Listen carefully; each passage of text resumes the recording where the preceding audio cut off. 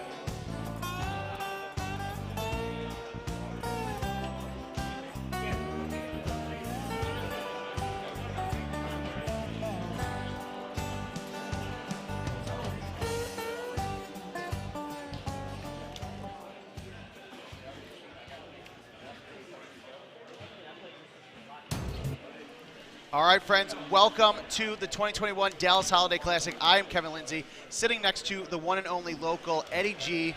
We're only calling him Eddie G because that's how his YouTube shots say it. I talked about him the other day. If you're shooting low hybrids, zero hybrids under the trees, this is your guy. That's right. But thanks for joining me, Eddie. We've got qualifying courses going on right now. We've got Jamie Godfrey, Jack Whalen, and Mark Mucklewitz, but most of you guys know him as the Mouth. So these guys are kicking things off on Baja Ria. So Eddie, it's been a while. How you doing, my friend? Pretty good, pretty good. You know, my last tournament I went to was Nashville, so I did happen to miss the last one. So I'm just glad to be back doing it again. Well, I feel like you kind of were obligated to be here. You know, you're from Texas. That's right. 202 players, a record.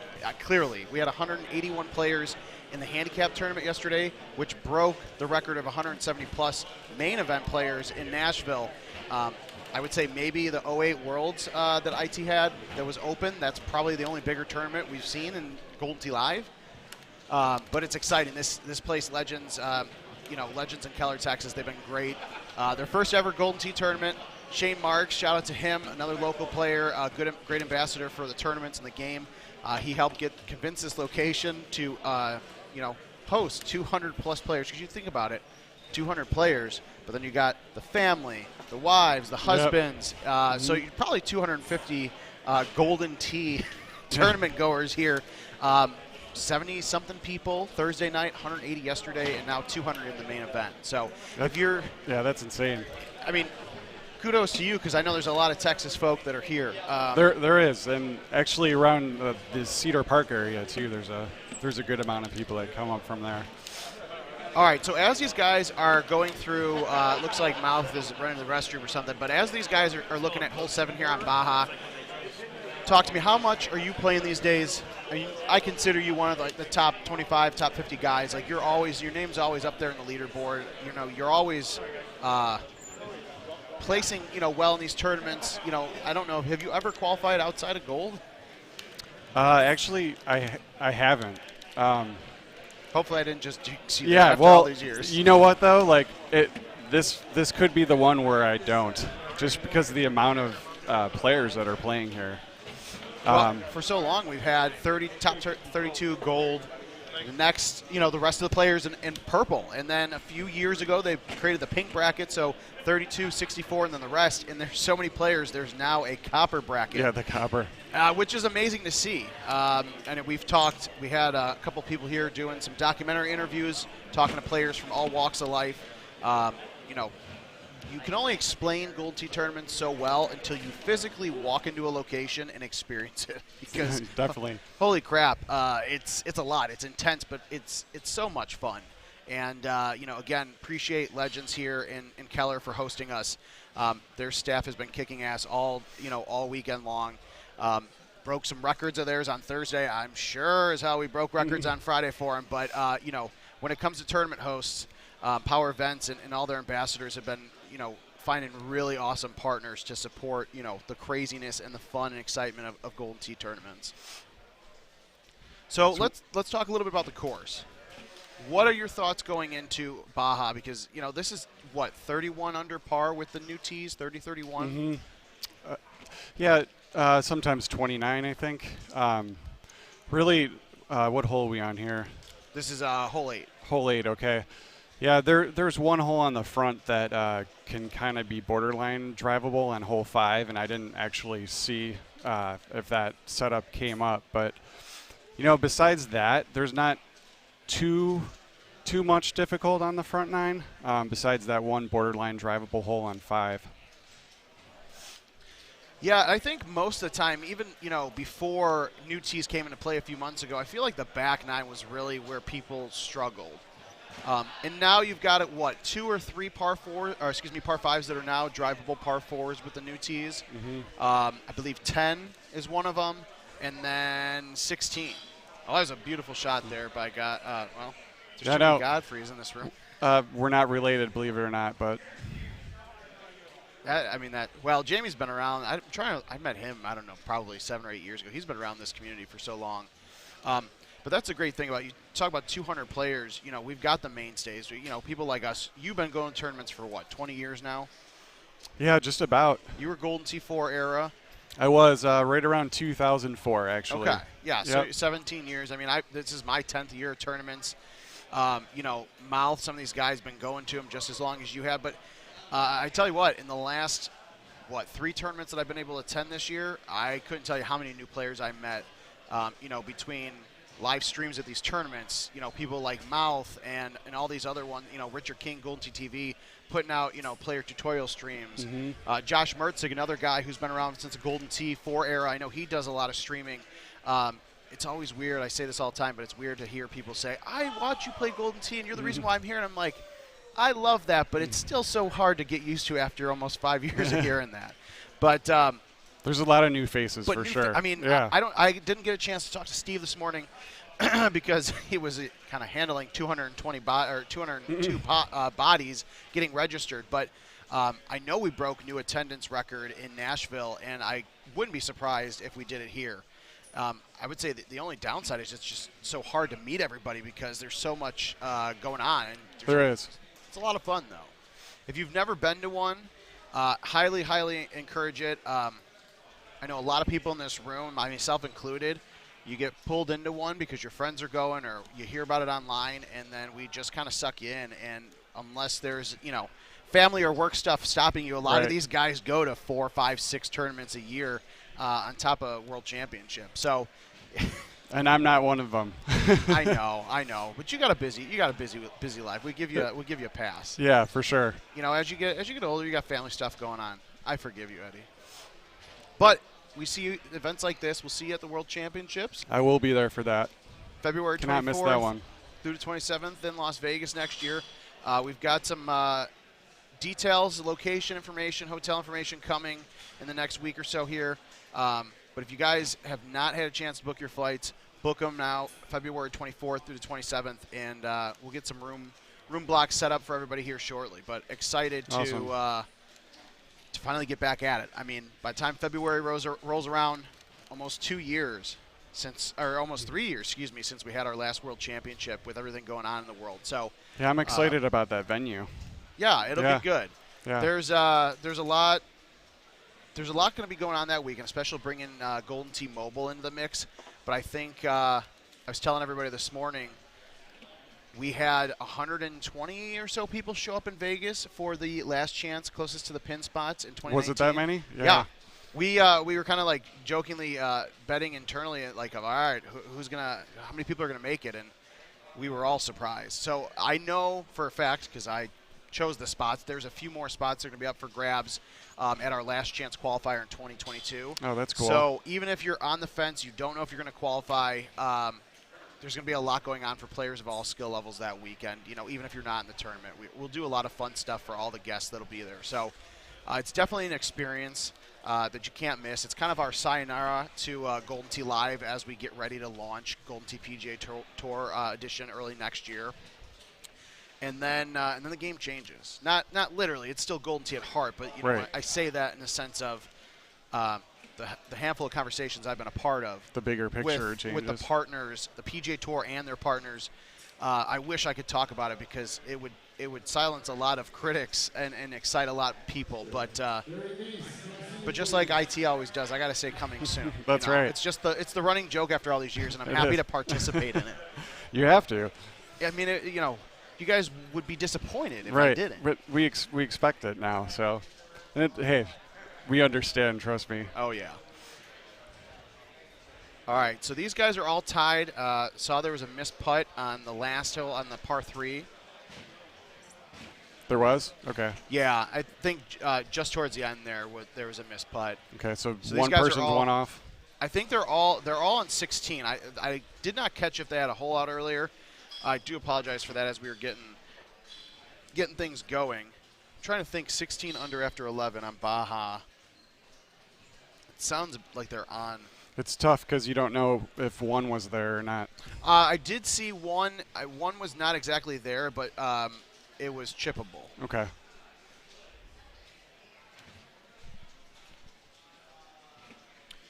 All right, so before I forget, John Totora, says hello.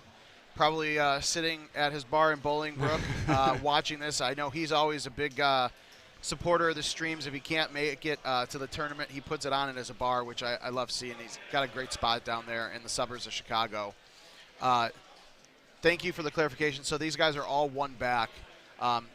Talk me through like pars, because if half the field can get close to a chip, like at what point do you consider like a chip not given? You know what I mean? Like if you got a 35-yard chip, if most people can get there, is that considered like an eagle hole or what? Because hole 1 is one of those that's kind of on the fringe. I mean, you know, honestly, with stouts now, it's made that chip like almost like it should be part of par. Okay. But I mean, I typically would not count it as that.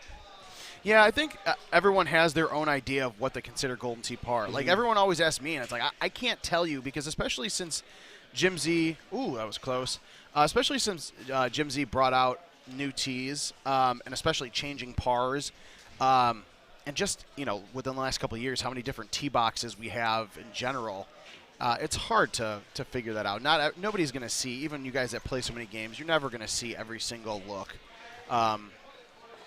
So, you know, I try to give people a generalization. Like, okay, Baja's 29 to 31, depending on the setup. Right. And then mixed tees are coming on Monday, so that's going to throw a loop in everything. I think, I want to say Evan Gossett was saying that it might add a stroke or two. Yeah, I was wondering if you were mixing both sets, or was it just all one or all the other? So the ones that everyone's playing on since the summer are the new tees for 2021. Right. So on Monday, we'll reboot, and then everything will be on mixed, so new and old tees. New and old in the same game.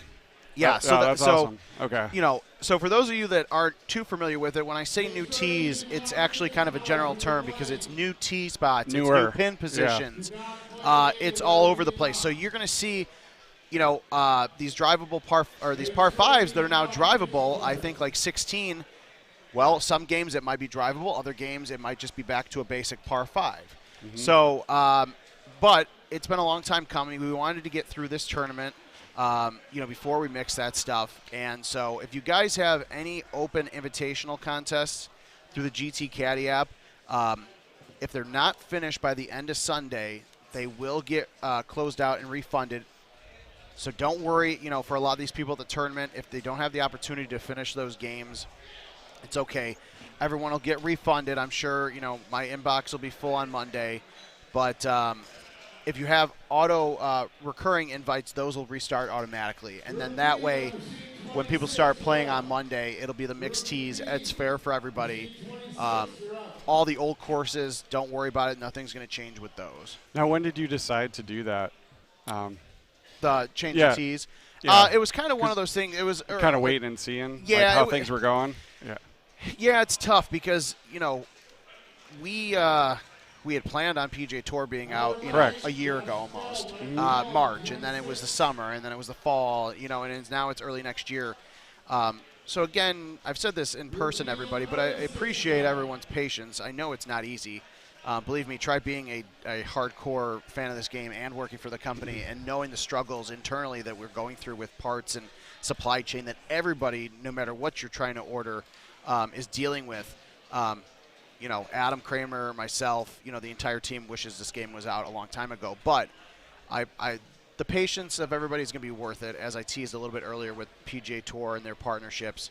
A lot of big names that want to get involved with what's going on moving forward. So, yeah, I think it was a smart plan to mix the tees for sure.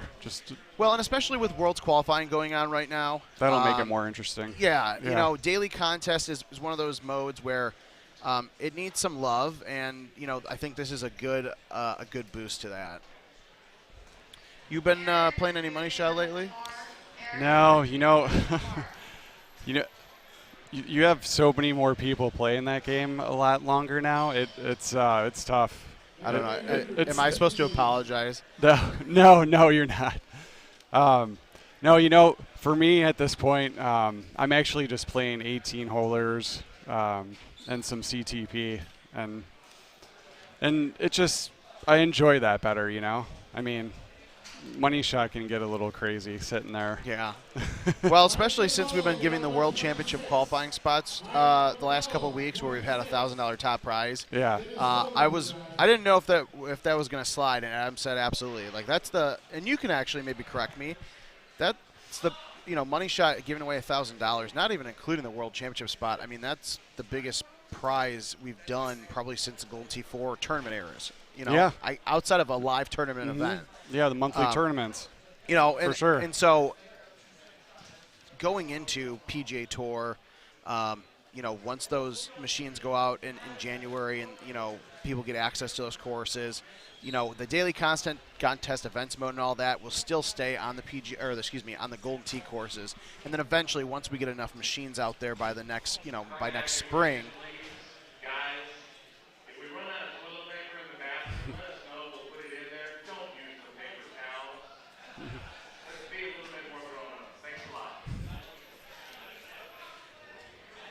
Sorry, I was listening to the announcement here at the bar. All right, somebody on Facebook says, hi, dudes. I can't see who it is, though, but I appreciate everybody that's joining us. Make sure that you're sharing it, whether you're on Facebook or YouTube. If you're in the Golden Tee fan group watching us, jump over to Golden Tee's Facebook page and share that video. Right now, this is qualifying course matches, so Mouth, Jamie, Jack, these guys, this hole 16, this is that par 5 I was talking about that's now drivable, par 4. It looks like Mouth might be 2 off. I did not catch that. Because we're looking at 27. I don't think there is a 28 set up. I could be wrong, though. So once these guys are done with hole 18 on Baja, we'll have Group B come up, which is Kelly Ambrose, Kevin Lightfoot, and Paul Taylor. And then on another machine, we've got Jason Wickstrom, Evan Gossett, and Ryan McCook playing right now.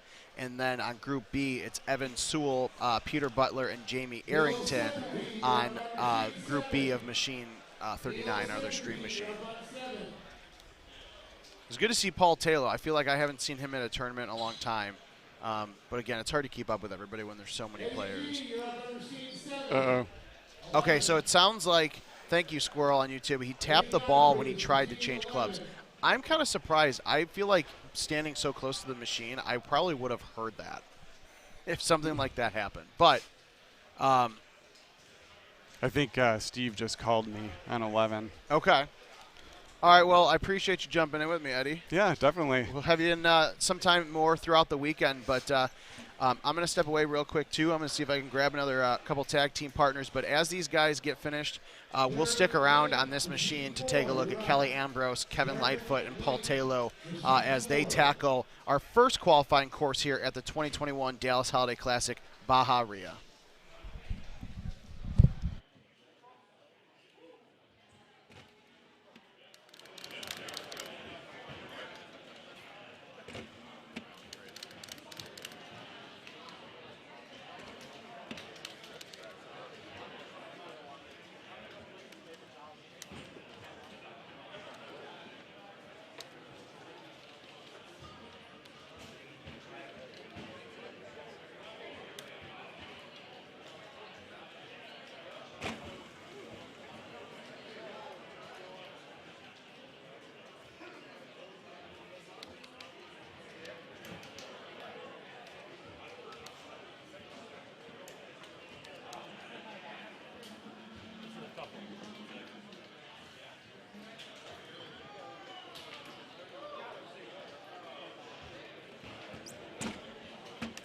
Missed the ball. Yeah, stick.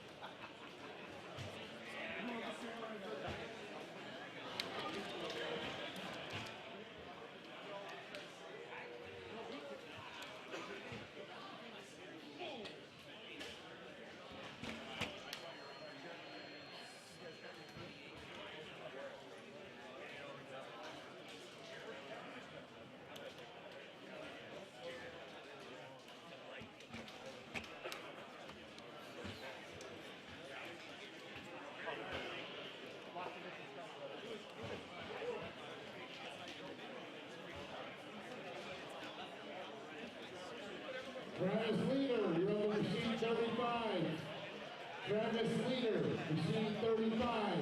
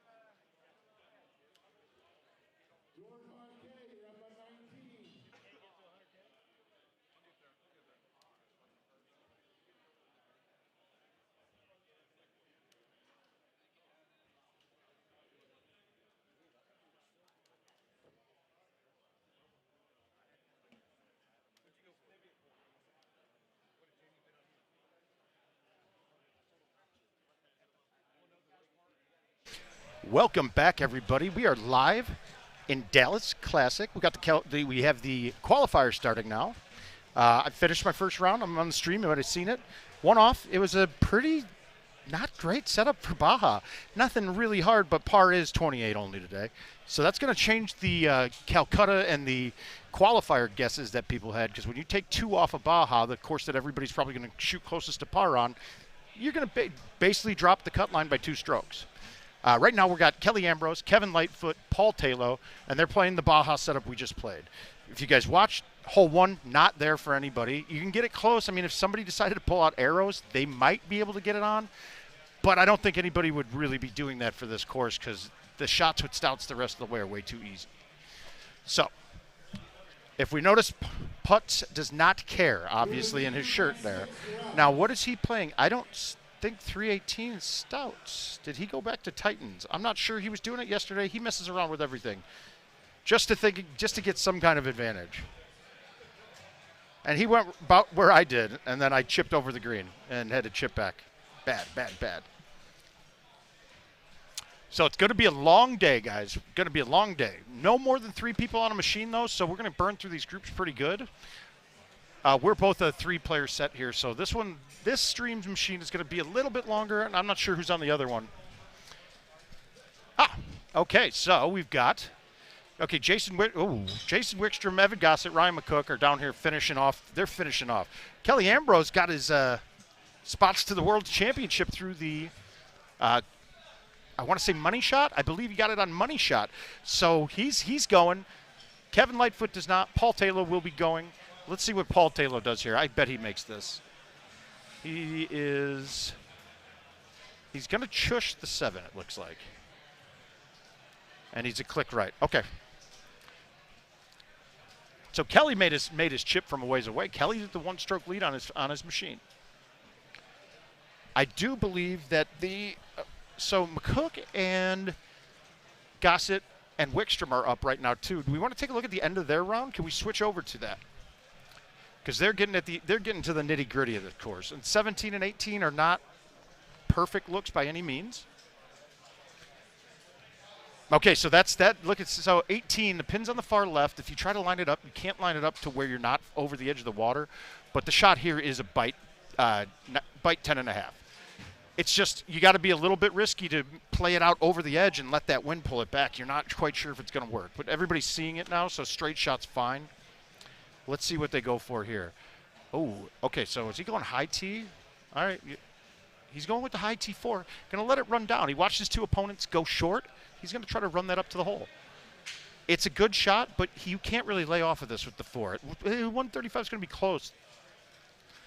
I just didn't see a way to reasonably attack that pin without putting big risk of water. And when you do this and put water into play, on Baja especially, 2 strokes off if you wet that hole is way, way worse than if you go 2 strokes off on the rest of the courses. Because if you're going to look and see, when we get done with this, a 2-stroke off game is probably going to be sitting in like 80th place, is my guess. Something like that out of 200. So this one, you're not going to have a lot of separation on, so you can't screw this up. You got to just get it. All right, so the next group on that will be Evan Sewell, Peter Butler, Jamie Arrington. Now, if you guys haven't seen Jamie Arrington, she's a little mighty midget. She's a tiny one, but she's a really good player, one of the best that I've ever seen as a female. So you'll see that that's going to be an interesting one to watch. She can put up scores, though.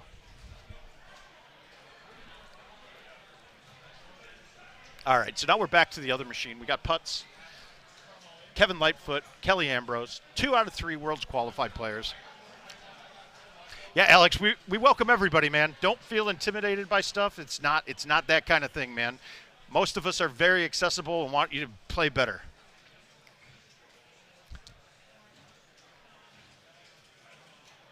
I'm reading the notes they have up here.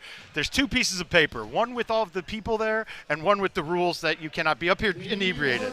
So that's good. We got good rules.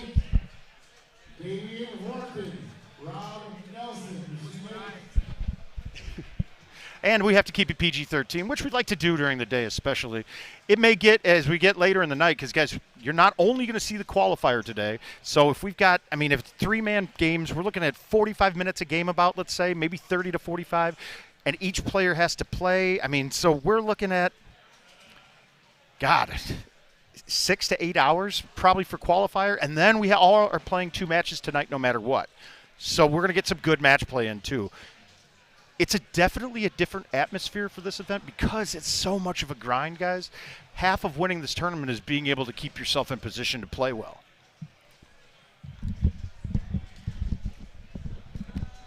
All right, so we got a pretty basic second shot here. I know watching Baja twice is going to be a little bit painful, but great thing is the rest of the courses that we have are all going to be, they're all course changers. Tropical is probably the biggest change. You're going to see the biggest spread from the top score to the bottom score. Pine, while par is generally low, generally par is between 26 and 29. You can get a big setup in it. And when it's a big setup, typically the people that are getting the big setups, getting the best scores on the big setups, are the best players. There's going to be a big spread there too. Monte as well. You can always see people spread out quite a bit in that. So we're going to have a good battle the rest of the way. And then Forest too is the other one. So honestly, this is probably, if you switched Baja for Once or Hidden, this would be the 5 courses that are going to be the most fluctuating in scores. Once is pretty standard at 27 right now on the new setups. So you just got to be careful and not screw up really bad. You can miss 1 stroke, but you can't miss 3 or 4 on Baja. You're going to be playing press yourself the rest of the way, and that's not good. That's not a good idea. So what's going on, guys? This is Andy Kuhlman, Director of eSports for Incredible Technologies, hopping in the booth here with Mouth. He was sitting there by himself, and I just figured why not hop in and. Do I smell or something? No. Okay, no. good. I wouldn't be sitting right next to you, breathing in the air if I was. Come on now, buddy. Okay, good. Making sure. Yeah. Oh man, so I saw some interesting faces earlier. I saw Mr. Mark Stenmark That was crazy, guys. Mark Stenmark's here. Wow. He's back. Kevin didn't talk about that earlier, which I was like, wow, man, like Stenmark's here, bro. That's pretty. I'm going to try to pull him for an interview tomorrow if I can, because I think it would be great. Oh, absolutely. We're going to have to get that footage for Worlds. I mean, Yep. well, he doesn't play anymore. He still is the reigning world champion, guys. Indeed he is. Indeed he is. And that's a storyline you cannot forget about. He is a 2-time world champion and just an insane He's just player. Yep, he's insane. Ooh, Oh, boom. Paul Taylor, get In in the hole. jar. Get in the There hole. it is. No Q, the player count ended up being, I believe, 205 was the final number. Was it? Yeah, I Was believe it? it was Oh. 205. I thought we were north of 220, so that's 205 is still. No, 205. We had 225 signed up. Generally, your okay. 10% of the 10% goes Attrition. away, and that Yeah, Yep, is almost perfectly lined up. fair enough. You know, did King ever make it in? I talked to King last night, and he was halfway here. Okay. So, well, yeah, all right. I thought King. somebody said he saw him check in at 6 a.m. this morning, but he never got to our hotel. So I heard he had to like jump a train in Idaho, and he's just train hopping to get here at this point. he so. probably wouldn't mind. He probably wouldn't mind. He'd actually be invited to 6 people's weddings after that ride. You know, probably. He'd show up too with a can of beans, and he'd be ready to go. Oh, yeah. So back to Alex's point, guys, don't hesitate. If there's one close to you, if it's not that close to you, put a couple $100 aside to write it off as an entertainment expense for yourself. It is an absolute blast. No, it's not Airman Trout. That's actually pretty good. Hey, that's a good one.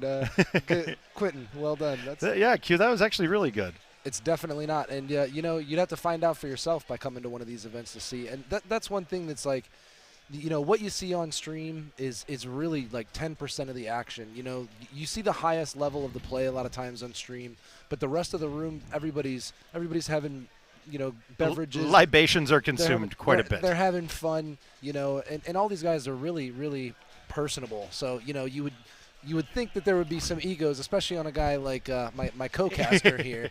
But that's really just not the case. He's a great guy, easy to talk to. So, you know. No, and that's the group that we have nowadays, too. Now, when I first started, it was a bit more cliquey. Yeah. You would have a group of guys at tournaments that were generally considered the best people, but they would go Sure. and hide themselves in a corner the whole time by themselves. That's how most games, your typical esports would be, is like the best players are all in a lab with each other because they don't want to let anybody else inside their little circle, which is but that's not the case here. Like these guys, I'll see them pulling out people from the copper division, you know, to give them tips, and doubles is a great place to potentially get teamed up with.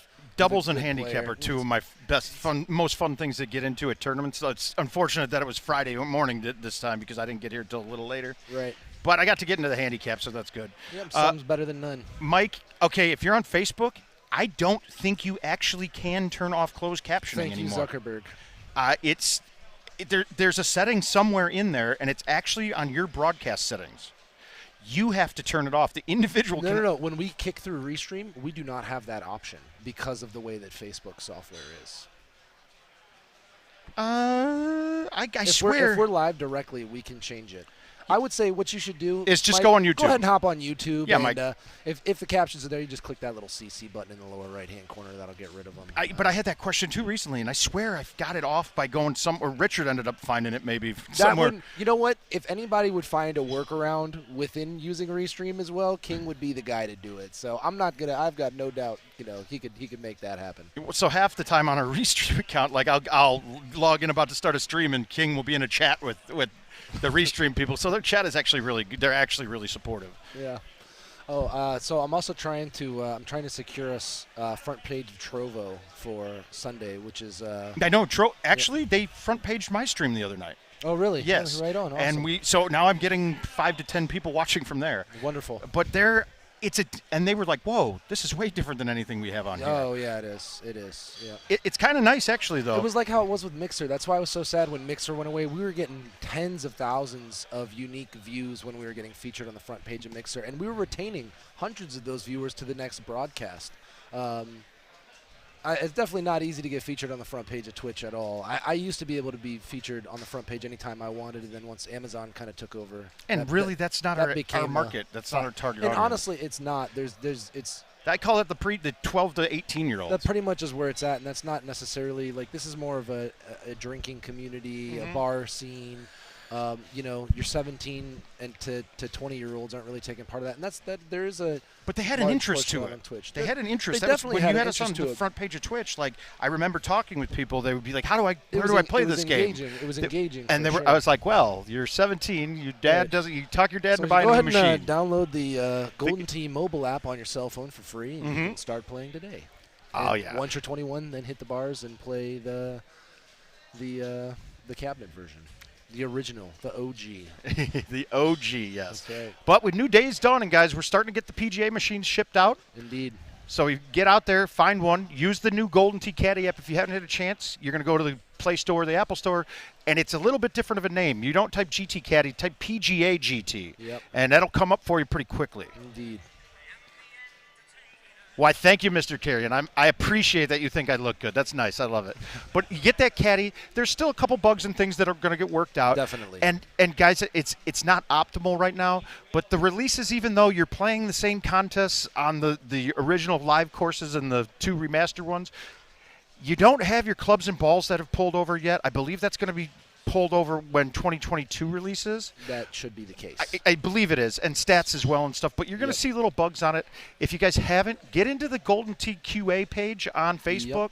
We'll get somebody, a moderator, will let you in pretty quick. And You're pretty active in there. I am. I see you. You're like, hey, what? Well, you're good at what finding those things. What I but kind of want to do though is look. I understand it's a small QA department that you guys have. certainly. While you have a new product out, I would really wish that you guys would be someone from IT would answer every post very quickly because I mean, if you don't see any answers from you guys on questions in there, it could lead to a lack in consumer confidence in the Absolutely. product. So what I kind of want to do is start a new one of those up, a QA page for PGA version, and literally I'll make a template and I'll take the information that they have. If I can solve it, great. I'll solve their problem and tell them what they need to do. Or I'll have a template that I can be a point of contact just to get it to one of your guys. Hit the old copy pasta. So then you're only looking at getting information from one person that's vetted out all of the stuff that's not there. Right. And I mean that's going to be a bit easier. And just like I say, we're all really approachable in person. We all, if you watch on the Facebook pages, we're all solving everyone else's problems all the time. It's very rare that we need something to get all the way back to IT. Most of us will be able to tell you exactly what the issue is. Happy to help the other players as well, and that's just part of the community stuff that you guys have built here. And it's honestly crazy to see. I've been part of gaming scenes for the past decade, and I've never seen anything like this. Honestly, 200 guys in a room having drinks, and there's no drama. No, there's literally none. It's there's insane. Literally none. And the bathrooms are respected, for the most part. For the most part, they are. Compared to other Except events. if Luna ends up getting second place at Worlds, then he will leave a trophy in the urinals. That happens when you get double dipped by Mr. Andrew Haas.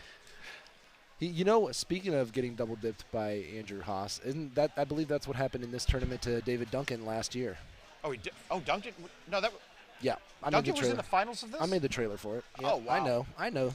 He got double dipped by Haas in the. It wasn't the Player of the Year though. It was it was the Holiday Classic, I guess, was what the event was called at the time. God, it's so bad. No matter what, when this tournament comes around, I've got injuries and pains, and it's trying to find a happy medium to get through everything, and I just can't at this one, man. I'm dying. It's the end of the season, man. You're beat up, you're banged up from another year of exactly traveling the road and hitting these events, and that's how it goes. You get a little bit of recoup time, and then we're gonna see you back in Vegas for Worlds. Yes, you are. We're all gonna be back there, and like we said, it's at the Westgate now.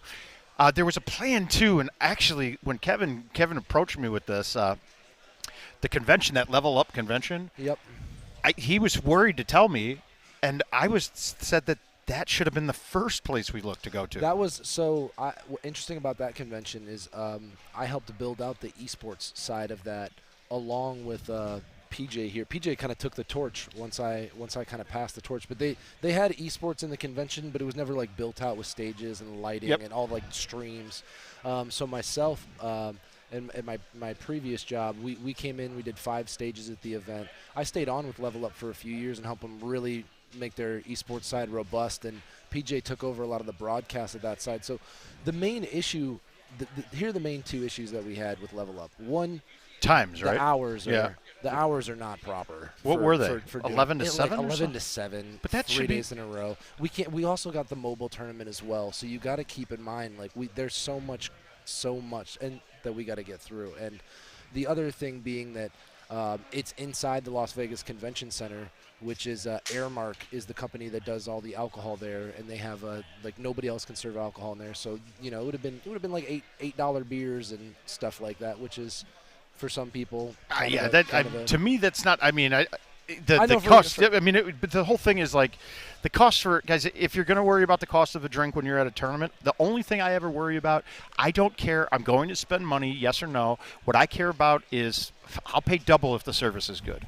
Sure. And like right now, I got to give Shane Marks credit, right? Yep, People absolutely. don't understand that, okay, 200 people in your bar for something, cool. Let's say you got a kids' soccer tournament. They all come there. Right. They're not pounding down $150 in liquor a person. They're going to drink $15 in Coca-Cola and order pizza from down the road. Yep, and you'll on their way. And you hear it all the time. Like Yep. the first time a place hosts a tournament, they're like, "Holy shit, we didn't have a." And we didn't know what was going on. We didn't know this was going to happen. And honestly, I think that's been part of the issue from my side with booking this event is I'm going to casinos and I'm saying, hey, this is driving. It's going to drive a lot of business through your property, and they look at it as, oh, you have a couple hundred guys, whatever. I would say I would say at Orleans, and I was not. I mean, at last Worlds that we had, I spent no less than $10,000. Yeah. I mean, whether it was putting ourselves on the sports book and buying it there. Sure. That's I'm curious too. Do you know any more? Does We're Westgate kind of? We're working. So we're working on closing all of that stuff. It's not necessarily 100%. So we haven't signed on the dotted line because that's correct. what with Circa it was almost 100%, and then it came back and it was totally different numbers. We had spent 2 months actually discussing the same numbers, and then when they went to sign it, my contact said, oh, our corporate team says we can't do it for any less than that. And at that point, it was an egregious. We're talking like double 6 figures. Yeah, no, I thought it was 145. It was insane. Yeah. So at that point, unfortunately, they wasted our time and put us in what probably happened a little bit worse position. When they first started talking to you, no one had booked for that weekend, so it didn't matter. And now they get a bidding war. We have 2 months of live events happening in Vegas, and everything is masked up, but there are live events happening, and there's more fighting for the spaces, and obviously. But see, that's the thing is at the end of the day, they cut their own leg off because that's an annual event that's going to do nothing but grow for the next years and years years to come. So even if you think you might not be as profitable the first year, you take that lump and you grow. And that's the problem is that a lot of these guys, they're casino it's hotels. Short-term. They it's want the short-term. cash grab on site. Absolutely. They're not trying They to. really just want bodies. They don't care about the vision. They don't care about the long term. They look at it what the bottom lines are. So that's. I almost think that we should go away from doing it in Vegas to begin with. I'm not a big fan of the Vegas part of it. There are some interesting opportunities in other locations. I mean, Illinois they're building a gaming stadium now too. Oh, I mean, I actually got a private tour of the gaming stadium here in Arlington, Texas this morning before we popped up the stream. Me and PJ showed up, and I think they had something private going on later in the day, a little shindig, if you will. Mm-hmm. And I talked to the guy for just a minute, and they kind of just let us walk around and take a run of the place. It's huge. It was really nice. It'd be a great place. The only thing is, though, it makes more sense to me rather than paying. I mean, let's just assume getting rooms and getting stuff in Vegas is going to probably be about double the cost to book a room like that in general than other places. It can be. So that's the thing is, in other places we can come in and we look a lot sexier in the very beginning of what we bring to the table. Whereas Vegas is like they have multi-million-dollar companies. They're not going to hurt if we're not there. They just want to throw money. Exactly. And we could and then to get to Vegas for IT with the machines, it's a big cost. I mean, you're probably looking at $20,000-$30,000 cost investment just to get the machines out there. And that's the thing too is like realistically speaking, people don't think about this, but when COVID was shut down, we weren't bringing in revenue, and like the cost of the event, the cost of the production, the cost of working with the hotel. This is not a world where we're like Don't get it twisted. We're not getting paid by a hotel on the Strip to bring this event in there. And then also too, I was actually thought, my God, they're never going to hold this Worlds before they're ready with the PGA machines. I honestly didn't think so. But I actually, after talking with Kevin, I mean, his idea was we're calling this a farewell to the old machines. Yeah. It's going to be on the old ones. Yep. You don't have to play the new PGA machines because, guys, I will warn you. You're gonna have to get used to the buttons. All right. If you look at the machines that we're playing on right now, and actually every machine that IT's ever put out, the buttons on the left or right side, whichever they are, whether it's left turn, right turn, flyby, the top line of the buttons always lines up with the top edge of the trackball. Right. And now the top line of the button, it's been lowered. They're down at the bottom edge of the trackball. Now, luckily, I've lost some poundage, in case you guys haven't noticed, so my belly wouldn't be hitting them. But when I first played it, I swear I hit the bottom button with my stomach where I stood. Yeah, that's going to be the one thing. I really wish that we would have moved. There's a lot of – all right, so the footprint of the machine is almost identical to the old ones. It is. It looks a ton bigger because of the marquee. And because it's actually a featured showcase cabinet now. Right. I mean, as much as these were really functional – and that was a tough putt to miss right there. Sorry. As much as these machines are really functional, if you look, it's metal and wood.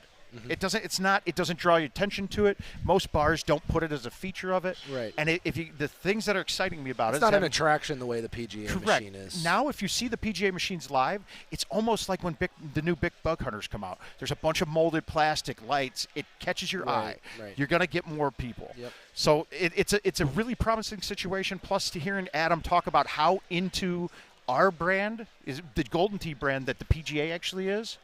And then the other thing, too, guys, I think I haven't heard anything new on this, but we're going to be going worldwide again, at least to Europe.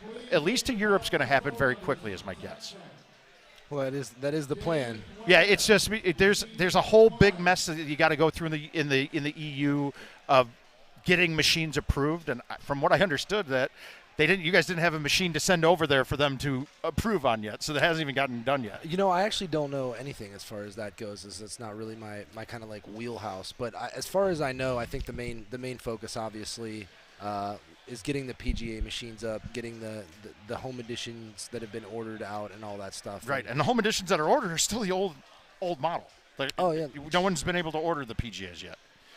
No, and that's not going to be the case for a while. No, we're looking at Q3 or later than that. I mean, that's not my. That'll be a decision above my pay grade. And it's a question on. I mean, by Q3, what if they only have 1,000 machines out in the field and still are looking to fill orders? They're going to fill the commercial vendors' orders before they would ever start doing home edition. Absolutely. So we got a bit of time for home edition. I mean, you guys, if you're still looking for a machine, it's not a bad idea to buy you get at least 5 years of the game being updated. And knowing IT, they're not going to cut us at 5 years. No, they generally at the end of it would go, okay, we got a lot of brush back here. We're going to go, we're giving you another year of support on it. Sure. So, but then the machines are still got some value to it. Now, unfortunately for those of you that have bought home editions recently, not for me because this is the smartest thing they've done, you will not be able to upgrade your Golden Tee Lives that you have right now into the PGA edition. Nope. Part of the deal with PGA. It's completely new hardware, and the game looks better. It's a completely. I mean, the hardware though, it went to the GTX 1660, I believe, yes. right? Yeah. So, and technically, so. The 1050 could still run everything that it's doing. But who cares? It doesn't matter. Right. They're not letting it. If you guys have been around as long as I have. Half the machines in the field that you would find searching for games back were our machines that were from Golden Tee 4 that were refurbished up to Golden Tee Live. They're Frankenpeds. They look ugly. They don't promote our brand. You don't, and I think that since we're all going to have the same machines everywhere now, that continuity and consistency between all the equipment is going to be top notch. Plus, these machines are new. You know your vendors are going to have to keep an eye on them. Whether or not if they charged 4 before, they're charging 5 now. Okay, I can understand that. Recoup some of your cost. But if you guys are going to play it a lot, you talk to your location, you talk to your vendor, and most of them will always come up with something for it. And they'll take care of you. So it's all about gameplay in that account. But now we're not going to see those machines in the field that you go to and are like, what is this? Kevin brought up one. There was a bar that had basically cut a pedestal in half. Oh, man. Screwed the bases into a wall on like a side bar.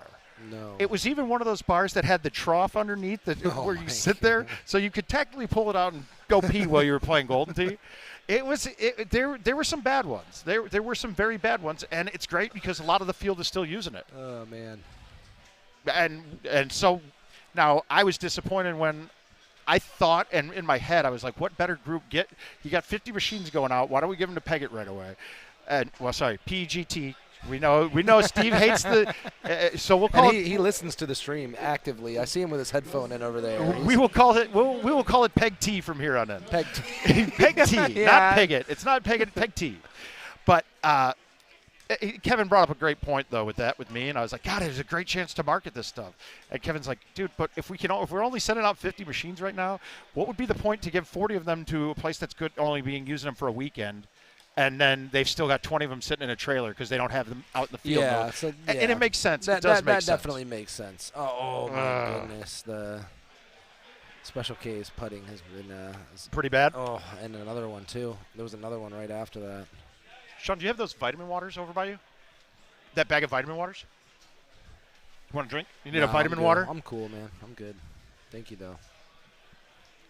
You guys are. Yeah, thank you.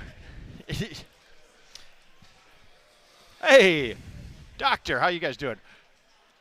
Close to the Quad Cities soon. Nate, I don't think we're going to have a PGA machine in the Quad Cities, or I really don't, because now if it was still Camden Amusements before Larry passed away, rest in peace, Larry, but we would have had a couple. I know the machines at Stadium would have been, and I think you guys have a location out in your area that would be doing it too. But Chet's just not into the Golden Tee side of things that much. If Club Lucky bumps back up and gets picking back up here, typically Club Lucky for the TOC Club Lucky, they would buy a group of 25 machines, get a good discount, and then since it's a consortium of vendors, they would just take. Oh, you need 3, cool. Yep. Chop them out from there. And then it basically they don't have any delivery costs. They don't have to. They get the machines delivered from IT there. Plus they're getting a discount off the bat. Yep. So it works out for everybody. And don't fret either two guys. You home edition owners right now. I hear people going, "Oh, this machine's going to be 6,000, 7,000." Guys, the price point is very close to what it is right now. Yeah. If you remember when Live came out, the first pedestals were retailing at $69.99. It's not that much. No, and the commercials retailed now at $59.99. Yeah. Now, and there's a couple benefits to this too. You're getting the 55-inch Samsung with it. Yep. I'm sure there's going to be a package for home editions when they come out that won't have the TV or all the extra plastic with it. That you're going to basically get the pedestal. I want to start doing stream packages as an add-on for our stuff because I know, some of our players would like a plug-and-play solution. That UI, if you get, man, they could make that UI and basically copy like a PlayStation or an Xbox One. It's got the hardware to run everything great right now. It does. I was actually going to just do a hardware workaround. I was talking to Aver Media to try to open up just a plethora of capture cards that we would just install into the machines, and that would be the actual plug and play. Yeah, straight plug and play. And Richard actually had packaged some up because before you came around, he was doing the at-home tournament. Doesn't surprise me at all. And he was sending out kits to people so they could record at bare minimum. Maybe not even live stream. Right. I mean, guys, there's so much. I hate to say it, I live stream a lot, and I still don't understand 90% of what Richard's doing half the time. Hell, I don't even. I'm hired by IT. I don't even know what I'm doing half the time. So I caught Richard one day, logged in remotely to my router upstairs, my router in the basement, installing different firmwares, and now it looks like my internet speeds went way down. But he set up QoS so well because my problem is my internet was fast, but there was buffer bloat, all over the place Bottlenecks for days. Not anywhere I can control. Right. But what Richard did was he had some software that allows to package the files together more cleanly and breaks it down better. So there's a lot into it, right? Okay, Bryce, I do believe that the touch screen will be there's going to get some added stuff, and I hate to say it, and I know it's not they're technically not betas right now, right? That is the machine. That's going to be it. There's not a beta. You would think that they're testing things out. No, they're not. It's not a beta in that sense of the word. So you really can't say that necessarily because you got games like Fortnite that have been betas since 2012. So if they could be a beta, and it's 2021, about to be 22, Well, then we can be beta okay, too. but here's the thing though that's different, right? Beta and is this the is ex- gaming beta- companies for your at-home consoles and things. Yep. This has changed quite a bit. Now the initial release is buggy as all hell.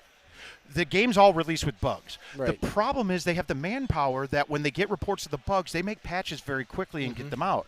And what we see with this is patches before. Now, it's going to change a ton too, guys, because PGA doesn't have the limitations of a Sprint modem from 2005 that was giving you like 6 megabytes a month in Right. data. So now these things like, okay, put it this way, one of these courses is only like 4 gig. That's really, it's about 4 gig. I want to say the usable space on the hard drives on these is under 50 gig total for everything. So, I mean, that would make them even less. I mean, each course less. Older ones are probably less capacity because they're older courses. Sure. But 4 gigabytes, you could schedule an event a week from now. Let's say that Golden Tee is going to Torrey Pines. I mean, the tour's at Torrey Pines for the Open right now.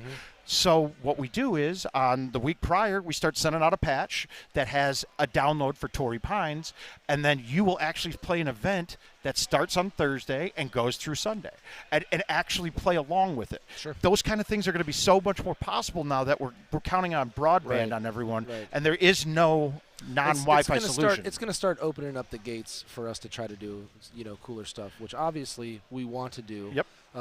We're a lean team, but a lot of passionate people, and we want the same things that you guys do too, for the most part. And just keep that in mind, and just stay patient with us as we grow, and hopefully this is about to be a really, really great next chapter.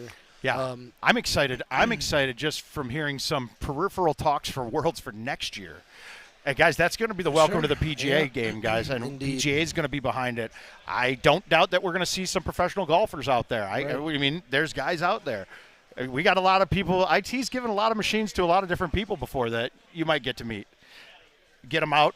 Hopefully. That'd be great. That'd be great. I know Andy and I tried a couple times. We had some grandiose views. We've had some grandiose views on some conversations. things. We've had some conversations. Yeah, it's just one of these times, one of these things is going to actually go, all right, I'm in. Yeah, we're going to go for it. Good. We're buttoned up from our end. We just need somebody to be buttoned up from their end. We'll be able to take off. And we got 18 just wrapped here, so that means you got to – I got to go play. I'm going to be jumping right over on that machine, guys. So you're going to go from watching me to hearing me and then to watching me again. So I'm going to head on over there. Oh, there's Jamie Arrington, guys. We are going to hop on with the Jamie Arrington Kevin. match. Thank you for joining me. Oh, yeah, Mouth. no problem, Andy. I'll be back after this. I'm going to be signing off for just a little bit I'll sit here. up here to keep out of trouble. There you go. That's a good call for Mouth. He always needs a little – Mouth sometimes needs a little extra help keeping out of trouble. And you know what? For just a little bit, I'm going to continue and rock here. We're going to focus on this game a little bit here. Hole 9, par 4. All players leave themselves pretty solid putts. I want to see the score here. We just did hop into this other game, and this is going to be Jamie Arrington, Peter Butler, and Evan Sewell. Sorry if I butchered any of your guys' names. Cleaning up some putts here. Going to be moving on to hole 10, I assume, with no real drama.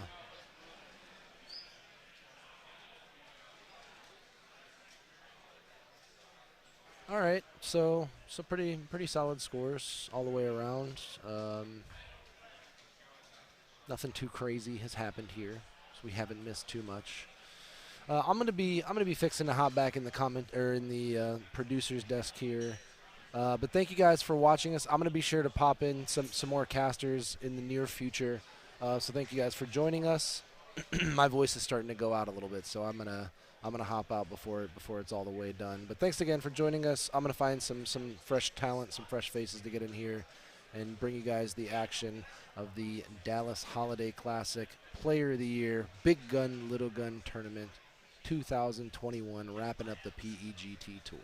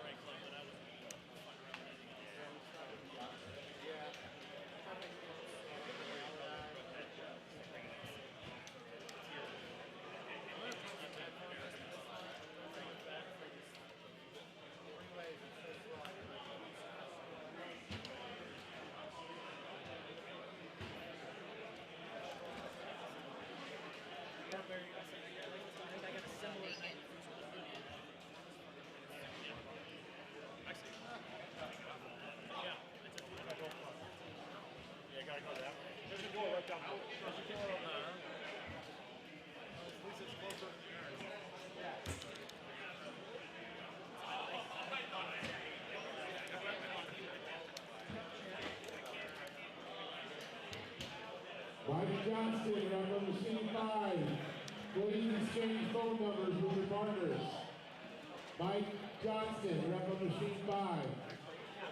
Please exchange phone numbers with your partners.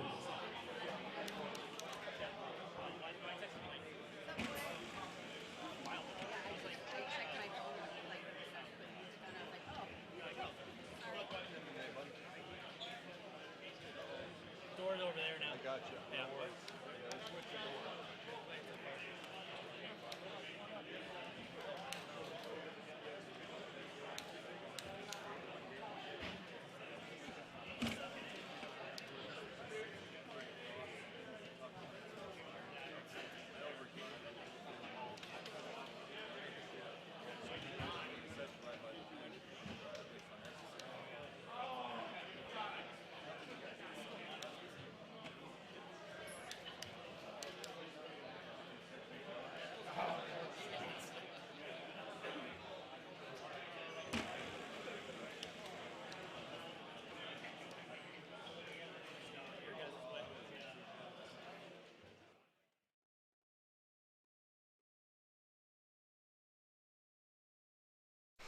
Good afternoon, everyone. We got myself, Todd Clark-Bacon, here with Mr. Steve Beatty. We're going to do some commentary here for a moment while we're in between our matches for qualifying. You finished up Baja already? I did finish Baja. How'd you shoot? Not great, not terrible. Well, what's not great? 2 hole outs, 3 hole outs? No. 2 waters, so a 25. Ooh. So we got Jamie here. Jamie Arrington, who's a fantastic player from Seattle area. Mike Arrington's wife. And we've also got Evan Sewell. Mr. Sewell. Yep. And we got, is Peter Butler? Yep, Peter, also from Seattle. Where's Evan from? Do you know? I don't know where Evan's from. Evan, I believe, didn't Evan win doubles with Eric Nelson? Or is that a different Sewell? Not sure. You weren't paying attention, I was were you? definitely not Oh, paying I attention remember. that late, no. Steve was having a little too much fun that last night or yesterday afternoon. So we've got, this is still B group, right, Baja? Yep, still got B. They're on 12. Again, Baja is fairly straightforward for most of you, as most of you know, so not too much. There's a couple holes that are tricky in the setup, and particularly we'll get to it here in a minute. 17 was an interesting look there. So this was one I wanted. I went back in the box and hit a 5-wood bite cutting, and it went long. I hit a 5 bite, just kind of straightforward shot. But I babied it, pull back 90-ish. Well, we got a couple other screens here. We've got Evans' shot. He went with the 6.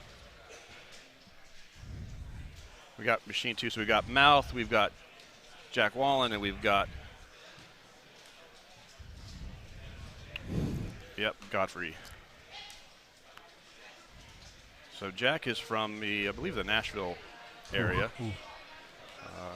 Obviously, I think most of you know Mark from his Mouth stream. Very well known in the community. Godfrey's a good player, a little less well known, but a fantastic individual. Great individual. So anybody who doesn't know yet, we're not playing any Hidden Temple, no Ans Coco.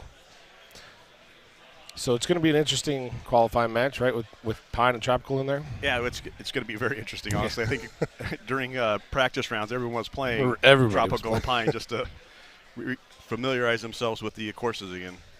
I can tell you personally, it's 2 courses that I don't play that often, to be honest. And this is a tougher look on hole 5 here in Forest. And Mouth just went down below, which is not a fun place to be. And again, the tee boxes that we had here, a 10 low bite was a former shot before we changed the tee boxes here. So this is going to be interesting. That's another one down there. Wow. I don't want to call out the shot here, but Yeah. I do like a 1-click high 6 here. Full. I thought you weren't going to call it the shot. I just did. Yeah. I mean, who's really listening here? Nobody's listening here. I'm listening.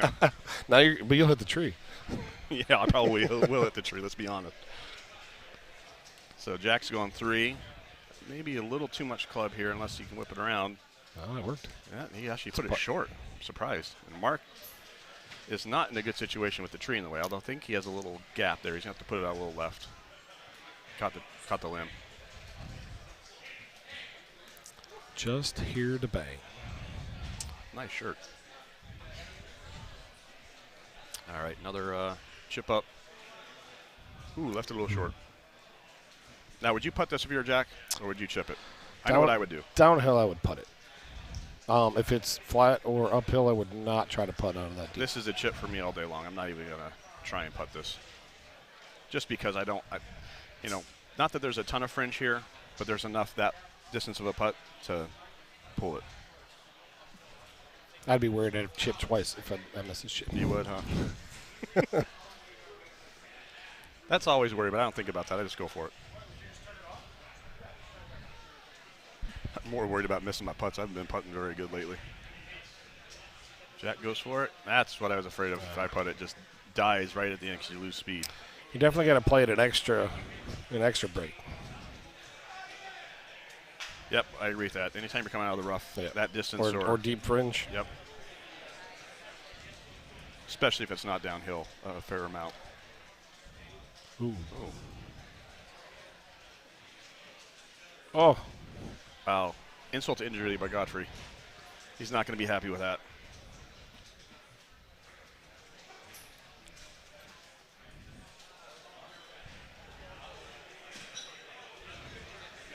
So Forrest is now setting up with 29, right, as typical par. You know what? It's one of those courses that always fluctuates, right? I think it fluctuates by more than 1 on a couple different holes. Pretty sure it's 29 now. But again, 18 can be a challenge with it. 18, but you've also got the one hole that's drivable sometimes, but you're not, right. Yep, you're right. Not all the time. 28, 29. I think Godfrey's going to hold this out. He's going to get back in the game here. I'm calling it right now. All right. I mean, if Wallen holes out, I called that too, right? No. Not, oh, I guess you just did, so I guess that's fair. I'm calling Godfrey hole up. All right. I mean, this is doable.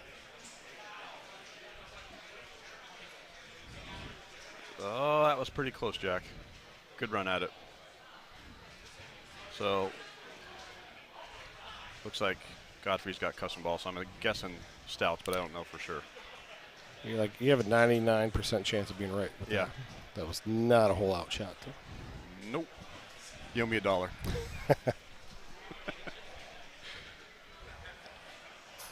I'm sure I'll give you a few dollars back. Is anybody listening to this, by the way? Like online? I'm sure we got a few people on. I think everybody's here, right? Like, oh, there's quite a few people. 202 in the. Who's not here? Yeah. Just looking at who's on the. So we got Lepic, we've got Q. We got Weinert from all across the world. What's up, Matt? How you doing, buddy?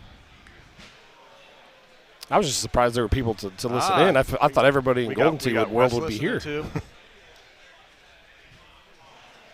We got a few players listening. A few that we know well. As Kevin Lindsay comes up and tries to scare us from behind. He stole my beer.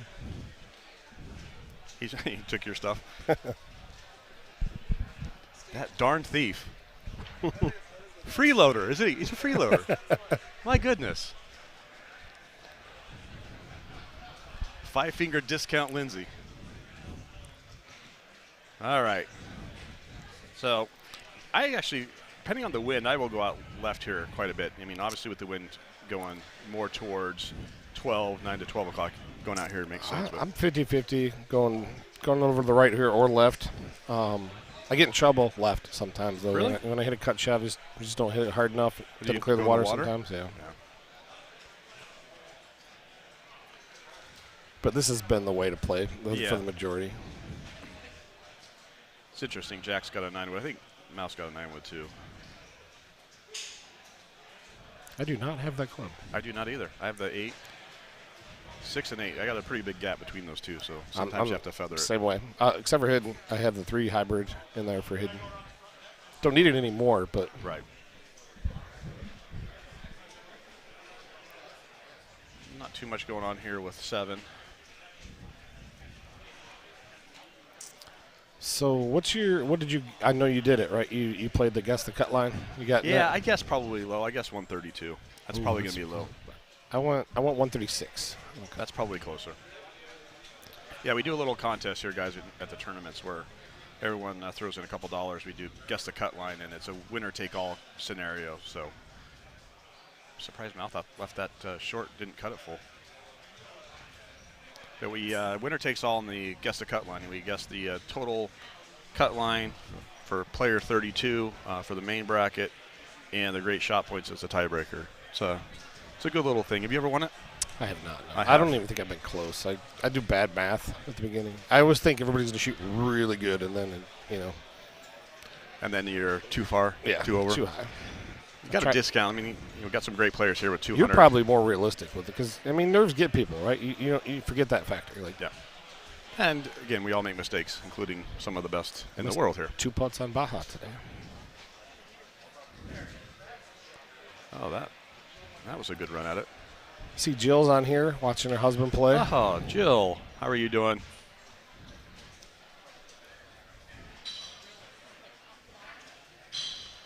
Jill and Mark were with us at Puff's wedding down in Turks and Caicos. We had a great time at Puff and Kate's wedding. It was a really good time. I saw all the photos. I was jealous. It was beautiful. Oh, see, that's like curse of the microphone right there. I know. Oh. I thought for sure he was going to easily take that. All right, let's see if we can get Godfrey to put this one in. Should be a fairly straightforward little chip here. Right at it. Well done. She said a little too much fun. Yes, we did, Joe. We had a little too much fun. All right, let's see how this pans out. This is not terrible, depending on what club choice you have here. Not sure if 5 hybrid with backspin's right choice here. We'll see how Jack does. Yeah, it's got to go. That's gonna rip. Oh, he hit the fringe. So actually, That was a great thing he hit the fringe. okay. So we got a question here about A lot of questions. explaining the brackets, qualifying, and the fun part of the Calcutta. So let's start with the beginning of before we kick off qualifying here. So we do a Calcutta, essentially, and feel free to jump in here, Steve. Oh, yeah. Calcutta is basically, It's an auction. yeah, think of it as a player auction. We're auctioning off like cows. Yep. And so you, as each player is paraded out. Every single player is paraded out. Yep. And you have a chance to bet on yourself for $10, and then the bidding can go forward. But every player's highlighted, every player's bidded on, and then the total pool ends up going to the pot, and then the pot split up for, I think, the top 5 places in the main, top I think top 6 in the main. Top right? 6 in the main Top of 6 in this. the main. Top 4, I believe, in the purple, in the and then purple, number and 1 in pink. Yeah, number 1 in pink, I believe. So it's a player auction. If you buy a player who finishes well, you're gonna make some money. Yeah, and I think the pot size gets up there pretty good. So that's the Calcutta. Then overall brackets, we've got 202 players here, so there's 4 brackets this time, which is unusual. We've got a tremendous amount of Golden Tee representation and players here, which is fantastic. The top 32 is the main bracket of the gold bracket. Those are the top 32 qualifying scores after we do, and again, we're qualifying on 5 of the 7 courses. They're randomly drawn, and the conditions are locked for every player, so we're all playing the same conditions overall. And then top 32, the next is 64 in purple. That bracket takes a while. This time I think there'll be, again, 64 in pink. Purple, or pink, sorry. Yeah. And then the remainder will go into the bronze bracket. So that's how the overall structure works. Yeah, again, please feel free to push your questions. We'll try and pay attention here. You know, BD and I go way back, and we'll probably start telling stories here in a minute before we have to go. We have a fun story. Yeah, we do. You can tell that one, though. It reminds me, Kenny Cal's cousin came. This is his first tournament. Really? So I retold that story about my first tournament. So I'm sure everybody's heard me tell that story. But That's a good one. That's how Steve and I met. I didn't even know there were Golden Tee tournaments back then. That's 6 years ago or something. Yeah, it was what, I think it was 2015? Yeah, I think it was 6 years ago. Yep. Vidari called me on a Thursday, I think, Wednesday or Thursday. He said, hey, there's a free entry into the Golden Tee tournament in St. Louis, and I'm from Michigan. And I was like, oh, really? Asked the wife, are we doing anything this weekend? No. All right. He said that there's a free entry. I don't really know what that means, but I don't know anything about this. Can I go? Nice shush by mouth there. Really good shush. And so those of you who don't know what shush is, basically a light touch on the ball, keeping it straight and choosing a club that will go that distance, and it basically takes, the breakout, you're just going right at the hole, and well executed there. I'm glad you took the choice because I'm not trying to explain that. Oh. I can't do it. I chip. I don't shush because I just don't have. You got to be pretty accurate on the speed that you. It's basically like hit forward as slow as you could possibly hit forward. Seth, I told you you're gonna be here tomorrow night. Well, actually, Seth promised me yesterday he would show up. He's got to say hi to my wife. No, I made a deal with him. Oh, you made a deal? Yeah, we haven't made a deal. Even better. Yeah. So if I win, he's got to come hang out Sunday night. All right. I'm interested to hear what that deal is. That was it. That was it? If I win, he's in. All right. Good deal. All right. Well, we've got this hole. This hole's the one that's sometimes drivable. It isn't today. Yeah, so it's another swing hole. Two swing holes on this course. Yeah, when it is drivable, it's a little offset, so you've got to make sure you either cut it or play it a little different. It's typically a driver 10 wood, or 10.5 driver, sorry. All right. We got Steve behind us yelling at everyone for not doing lock conditions. Oh, boy.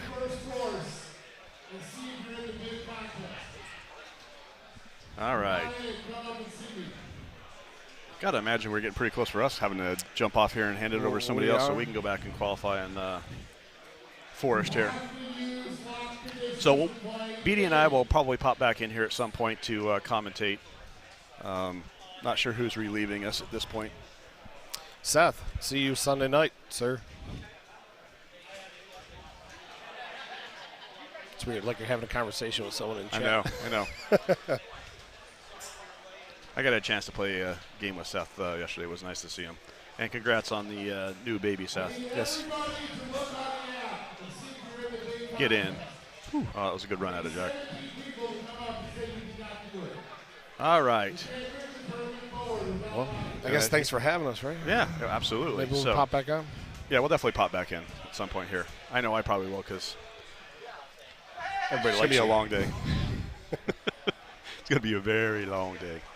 Yeah, so we got off to qualify 5 courses, and then we immediately jump into playing at least 2 rounds, whatever bracket you end up in from a qualifying perspective. We got to play 2 rounds because tomorrow we were trying to wrap up by 4 o'clock, and then we jump into the big gun, little gun. I was going to say, we didn't cover that second tournament in the explanation. So the last tournament of the year, it's almost kind of like a double dip for, it used to be about half the guys. Right now it's only like a quarter of the guys. But yeah, if you come to tournaments and I think it's a top 3 count, or is it top 4? I think it's top 4. Top 4 scores, top 4 count. Again, we have 6 tournaments a year that PEGT Tour puts on. Come to 4 or come to less, depending on how well you have to go to place. 2. You have to go to 2, right? You have to go to 2. Yep. And you get certain points based on where you finish. So those points then qualify you either for the big gun or the little gun. And there's basically a side pot that's held out through all the tournaments of the year that PEGT Tour pulls in. 33,000. Yeah, it's good size. It's a free roll. Yep. It's a free roll for those players that were loyal to coming out to the tournaments, and it's again just another chance to have fun and play some extra games. All right, so I think Steve and I are going to pop out of here, jump to our game on Forest. Good luck, buddy. Good luck to you, sir. All right, everyone. Have a good one. We'll be back.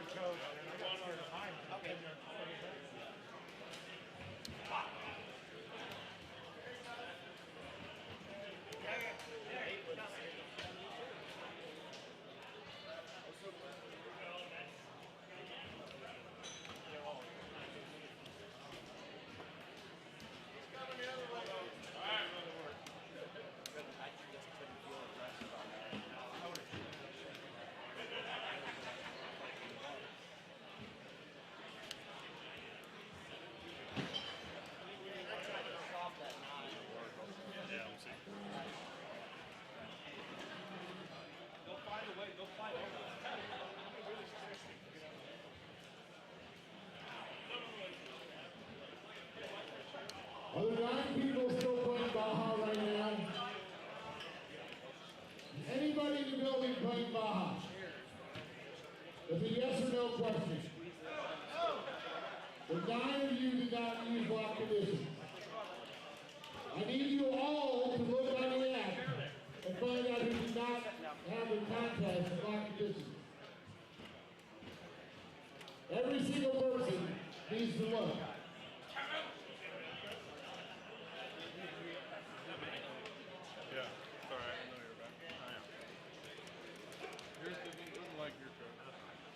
Okay, now we're down to 6. There's 6 people who do not use block conditions.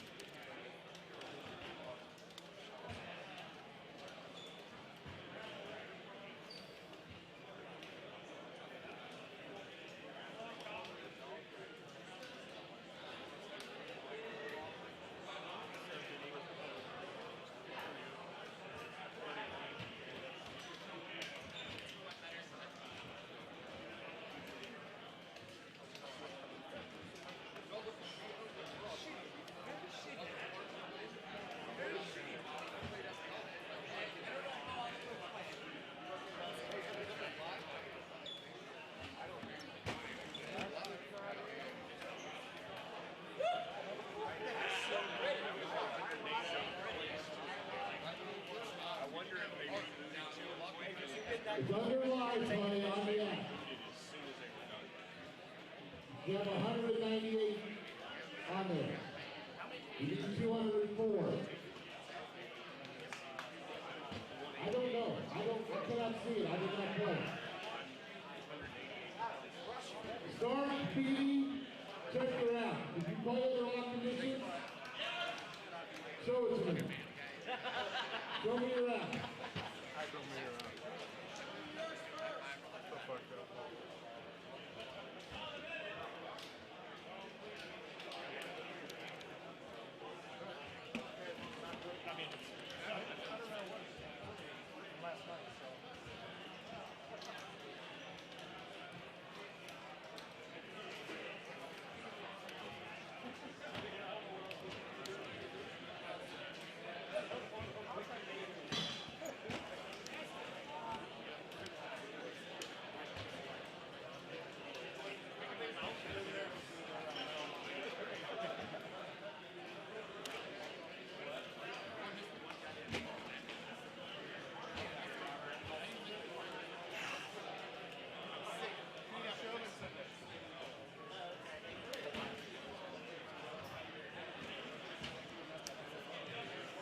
Kevin Lindsay, can I see you please?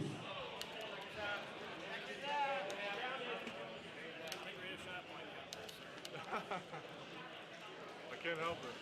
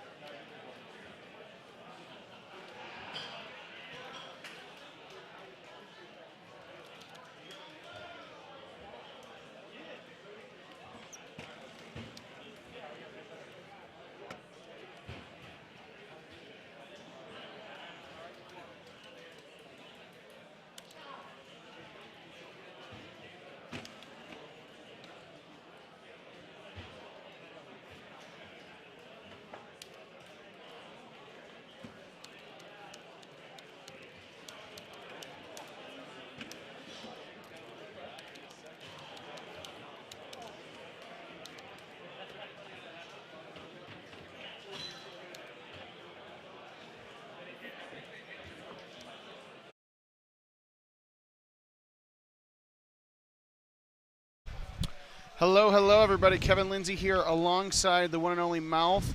We are taking a look at Forest Knoll, the qualifying course, or one of the qualifying courses here at the 2021 Dallas Holiday Classic. Mouth, how you shooting so far? How are things rocking and rolling? A little off. I missed 2 on Baja somehow. Shot one off, and then I just watered 17 on this Forest game. This Forest setup wasn't nearly as easy as it could be. It's one of the worst. Honestly, that Baja look wasn't easy either. It wasn't like an easy Baja set. So I missed this hole. I always end up hanging this out too far left because it just get a little scared cutting it back in. Gossett just hit a gem, though. Yeah, that was beautiful. I did the same thing as Wickstrom. You know, I put it right in the right in the trees. Yes, me too. So, all right, let's watch McCook. He went low 3. He got it, caught it. Yeah, but I think par on this was only 27 or 28. Yeah, I qualified on Thursday with Tickner, Okay. and I remember that 17. Well, 17 was so easy, and I caught that. I tried to ace it with a release club, and I nipped the edge up top, and once it hits that edge on the top, it shoots it down and does not stay dry. Yeah. And then you take your lumps because you're not chipping that in from the drop. You hit your putt and let it just trickle down. It almost can't go in, but it won't be more than a couple inches away from the hole. Now, what's coming up that's tricky here? That one was a little trickier than most on this course. It wasn't like the straight shot coming in. Yeah, I'm trying to think. This is a hole in one. I missed this by an inch. Yeah, you're going to see a handful of people. You think you go low T on that? It's a low TG. Well, he's playing the super spin, so he's not. But he might go back of green first. So it changes a little bit. I did do a low TG wedge, and just missed it a click to the left of the hole. So he's going to go sandwich with backswing. He's got to snap thumb this. And he pushed it left. That's not getting back in. So if Jason's been watching this, he knows that he needs to come inside. He needs to come back in to hit a straight shot. But he's playing a pullback. It doesn't really matter. He wanted to get a little more juice on this. He might have a chance with that. Oh. It's too close for great shot points. All right, so I know it's too early to tell after just 2 courses, but what do you think, with the fact that Tropical Falls and Pine Creek, the 2 remasters, are in this rotation? I think we all are overestimating the cut line. I think we put – my guess was 137 for Maine. It could be lower than that. After looking at it – well, with the way I shot, I hope it's lower than that. But even 18 on Forest is to hit a good shot on it, you either have to cut it or risk clipping the trees underneath right away. And it could be pretty bad. Yeah, it'll be interesting to see. I feel like we talk about this all the time, and especially to new players too. You got to make sure you play your own game. Even if you're qualifying with top guys, you can't. I almost tell people to turn away and not watch what they're doing because the temptation is so great. This is the thing about the shot meter. Okay, so when I'm coming up at match play, I had to watch the shot, how the ball was played, right? But you never knew exactly, did they max it out? Did he hit it? How far out did he hit it? Where was his pullback? Was it only a slight click? You had to learn the game by watching it visually to figure out what they did on their swing. Now with the shot meter, I don't care what clubs and balls someone else is using because it's giving me more information to go and hit my shot. Whether or not I'm hitting the shot anything like them, but let's say here, okay, he thumbed a 5-wood at 85 and he came up dead nuts of the hole from 243. So now I know, okay, if I'm at 243, then 85's perfect. If I'm shorter than that, which I probably would be if I was hitting second, then I'm going to have to play down to a 6-wood there. So even though I might not hit the same shot, I got numbers. Like 107 does this. That number there, that 107 correlates directly linearly with your distance. So if I plot those 2 points on a line, I'm good. I can figure out what I need to hit mine at.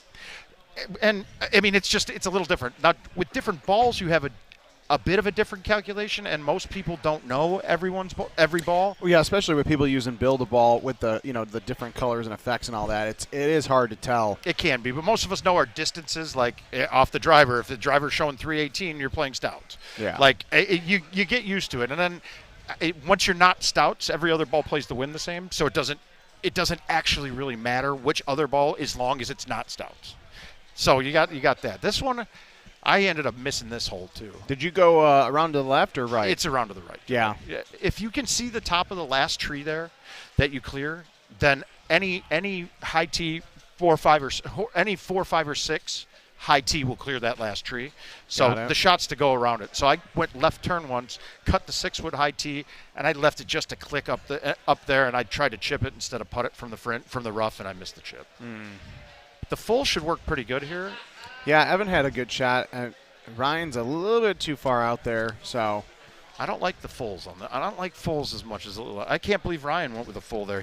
But he changed his shot after he saw what Evan did. Now, how often do you ever have to go around to the left? Okay, so like I said, if I can't see this last tree that we're looking at there, if I can't see that, because then I'm going to the left. That's the only. Okay, so that's the only way that you're doing right. it. And it ends up being about a 50-50 mix.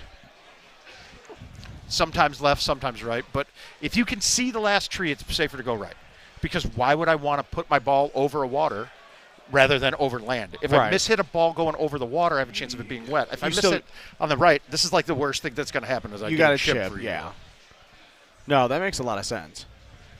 All right, so Owen's asking, can you guys explain the brackets, qualifying, whatever the heck a Calcutta is? All right. Oh, you already got it. Okay, I did not realize that, so you got it. We already know. No, we're at the bottom. I want to do this, though, because I don't think the viewer count's right on there. Let's see. Come on. Yeah, I was way off. Just a little bit. Yeah, there we go. So my question is, for the 134 of you people viewing from home, why the hell aren't you here? No, I know. A lot of it, guys, it can be intimidating, but ask even the worst person here. They have a great time. Well, you know, you and I have had this conversation hundreds of times. You know, I feel like the 3 tournaments in 2021 that I've been to, I can't even keep track of the number of new people that I'm meeting. No, exactly. And I brought you up earlier when I was talking with Eddie G. Because, you know, people like you, like Josh Mertzig, Jason Stark, you know, what, you know, Adam and I try to do in the lounge and stuff.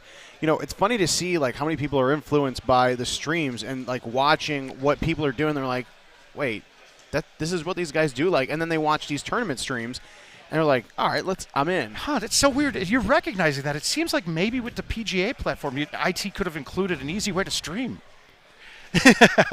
But I have no doubt that you guys will have a kit sometime in the near future. I don't know if Adam talked about this. It was on the docket originally, and he said you just didn't have the manpower to make it happen. Exactly, yeah. And the streaming stuff, it's a bit, and you'd be getting calls from vendors and things all the time about it. Now the problem is, though, you would have to have the UI set up through the operator menu. So a person couldn't just come up and stream their gameplay very easily unless it would take a lot of work on that end. For Home Edition, it should be, it should be a no-brainer. Well, one of the things that you know, Mike Sanchez, he's our art director, him and the UI team, they're working on for an updated UI in the future is, you know, we floated the idea of potentially letting people have custom UIs, or, you know, to turn it off and do certain things for like streaming or worlds, whatever, or live tournaments. So definitely things like that in the hopper with that. Good. Now it's okay. So somebody's probably watching on Golden Tee Fan. They say son's birthday is this weekend. I guess that's acceptable. Yeah, that's acceptable. Unless your son's old enough to come to the bar. Dustin Anderson, school schedule. Yeah, it's you know, towards the end of the year it gets a little tough. You know, but I appreciate you guys all being here all weekend long. You know, over 70 people on Thursday for Money Shot closest to the pin. 181 people yesterday in handicap tournament to try to win their free entry. I love the fact that we broke the PEGT tournament attendance record for the main event in the handicap tournament. You know, what was that, like 170-something, 177, I think, in Nashville, something like that. And then 202 players playing in the Saturday main event. Now, do you think that it continues like this, or do you think this year is kind of an aberration based off of us being locked up for a year and a half prior to it?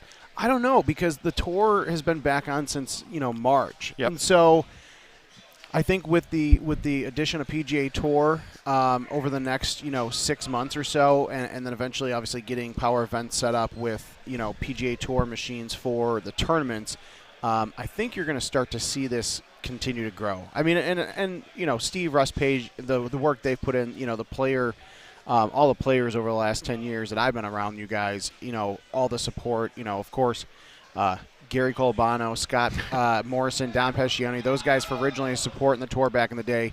Adam Kramer, for allowing this to continue.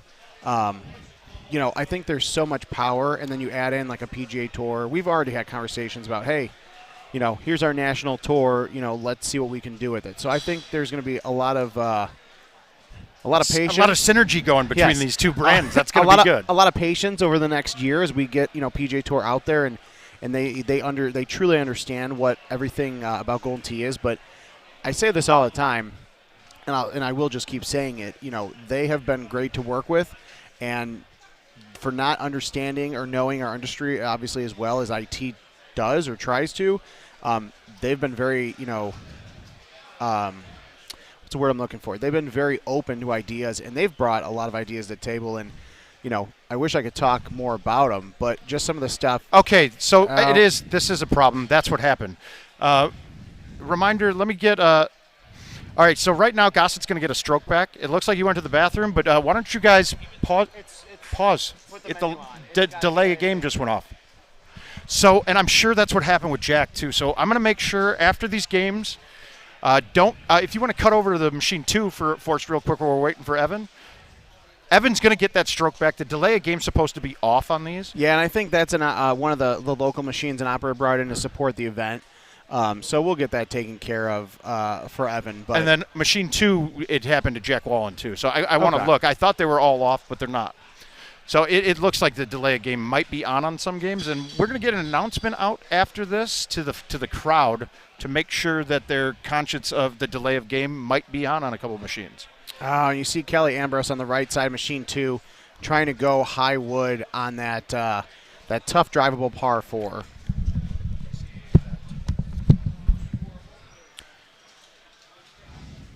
All right, but I think everybody at this point is on Forest Knoll. Let's see. Almost got the hole out there. Pat Landy, good to see you. Good to hear from you, my friend. Wish you guys could all be here. One thing to note before I forget. Evan almost holing out. Go follow Travis Matthew, the apparel brand, on social media. If you guys want to get a quick look, I'm actually wearing some Travis Matthew right now myself. In fact, I knew that it's the branding. Got to be part of the branding. You're so smart. But if you go follow them on Instagram or all their social media, you actually can enter in to win a Travis Matthew branded Golden Tee Legacy Home Edition. Awesome. Yeah. All right, so we got PGA. That's going out right now. So you got 50 units out, right? Yeah, so 50 PGA Tour beta units kind of spread out across the country. I think about 35 of them are installed right now. The rest of the operators are getting them set up, getting them built before they bring them out to the locations. Okay, so now I just want to make sure that we knew. But we're going to get that. I don't know if we have an operator card for machine 39. But we'll see if we can get it. Yeah, we'll get it taken care of. We've got keys to it. Okay, good. So we'll get that delay game off so we won't have that problem. All right, so Squirrel said Jack moved the trackball when he tried to switch clubs. Right. Okay, but we gave him that stroke too, guys. No player would ever want to win a match like that or to have somebody miss the cut or make the cut with that. I'm not costing a stroke when he hit a ball 3 feet from the hole, So we gave him that stroke back.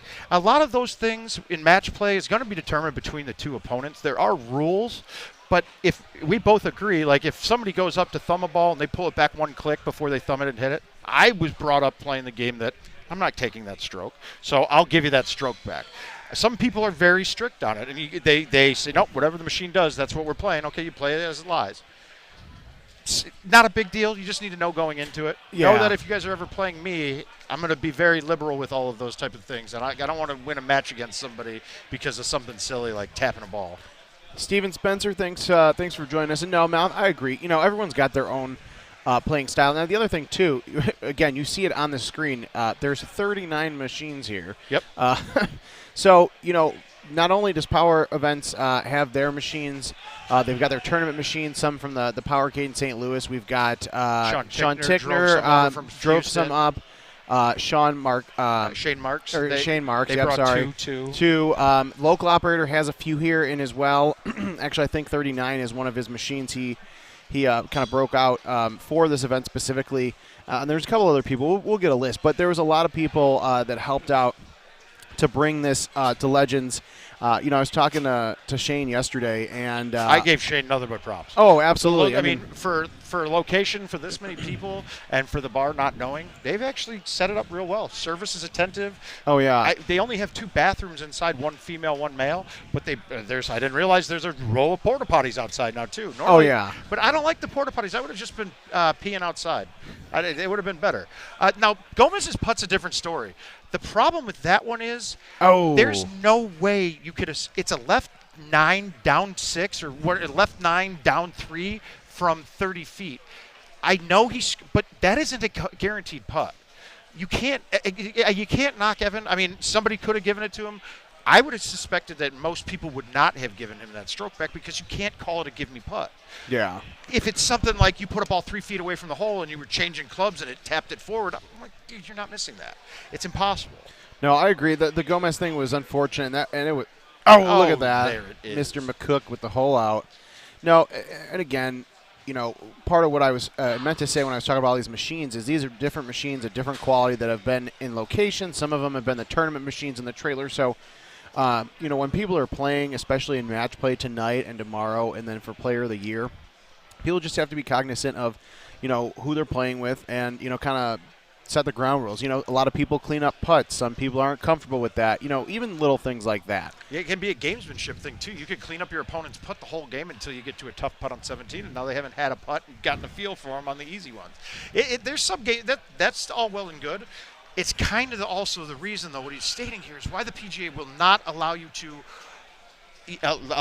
upgrade your old machines. We see it right now. Half the machines that are out there live, Golden Tee, are quite frankly junk. They're terrible. And they're not advertising the brand. They don't get any more people involved. Now we're going to all be playing on the same exact equipment. Yeah. It's actually such a good thing for us. I know a lot of home edition owners and people that bought machines recently are kind of mad that they can't upgrade it. Well, but again, I understand. I definitely understand the frustration there. But you also have to look at it. You have, by the time we stop supporting those games with Golden Tee course updates in 2026, there'll be over 115 courses that people are playing. So part of what the industry was so different in 2004 when we brought out Golden Tee Live. The industry was in a much different position, and so there were so many Golden Tee 4 cabinets out there that we wanted operators. Right. We killed, and I wouldn't say killed, but they ended support for the 4 tournament system not long after 2006 once Golden Tee 4 Complete came out. This is different where the live platform is going to get support for 5 years, and it'll be over 20 years old at that point, and that's nobody in the industry, in the gaming or the arcade industry, has ever done anything like that. No, but the thing, though, with the antiquated model, the vendor model, look, most of these vendors put the machines out there and just think it's just they're just going to ring money. No support behind it, no nothing, no promotions or anything. Luckily, I've been involved with, growing up in Chicago area, we had great promotions with AH and Erickson and Hall. Then going down to the city, we had our guy that Kins and I played on. And then live in Minnesota, we had Dean Vending. So I've been around operators my whole entire time. And now I'm in Iowa with Camden. And like I said, after Larry passed away, it just didn't. It's less support on the. It's like the guy who owns the company now doesn't really care. He doesn't understand what it really takes because he always had Larry kind of. Yeah, as Larry and support Bernhardt were the ones. They Iowa's a small place, and there was a really big community of Golden Tee players there. So the vendors that know what they're doing and are going to promote the game, they're going to have no hesitation spending the money on these machines. They're going to be like, okay, I'm going to get all these while the other vendors in town are still going to have the old crap. Every one of their players is going to not play at the bars they play anymore, and they're going to come to me. It's that simple. So you guys are going to see a bunch of vendors out there that don't update their machines and don't get them up to the PGA machines.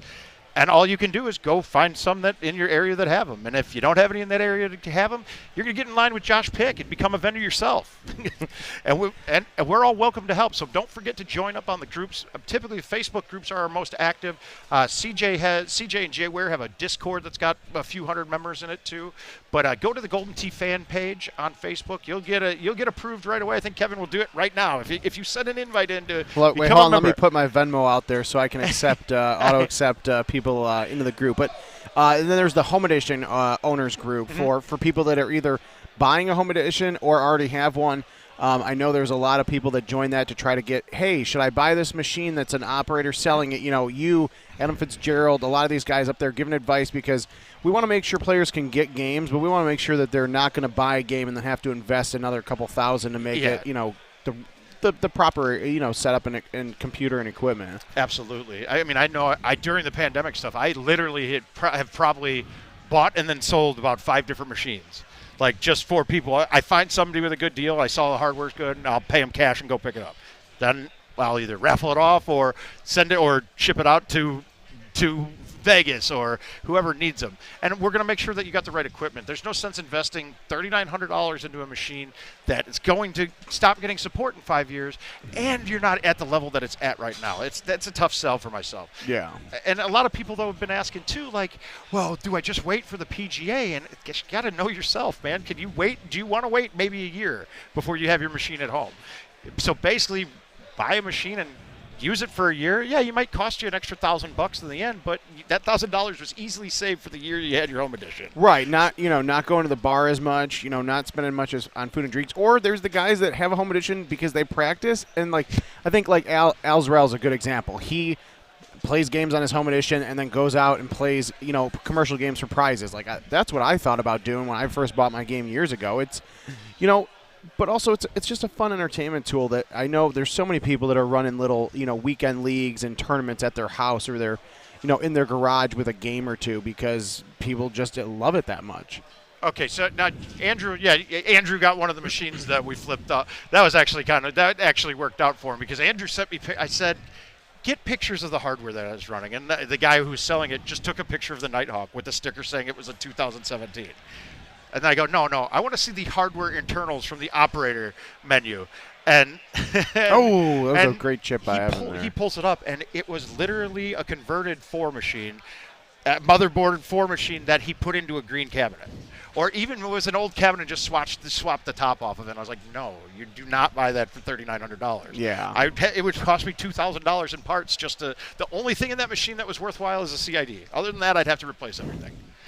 But we got him taken care of. Now, this shot on 18, guys, is actually kind of tricky. I don't like the medium 9, but it played. He got a nice kick on the rough right out. I'm scared to hit that, though, because you're not hitting a straight line, and that 9.5 with you got to hit short. You really have to. And if you go a little bit too far left, you got a chance of bouncing off the green to the left. Now, the shot that I did a low 10.5. And the low 10.5, you could basically nuke it, and it's not going over it, and it won't be short. This is what I was afraid of, because that cut is tough, and you have to keep it high. So you're cutting this through this gap, which is going to lower your shot to begin with. So in case you don't know, backspin it goes the highest. Bite will go slightly lower than backspin. No tee, like a normal tee, will be in the middle, and then release shots will go even lower, and roll will go even lower than that. Oh, that's a beautiful shot there by Evan. Probably one of the cleaner shots you're going to see on that. That's right where I was. I mean, that's the same shot that we hit. But he went with the low 10.5. The thing that's tough, too, I try to tell people, do not play somebody else's game, play your own. But also try to avoid getting in your own head, because I know I thought about this, and I said, do I lay up here? And then I'm like, well, I've never laid up on this hole. Like, you lay up on holes, like I think at Tropical, you lay up on certain holes, and you're like, well, shoot, I've never done this. What the hell am I doing now? Or you're in between clubs. So the thing is, right, if you lay up on a hole that's a drivable par 4, you bring bogey into play now, when if you just go for it, you get a par at worst. And most of the time, the drop on these holes are a decent chip that you can make, so with low risk on it. I mean, if you go long on that shot, you get a chip straight up the hill from the bottom. If you're a solid player, you're making that most of the time anyway. So you lose one stroke. But if you lay up in the fairway, you put it to 80 yards, and now you're waiting, do I man up on this G wedge or the sand wedge, or do I cut down a 9? How much is this going to play this wind? So you just brought in a worse score. Yeah. Now, really quick before I forget, so Andrew Russell, the Travis Mathew is a custom Travis Mathew current Golden Tee Home Edition. It is not a PGA Tour, just to be clear. But it is a really nice sleek cabinet with some like matte black Travis Mathew stickers on there. So if you go to Golden Tee's Instagram at Golden Tee, we've got it linked up in our store. You can go and fill out the form to potentially win that from Travis Mathew for their 12 Days of Christmas. And then as we were talking about the home edition too, Steven Spencer saying, I bought a home edition 9 months ago. Wish I would have done it years ago. And that's the thing that's tough, too. I don't know if I really talked too much about this, but, all of you out there who bought a home edition over the last year and a half, 2 years, the people that bought a home edition are still waiting for one. I appreciate your patience on that because, just like everybody in the industry, not just our industry, but, furniture, computers, cars, all that.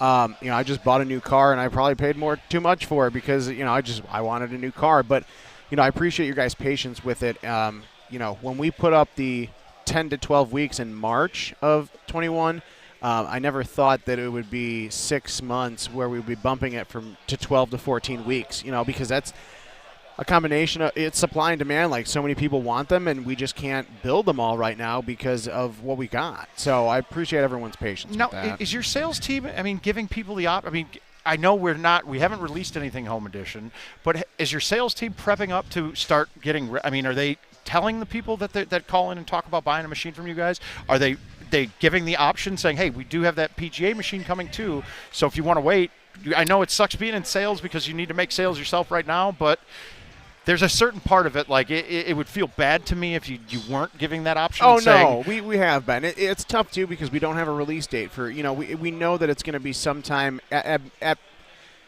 there's no chance PGA Tour Home Edition comes out before summer of next year. Whether it's early summer, late summer, I can't tell you.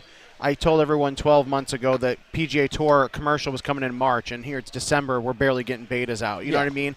So our team is doing their due diligence to say, hey, it's going to be a couple-month wait for a game. We've got PGA Tour coming sometime next year.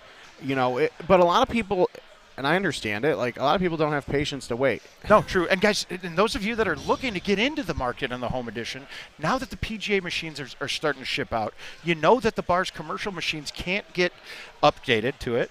That you guys are releasing that arcade collection, which I kind of think you're screwing up a little bit on because it removes Golden Tee from the mix. So I will say that we can't have Legacy Golden Tee on there because and if you guys don't know, some of the Legacy games that they have, you have to have a certain setup of dip switches that only puts it at a certain thing, and you can't run like target toss. It doesn't run on the newer video cards. You have to run it on the older ones, and that's why people use these magic switcher things to do it. But it's not optimal. But now removing that from the. Are they still going to be online, the other games in that, for the arcade collection? No. So for right now, everything is going to be offline. Okay. We've got it's got the hooks in for online to potentially come out. Right now, especially for the operators that are buying PGA Tour games, we wanted to give them the option of, hey, if they didn't have enough knowledge or wherewithal or want to sell off their games, or the location wanted a second game, we said, hey, let's put all three of these games together, which is technically 4 because you get the bags and darts with target toss. But we've had a lot of conversations internally, like, there's a chance that maybe all the games go online in the future. See, I really think it's that we're taking machines off the field from the most profitable part of your thing. Golden Tee's your most profitable game, let's be honest. There's no absolutely. Silver Strike, great, not even close. A tenth of the Yeah, they're great games for what, but they're smaller fan bases. Yep. And so we're taking the most profitable thing off the route in the field, and now we're going to have less players in the online contest because those machines have jumped up. So, it's one of those things where, I think for the number of arcade collection kits that'll go out there, you don't think it's going to be as many as you? Well, no, it'll be a good number, but we're getting as many, or the hope is to get as many PGA Tours. I can tell you right now, if parts were not a problem, and I could say Jan 1, 2022, everything, parts, all that stuff is gone, we'd probably have the same number, and we could build like crazy. We'd probably have 2/3, if not more, PGA Tour games out in the field by the end of next year that we do live after 15 years. There's no doubt for me that you guys are going to sell more of these than the last. There's going to be end up being more PGAs out there than there were ever Golden Tee Lives. Honestly, the vibe internally, even with all the BS through parts and everything over the last 6-7 months, has been, from people like in manufacturing or, Jim DeRay, I want to shout out him, our COO. He's been through so much thick and thin when it comes to dealing with these parts and all that stuff. But internally, everyone gets Golden T4 vibes from the PGA Tour. From the game, from like... I've been saying that. I said that when you were debuting the live stream on it. Guys, So Pine Creek has been the oldest remastered course that we've had, right? Yeah, Coral Ridge and Pine Creek have both been from '97. Okay, so and when we look at that course, let's go. Okay, so those are the older original Jim Z design courses. Where would he have gotten his inspiration from in the early years? Real courses. So Pine Creek to me plays a lot like what the PGA courses do, but the only thing that's totally different, and I know he's not making the trees higher than what they are in real life, right? The only thing we've done with the PGA Tour courses is we've scaled them up to match what the Golden Tee courses look like. Those courses, like, they've been scaled up. When I say scale, it's nothing like a regular player would ever notice. It's scaled up in our course setup, so it matches the same look and feel as Golden Tee Live courses. But everything is exactly how the tour gave us. Now, do you know? Did the art team have to make new surfaces and things? Like, no. Your rehab? It's the same surfaces. We have all the same ones. Same surfaces. Okay, and they're just they're just popping them in based off of. Okay, you've got a game engine that they're pulling and dragging and dropping. Exactly. Yeah, but I mean, it's been. I wouldn't say we were worried going in. We just didn't know what we were getting into. But all those PGA Tour courses have been really the courses themselves have already had like the 3D models built out and everything. So they literally gave us those files, and it made our lives so much easier. Oh, I know. You could run them out. You could actually put one up in a week, couldn't you?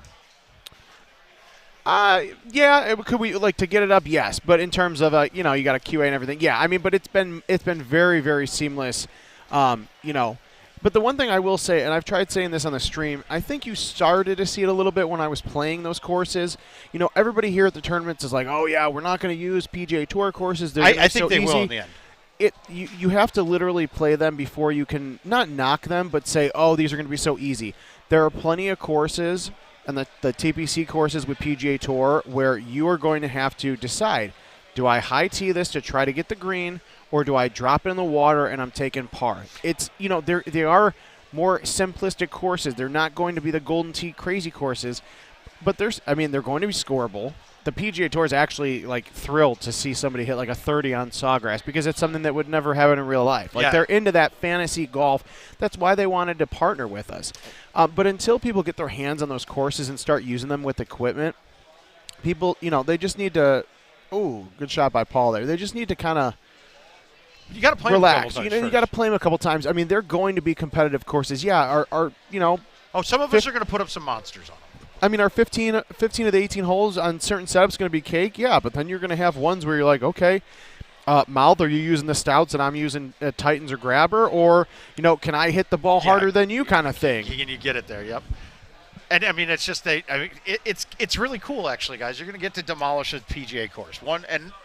Being not a very avid golfer, I mean, my lifetime when I was in the military, I got down to like a 3 handicap. Right now, I'd probably be a 40. So I just don't play enough.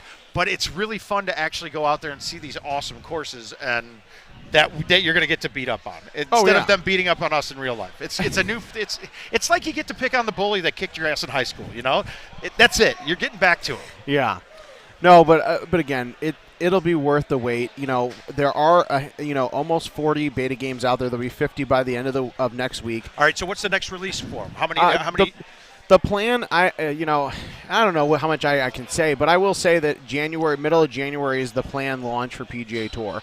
Okay. And our hope is to have, I would say it's almost a guarantee that we'll have, at around 1,000 games going out in January. Okay. Now, so that means that you must have a lot of those in the office right now. Well, yes, they're starting to build stuff. It's tough because you have such a massive backlog for Home Edition. And where do you want to put your love into? Yep. Yeah, it's I don't know who made the Facebook user account. Who's got the Facebook user account? It's not popping a name on it. But I think it's Golden Tee Fan. Somebody from Golden Tee Fan, if they're watching on there. Yeah, but it's just sometimes Restream doesn't pull over names. Some of them do come from Facebook. It's weird. But thank you. Yep, no problem, man. I did it for our own personal reasons. I wanted free school and all that goodies. So it wasn't a selfless choice. But yeah, GoldenTee.com/locations. I know I say it 1,000 times a week, but you can find PGA Tour games near you. Again, be patient. There's only 40 or so out there right now. But I would say by this time, hopefully, we'll be probably getting ready to start pushing them out this time next month. The other part of it too is again, we could build as many as we want. The demand is definitely there, but the demand is going to get even crazier once these start hitting locations like you talked about earlier. It's the great time now. It's a showpiece. The original live cabinet was a showpiece to me because it had that scrolling thing up top. Like, oh, $5,000. I'm going to go back here and play this game. Mm-hmm. But now, whether the machines are very functional right now, but it's metal and wood. It doesn't catch your eye. You don't get drawn to it. And guys, when you see these, they are literally a showpiece. I likened it to Big Buck Hunter's been doing this for a while with theirs. Their machines, like, they catch your eye. You see it. Yeah. And I think this is actually good with the lighting effects on this. I think this is actually going to be better. I told Adam Kramer the other day when I was catching up with him when I got into town, and I started seeing the posts on Facebook and Golden Tee Fan. Well, you see a couple of these PGA Tour machines next to a showpiece. Showpiece has been around for over 13 years. For what it was, it's great. It's been perfect. It's been lovely. But then you look at the current showpiece these guys are playing on compared to PGA Tour, and you're like, what is that? Like, the PGA Tour is such a show, literally a showpiece. Like, it's got lights.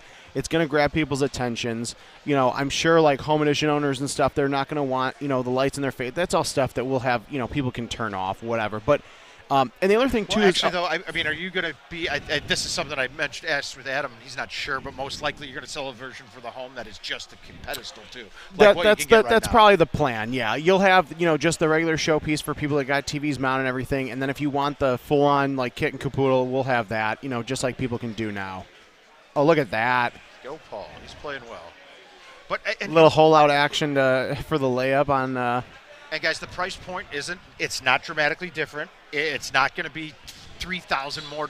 You're not looking at a $6,500 home edition. No, we made that mistake once when Live came out. Well, I remember, and I saw now, like, people, it's just so expensive. But, dude, when Live came out, those machines were bare minum $7,000. I don't know if it was that much, but it was close. It was something. An ad that I saw back then. It was close. I mean, it was outrageous. And now the first ad that I saw here was $59.99 and that's with the TV in the stand. So yeah, I mean, again, the prices, for home edition, they're not set, but like that stuff. Yeah, Matt, you're on the list. Yeah, buddy. We'll get you there. Yep. And hopefully, once you guys start to see these and you get in front of them, you'll understand a little bit more. What we're kind of trying to talk through. It's going to be a spectacle. It's got the PGA Tour branding on it. But the other thing I like to tell people is that you have to understand, PGA Tour branding is on there. It's not like thrown. I mean, it's on there gracefully. But you're going to have people that know Golden Tee that might not play it in a bar. They're going to see that PGA Tour logo. Or even just golf fans in general, they say PGA Tour, they're like, all right, let me give this a shot. Yes. Like the number of players that we will add because of the PGA Tour, and that doesn't even include like when we start marketing like crazy with some of their partners. These tournaments could potentially look very different in the next couple of years. And everyone is players here. Most of you guys watching the stream, I'd call you more avid Golden Tee players. Well, it's going to be your responsibility, and I ask you this politely, but you're going to end up getting to the bar some days, and you're going to have four guys playing a four-player game or want to play, and it's slow and it's painful. But talk them up. Get them involved. Yeah, get them on the Golden Tee Fan and these tournament group or tournament pages in the groups. I mean, play a game with them. This is how to do all this stuff is not really easily marketed. Like, you're not going to randomly show a video to somebody how to set up their account to use the NFC. So, I mean, be active and talk to people. You might make some new friends too. And I'll tell you this, the real golfers are typically degenerate gamblers. So these guys are probably people you can easily fleece your wallet with. So it's good for you. It's good for me. It's good for IT. So let's do it. Just be good to those. Be cordial. Keep them pumped up. Get them going. And there's so many, from the people that go to these tournaments to people that do streams like you and others to just the people that may not, come out to these events, but they're running local leagues or bars or operators that are working with players. Like, we have so many different levels of brand, ambassadors, and that's one of the things that I really, with the marketing side of things, I really wanted to do more of with PGA Tour. And you and I are going to have some fun. I'm going to tell you that right now. Kevin and I we're going to go on some trips this. I'm going to be the first person kicked out of a PGA Tour course in 2022. I just feel it coming. I'm going to get kicked out of England. Yeah, that's my goal. I want to be kicked out of England. But, okay, so, guys, I'm going to be coming up here. You're going to see me on machine 2 right now. Ooh. Once they finish this guy out. These guys are hitting some good shots right here right now.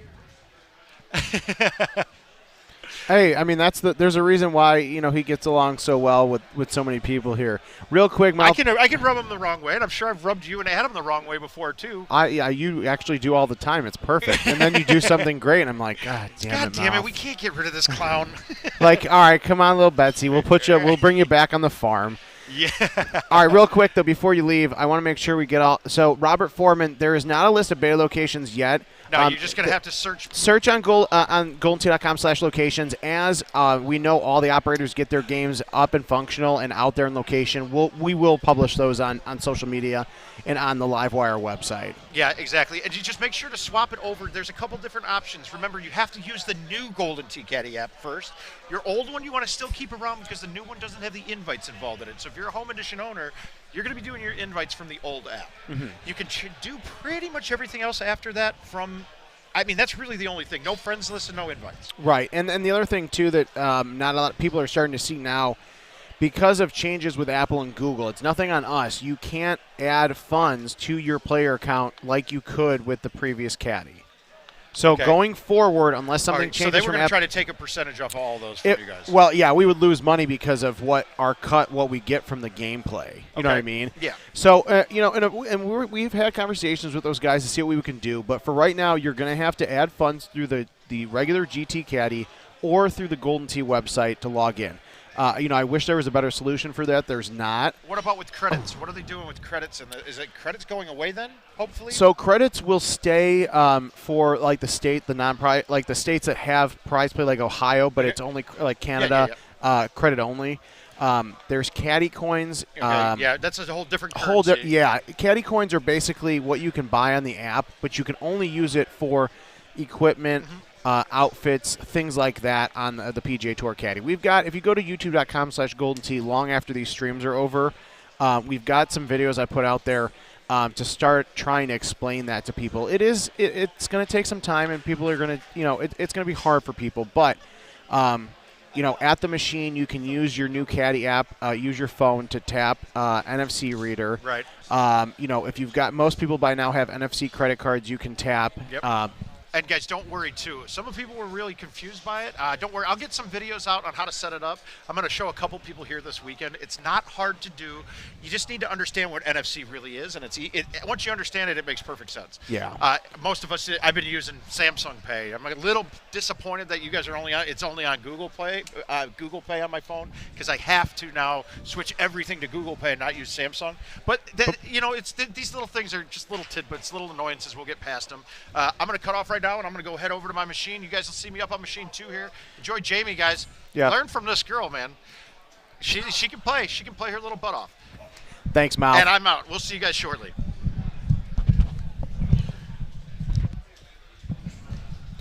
All right. So with let's see if we log in. Yeah. So Anthony, if you log into the new app, you can be logged into both the GT PGA Tour Caddy app and the regular GT Caddy. I will warn you though, because a lot of people don't realize they have more than one account. People don't realize that, people try to log in on the PGA Tour Caddy and they think, oh, yeah, that's right. This is my username, this is my password, and then they have none of their, their player nickname or anything lines up.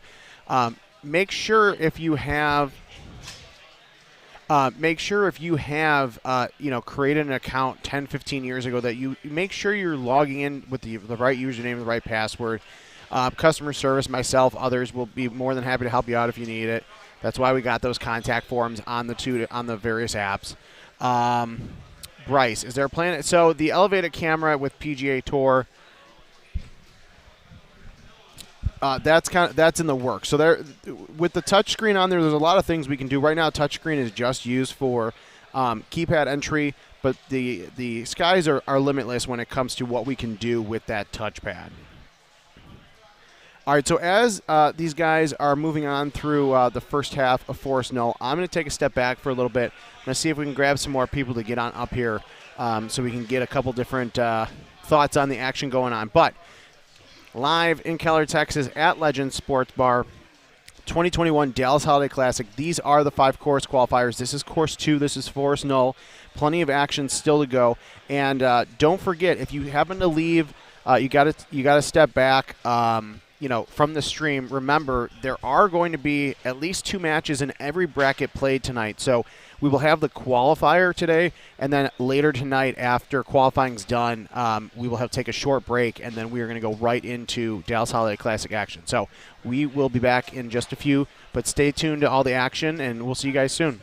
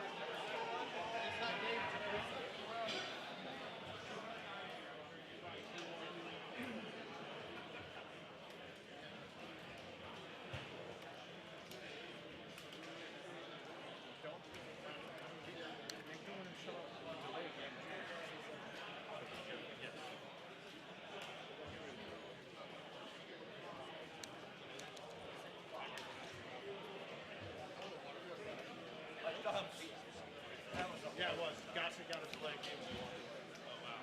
Yeah, but no, it's not a hard thing to fix, but.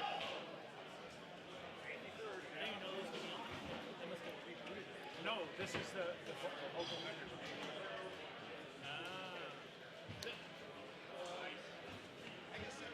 We don't know who that is. No, they got these.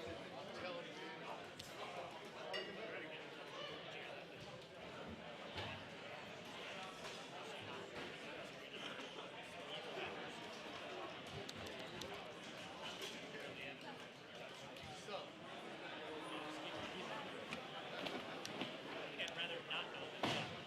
I don't know if they gave them. No. Yeah. I did study my shots for about a minute or two sometimes. Oh, Really dissect the shot, really dig into the shot.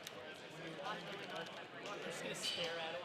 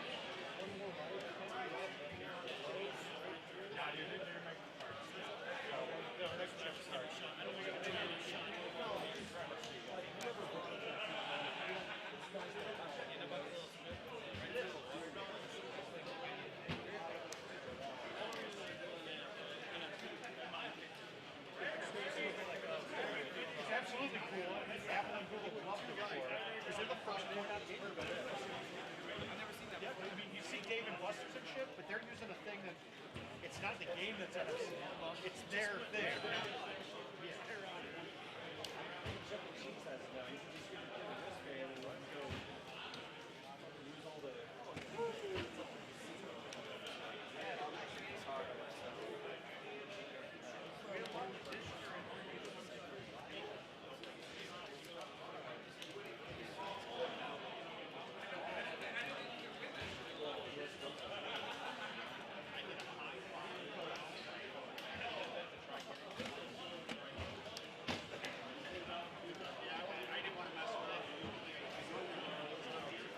All three of us pointed.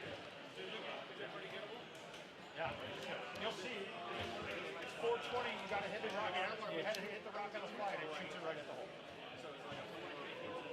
420, I think it was. 418. Something like that.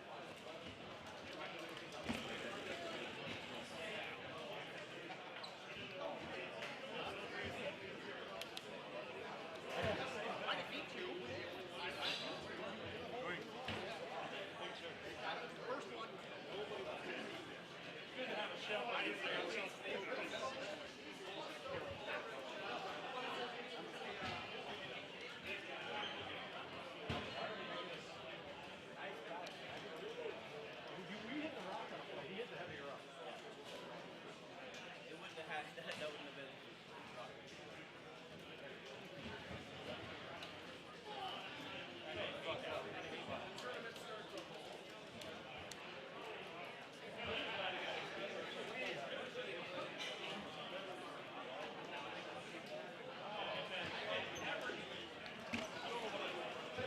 Oh no.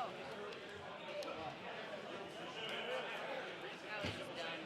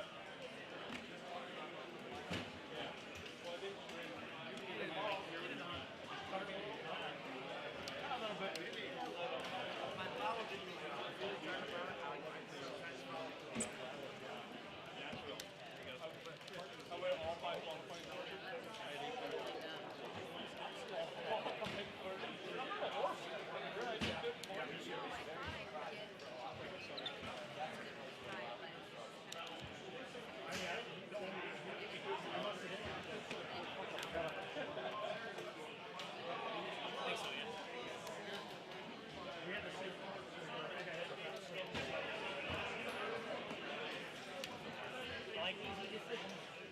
None of us got past. We all stopped dead short. It's not good until 11. One better. That was here for that.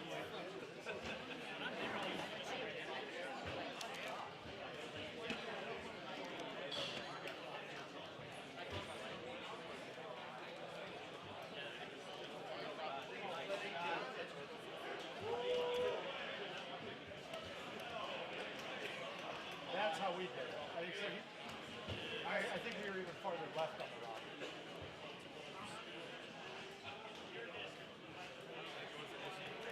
Yeah. Well, the bar's not pissed.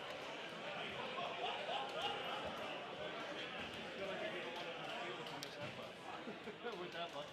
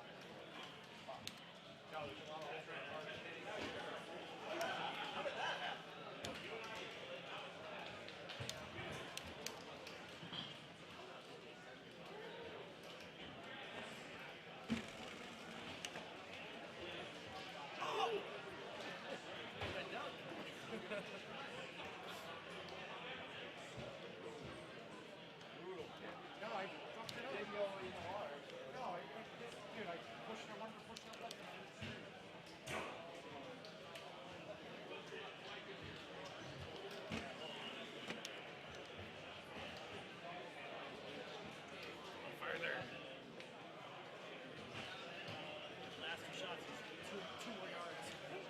It's like that circle like that. Yeah, like I got the line right. Never yeah. Body language. Yeah, exactly. Foot wedge. Goes to win. Last night.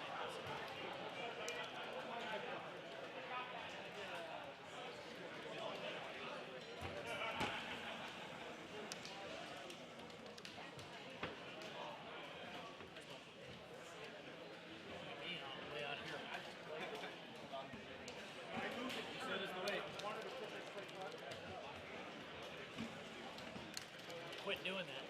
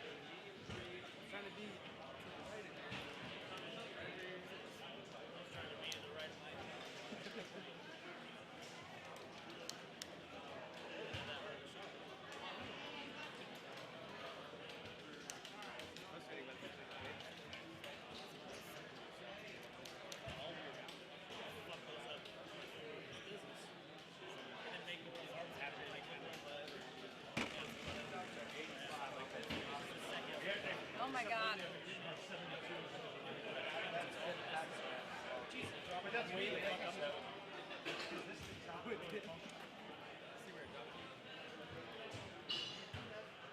Right in front.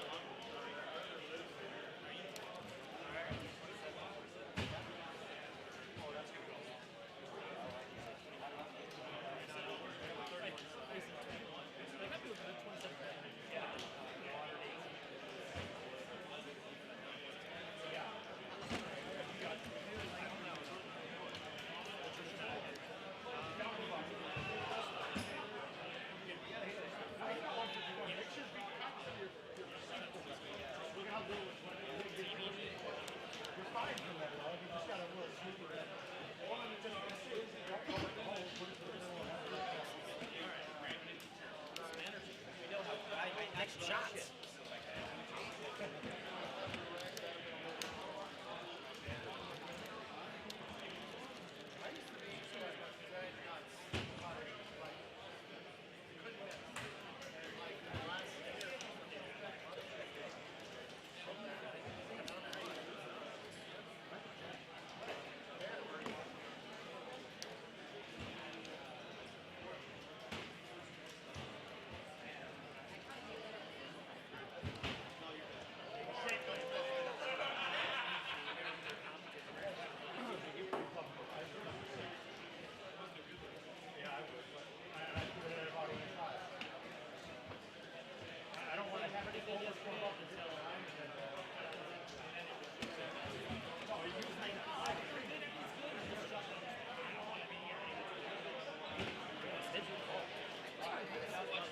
I was thinking, I'm not really soft, you know, better mics come. I have a switch over here, like, thumbs don't work well together. If I try and get it on,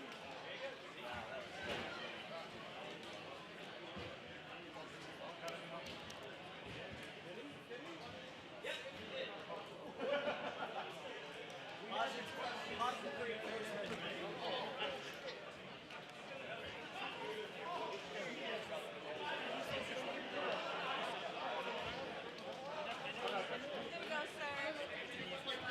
These are amazing. Is that Bud Light?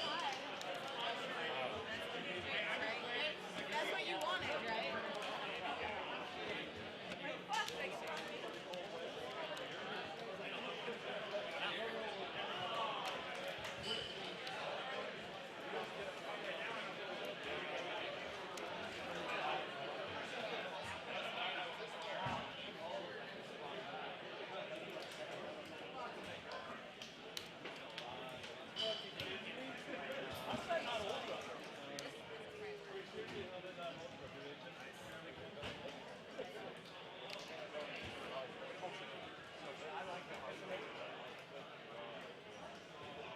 Out hits the edge, then the fifth on the edge.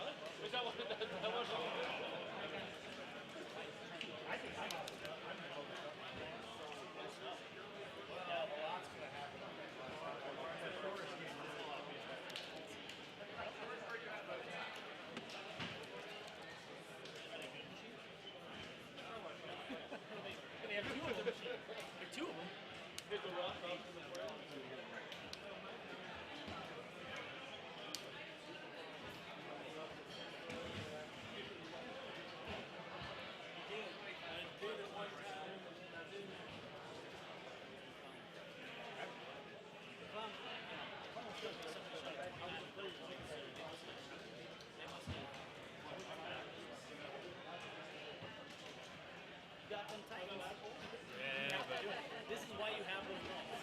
What are you doing? This is why you have those balls.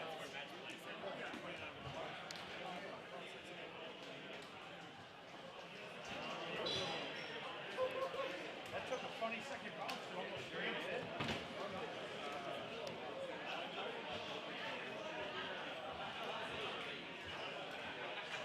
Tony Blair, can I see you please? Tony Blair.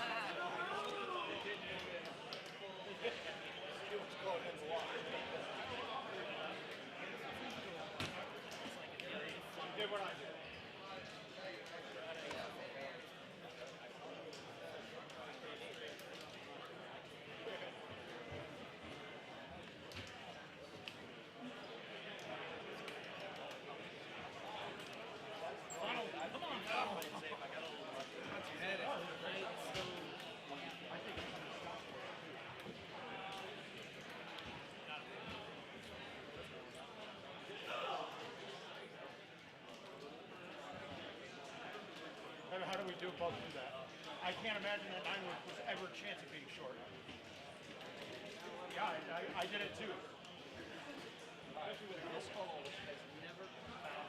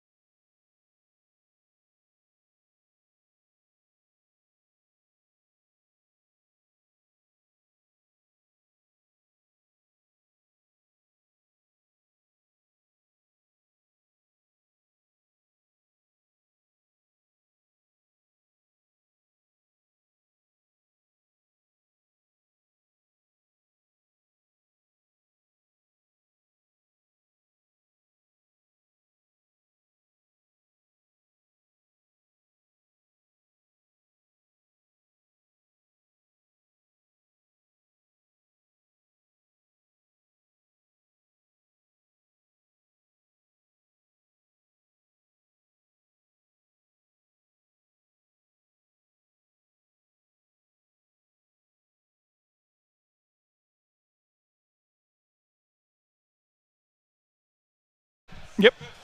All right. Hey, guys, welcome back. It's a mouth. Got done with my matches on machine 2. It's a really simple setup for Monty. Nothing challenging. I whiffed the ball in one shot, lost 2 strokes, otherwise 29. But, so I think I think 204 was the final number, Ash. I'm not sure, though. And it's running smooth as silk right now, guys. There was one issue. I think one group did not play with a lock conditions card, or that might have just been an overreaction. But we're doing well. Guys, this setup for Monty is probably as good of a setup you're going to get. 1 wasn't there. 2 was all 3 players on my machine almost aced it, because if you go to the rock angle in the right spot, it's shooting it right at the hole. Don't get to go long on the par 5 that they're on right now, so you get a 300-yard shot in on your second one. Not a big deal.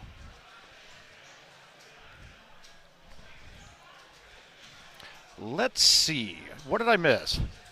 Oh, Gary. Gary, my clothes will stay on completely. We're fine. No, I'm going to be the type. I'm getting right back to the bed when we're done with the second match play tonight. So, guys, tonight's a little different. Since we have the 2 tournaments going tomorrow, tonight we will be playing 2 rounds. Every person here will play 2 matches. You might get knocked out tonight. Then you get to sleep in until till the later part.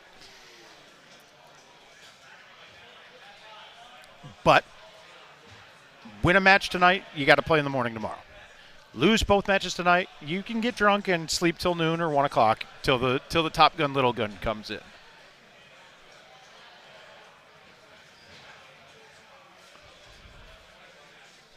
All right, so Gossett just hit a gem there. That was a peach.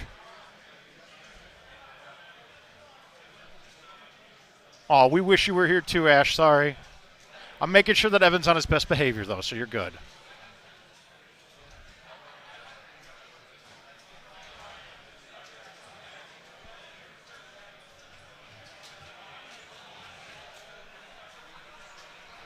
Gosh, this is weird. They're all pretty similar spots in this game, it seems, right?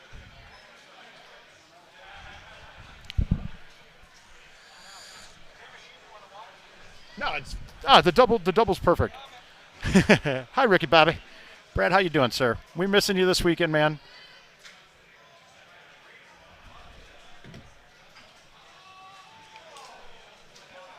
Actually, your husband and I both watered the same easy shot. The leaderboard will update, Daniel, and at one point he'll probably get an update done once 3 courses are in. But the problem is that you can't update it on the fly because you have half the people still going on a course, and it doesn't always show all the scores until everyone's finished too. But once everyone finishes the 3rd course, I'm sure that Steve will pop up and say, hey, cut line after 3 is this. And you'll know what you're chasing the rest of the way.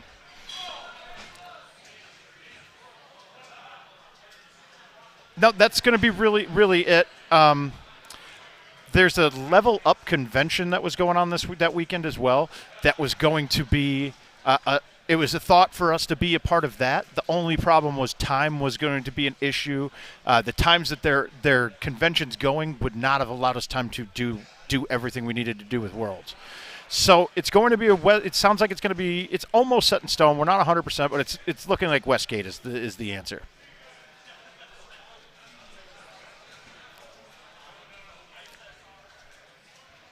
It's good. I think Kelly had to be here this weekend because he needed to get the rust out. This man is playing for World Championships now.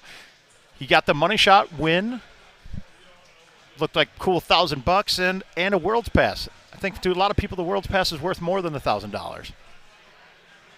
All right, who's putting over here? Wickstrom's putting this. It's 31 yards. It should get there, but still a tough putt from the fringe. You got to play that break just perfectly. Evans got an easy putt. He got that.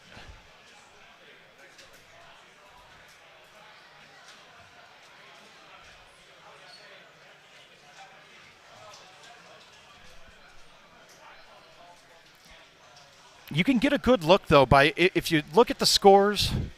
If one of them leaves a leaderboard up, you kind of already can. I know I'm not in a good way right now with this thus far. Because I think I'm in only in the top 32 on one of the courses so far. Let's pull it up in the app. We're going to go to live play. All right, so my 29 on Monty is sitting in 28th place right now. And that's with these groups still going with it.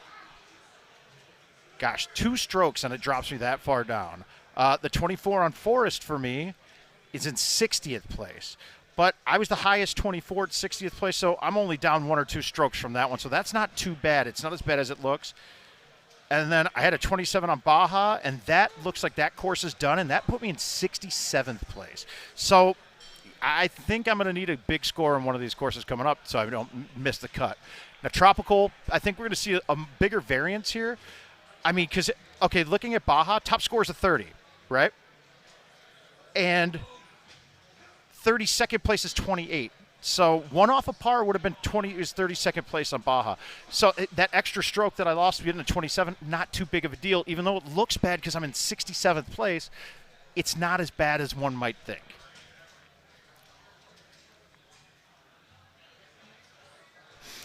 But, so if we go by courses, and if we look at the courses that way, right, if we look at all the 32nd place in the courses, it's not going to be exact because obviously if you'd have to have the same order of 32s, but we could look at it, kind of get a range of about what the cut line's looking like right now. So if we look at live play, let's go for Monty's not done yet. We'll start at Baja. 28 is in 32nd place, so count that as 28. Let's look at Forest. And Forest 32nd place is 26 under. So 28, 26, you're looking at 54. And I'm guessing that the 32nd place on Monty is going to be about a 29, right about where I am. So we're at what, 83 so far through 3 would be the cut line. It's just a roundabout guess though. This isn't going to be exact. Don't go with it too hard. As you get to the harder courses, yeah, the cut line might show there, but a bunch of people could have dropped off a bunch. 82 the cut after 3.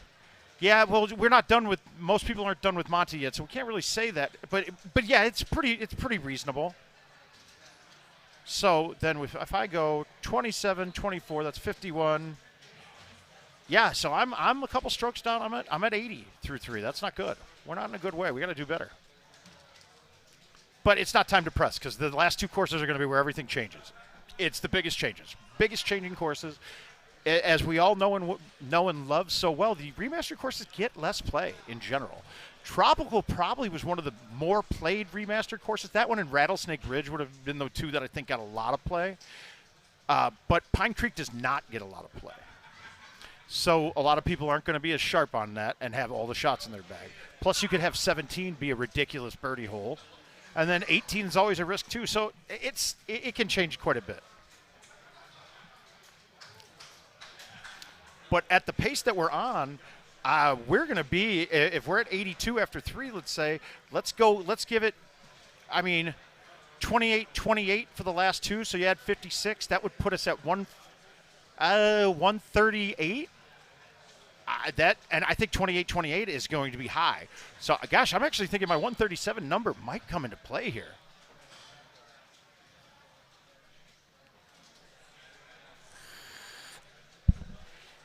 Yeah, it's just with so many people here, you could easily have 32 people shoot 30 on it.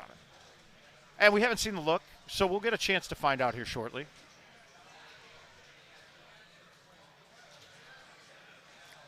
All right, so Evan's low release thumbs. I did a medium T roll thumb.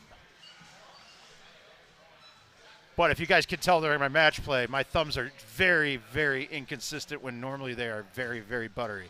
This whole back issue is causing some problems with my thumbs. I'm going to kind of have to lay off my thumbs a bit.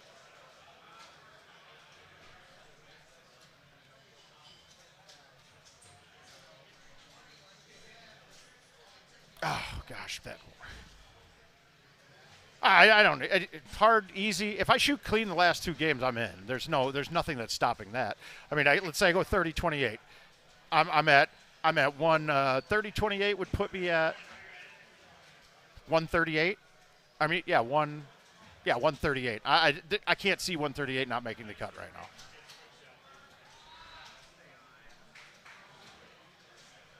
now. And to be quite frank, Josh, I am not sure if I can handle hard looks all over the place right now.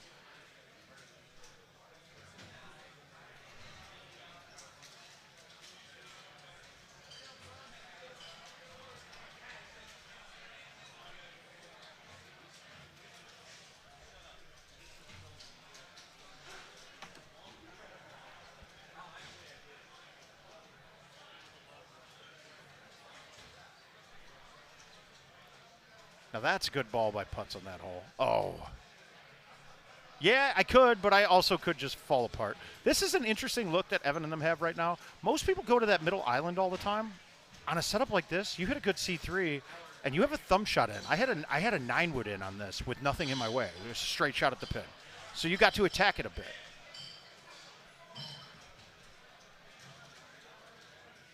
Catherine Connor. I like Vark Tech is a great thing, man. I love Vark Tech.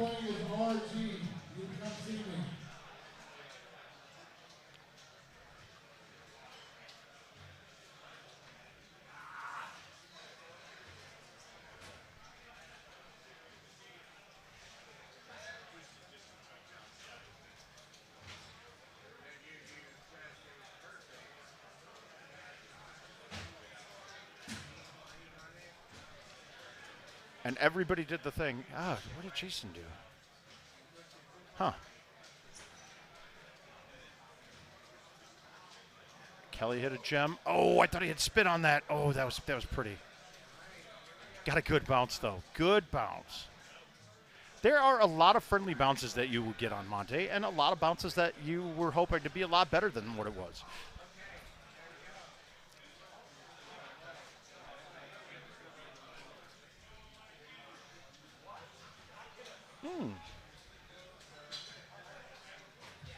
Oh, wow, that's awesome. Thank you at the bottom there. We got word of mouth. We got a word of mouth plug going for myself already, and I didn't do it, and I was actually thinking I'm going to plug myself right now. If you guys do need a little quick link to get to my YouTube, and I'll stream 3 days a week, generally Monday, Wednesday, Friday at 8 p.m. You're looking at gt.live/themouth. Get in there, get your alerts set up, subscribe to the channel. I love having you, and I generally am here to answer any questions you might have, whether it be about a machine issue or, more importantly, a gameplay issue. And I finally am not going to be alone here. I got a great guest to talk to today. What's up, buddy? One, Mr. Todd Clark, as we lovingly like to call him, Bacon. How you been? Oh, been great. Last time I saw Todd Clark, we were actually half naked in a pool most of the weekend. We were. It was actually ready and dribble. Jill was on earlier, and I said hello. She's like, hey. Hey, I haven't seen you with his clothes on in a long time. Thanks, Sky Monkey. I love you, brother. Oh, almost lost that. Giving yourself a plug there for word of mouth? Yeah, I didn't do awesome. it. I didn't get to do the typing at the bottom. Well, that's awesome. We're trying. But there's a lot of different – people have a lot of different – I always look and – I don't know, we'll pick on Skipper every now and then. He's an eccentric dude, let's just say. Very much so. Good buddy, good guy. He's just very eccentric. There's something – watching his streams, and I'll give a real-life example to this. We got Eddie DeSimone out of Boston area, and he plays as Shreddy, right? Shreddy told me that, yeah, he saw Skipper's stream after playing at the bar once or twice, then bought a home edition, and he taught himself how to play off of the things that Skipper was doing wrong. So he taught himself how to play, and actually, he's one of the people that knows a lot of stuff that you wouldn't expect. I mean, he knows a tremendous amount. He's been playing for a long time. He taught me how to chush Jesus, McCook. My God, he's on it right now. Yeah, but just hold out again. Yeah, he just hold out again. Hey, Scotty, how you doing, bud? So. Where are you at? Scotty? How have you played? Have you played Monty yet? I did. I shot 30 on Monty, but first two courses were pretty bad. Yeah, I didn't. I went 27-24. 25-23 was pretty ugly. Yeah, so we got some work. Thanks, Phil. How'd you do on Monty? I 29'd it. I watered an easy shot. I just missed my putt on 2. Yeah, 2. All 3 people followed my lead, and we all pointed 2. Nice. Yeah.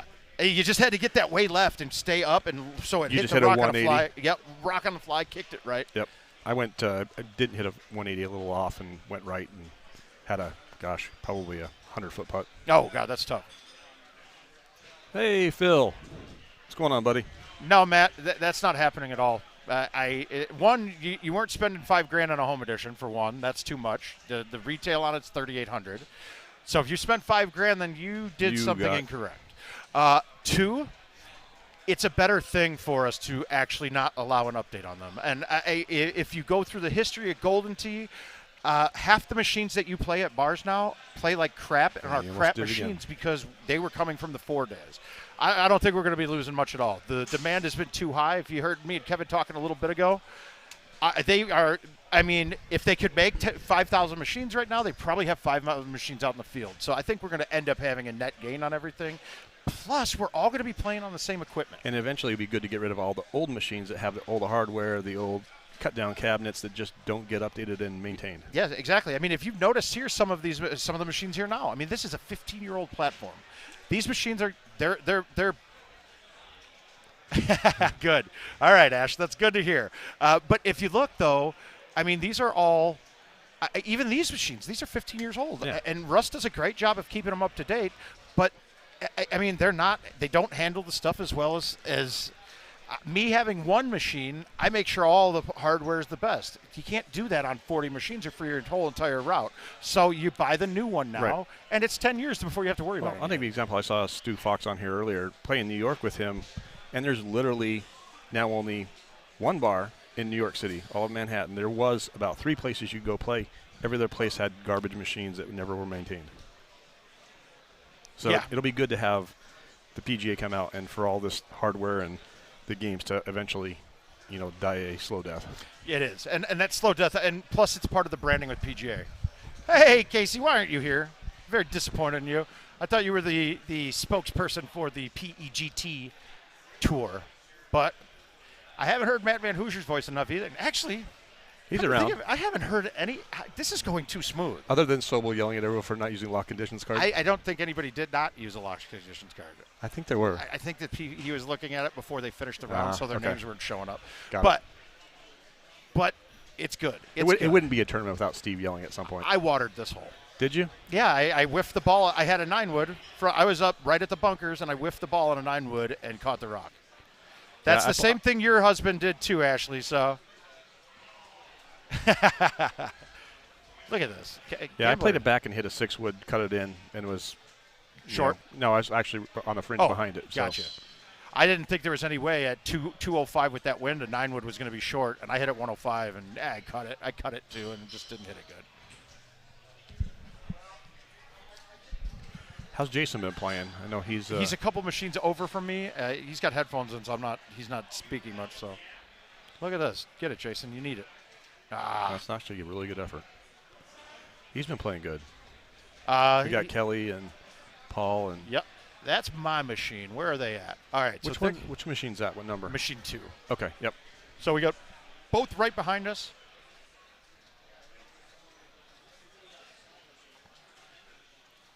It's a pretty. I mean, for a Monty, this was a pretty very friendly setup. Yeah, it wasn't bad at all. I mean, you just missed hole 2, and 2 was like a gimme look for that. And I just didn't hit it good. I didn't hit a good 180, and I went out to the right.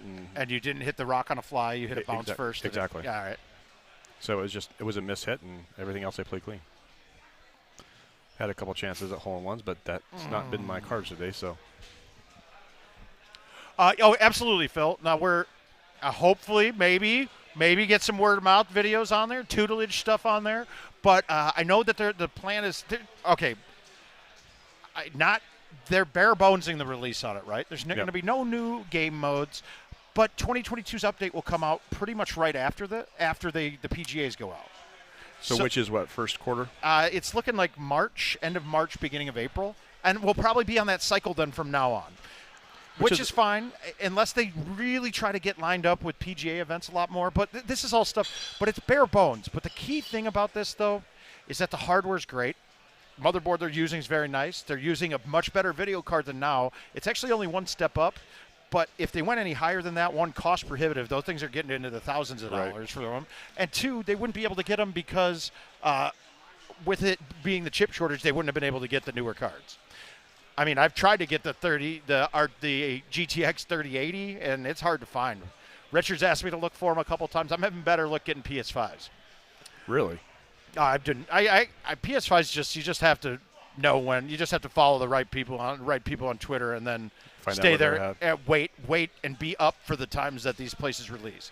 target releases at like 5:30 a.m. Central Time. So you're doing it all online? Yeah, you can't buy them in the stores. That was the thing. Sony said no. With pandemic stuff, we don't want you selling them.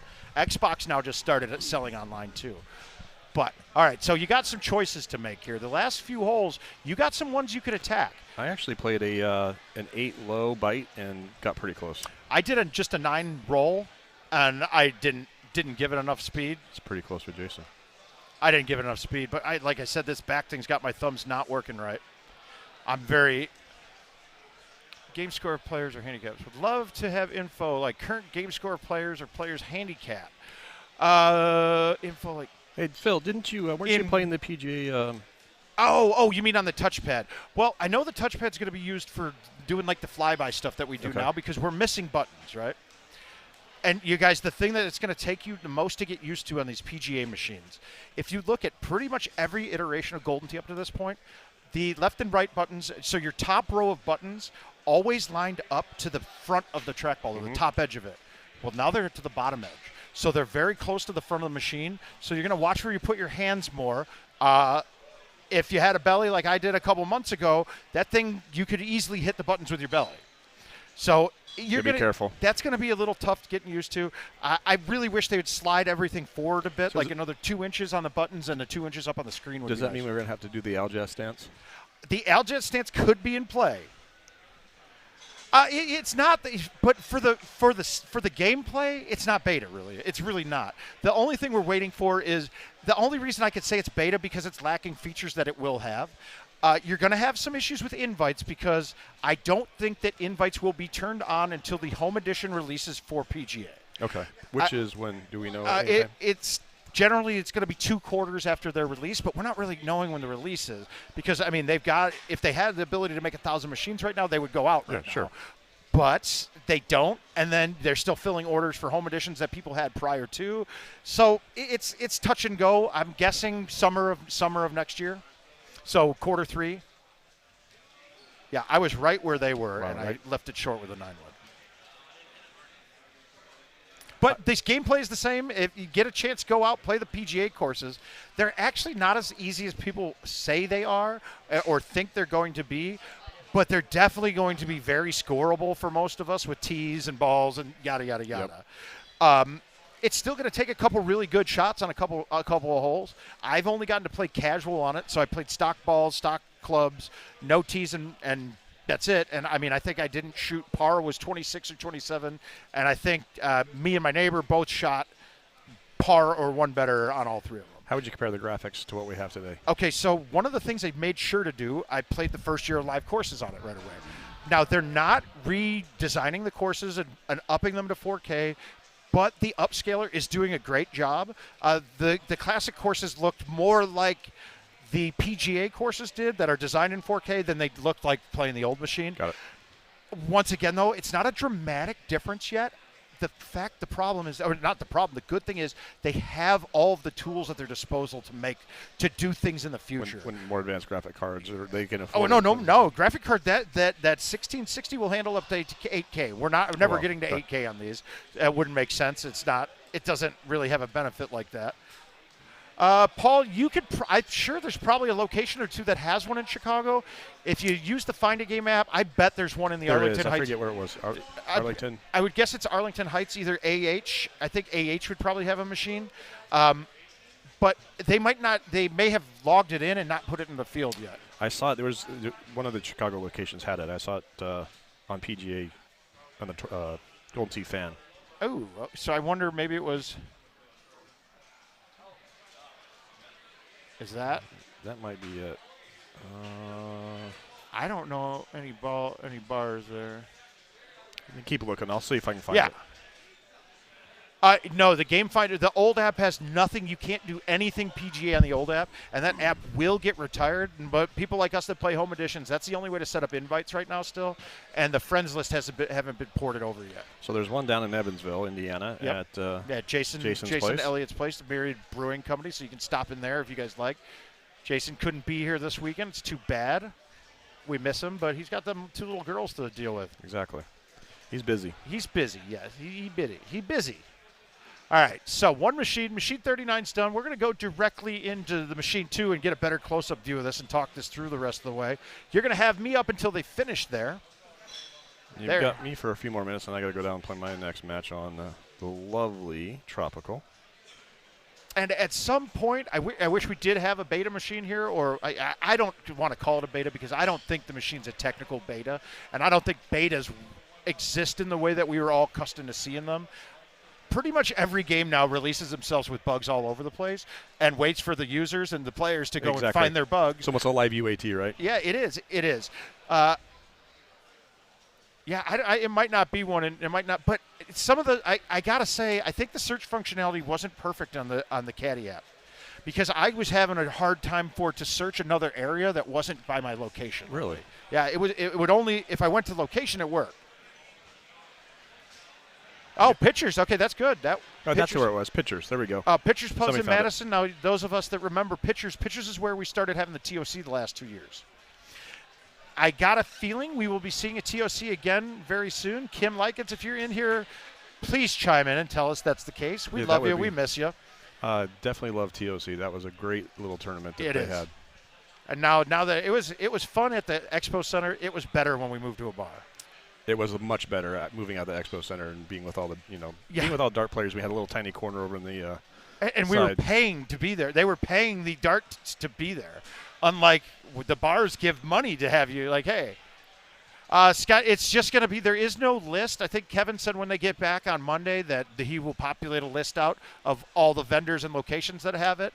Right now we're at the whim of them getting that set up. And the other thing they have to do when they set it up, if they don't, it's not a geolocate of the machines. It's actually programmed in. You have to swipe an operator card and then tell it where it is. It doesn't know where it is off of a location or GPS or geolocating. So if the vendor hasn't done that, a machine could be in a place that isn't right. Now, if I know that I'm going into the PGA game, I'm going to make damn sure that I have my locations correct, because I want to use this time now that I'm one of the few machines to make back some of my nut that I spent on the machine. Right. And the vendors that were in their consortium of vendors are probably all bigger ones that hopefully promote the game very well.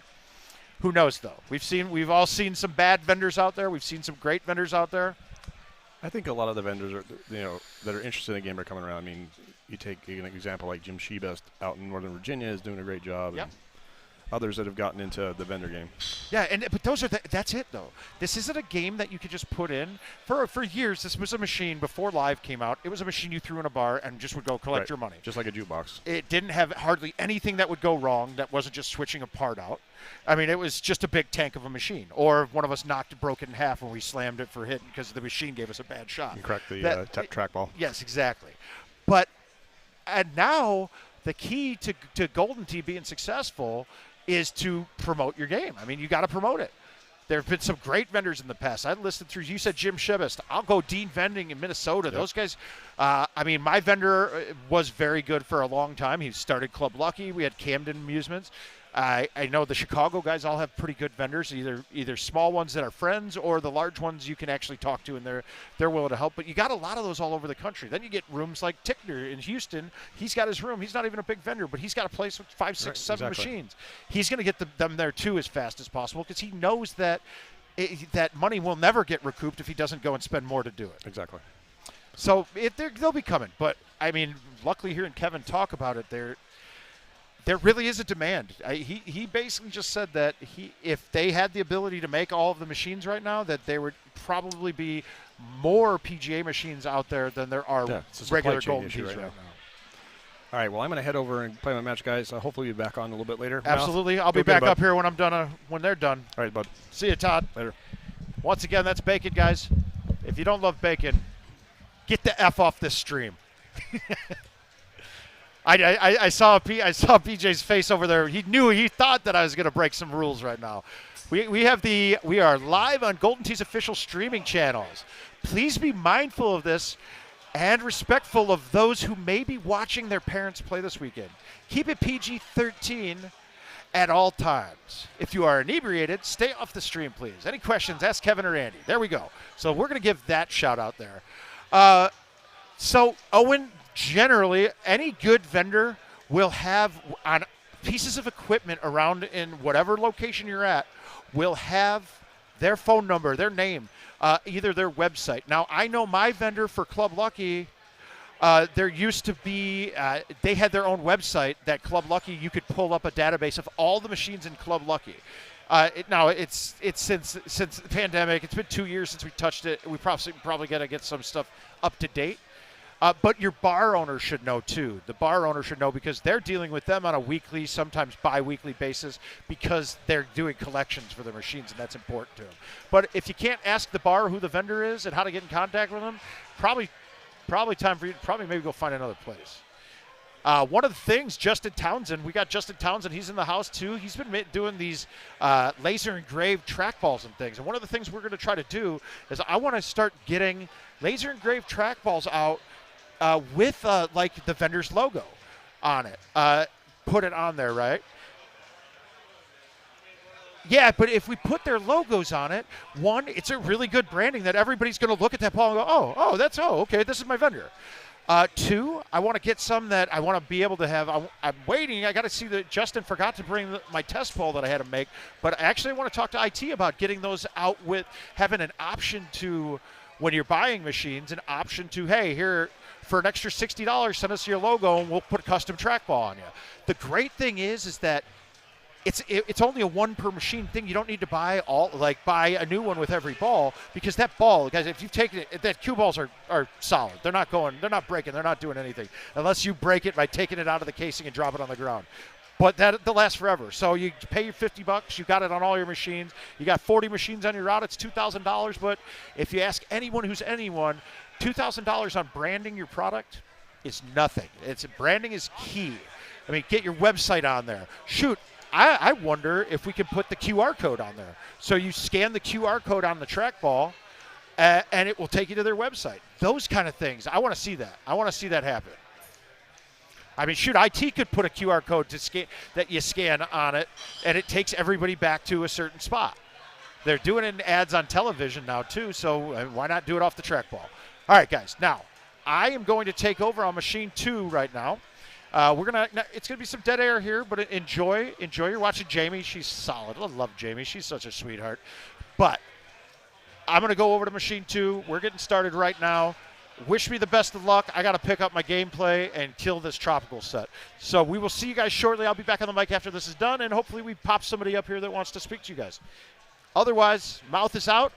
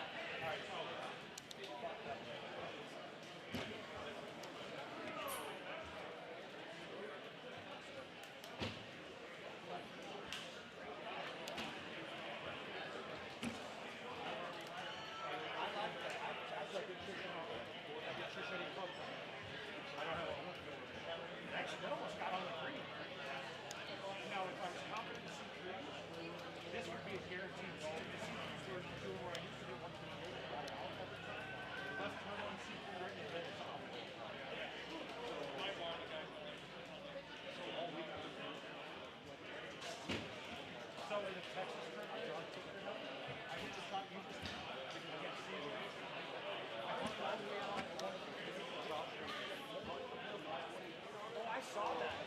And then I think it an unreal shot. I almost bet the shot.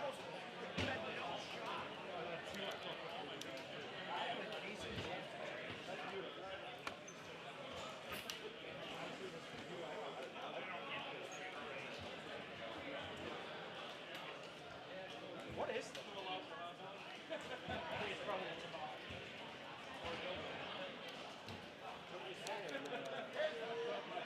It's not big enough.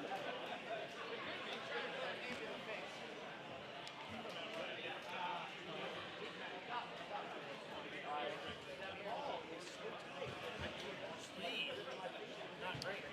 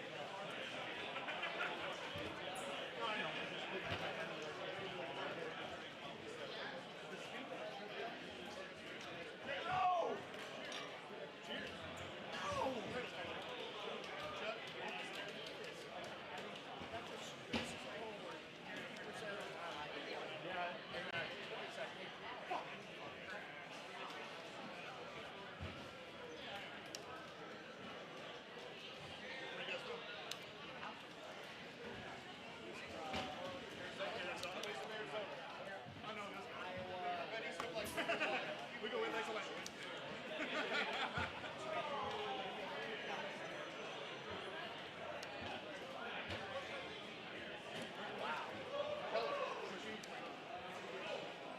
Right.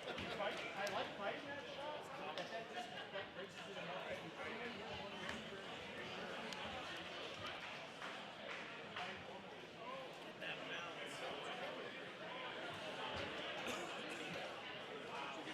That's the only thing you can see.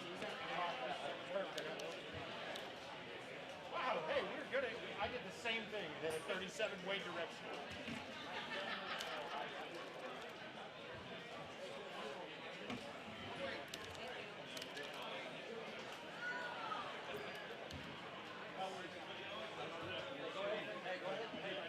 Yeah, good.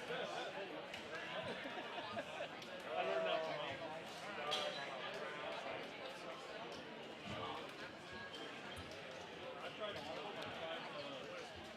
The one thumb is so buttered. And the only thing is if I move it, I put my hand just in the wrong spot. I thought I had it.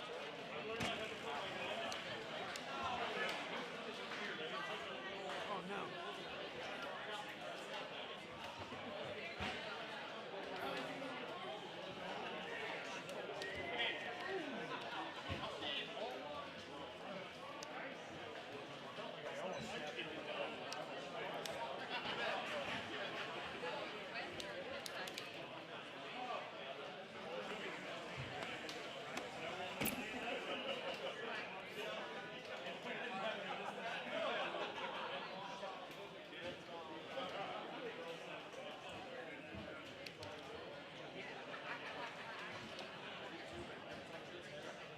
All right, with the 10 and a half, if you don't bite it, well, so you can't do backspin. You'll hit the tree.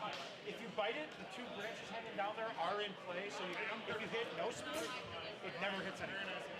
Yes. The problem is with no spin, when you hit short, it has a big left kick on the roll. So you got to have a pretty decent cut.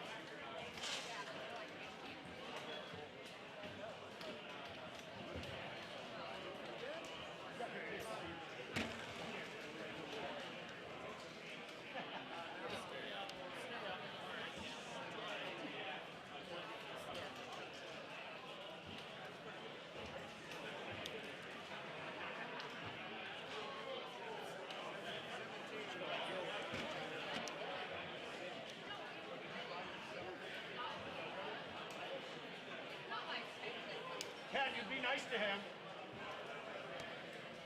Okay, you treat him good. There you go.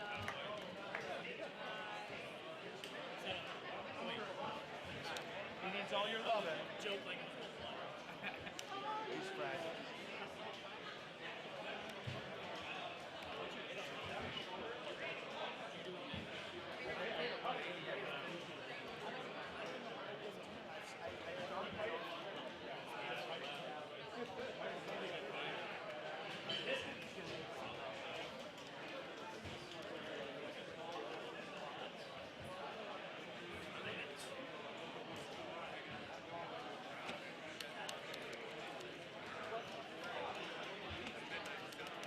yeesh, let's take that.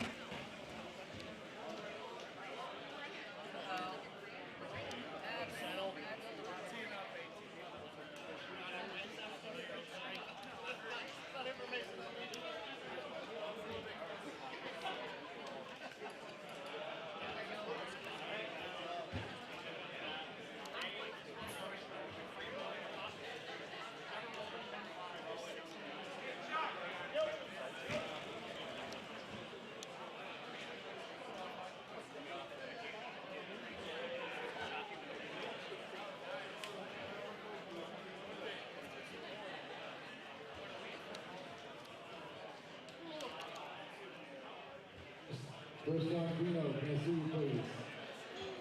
First one, Dino. You're playing right now.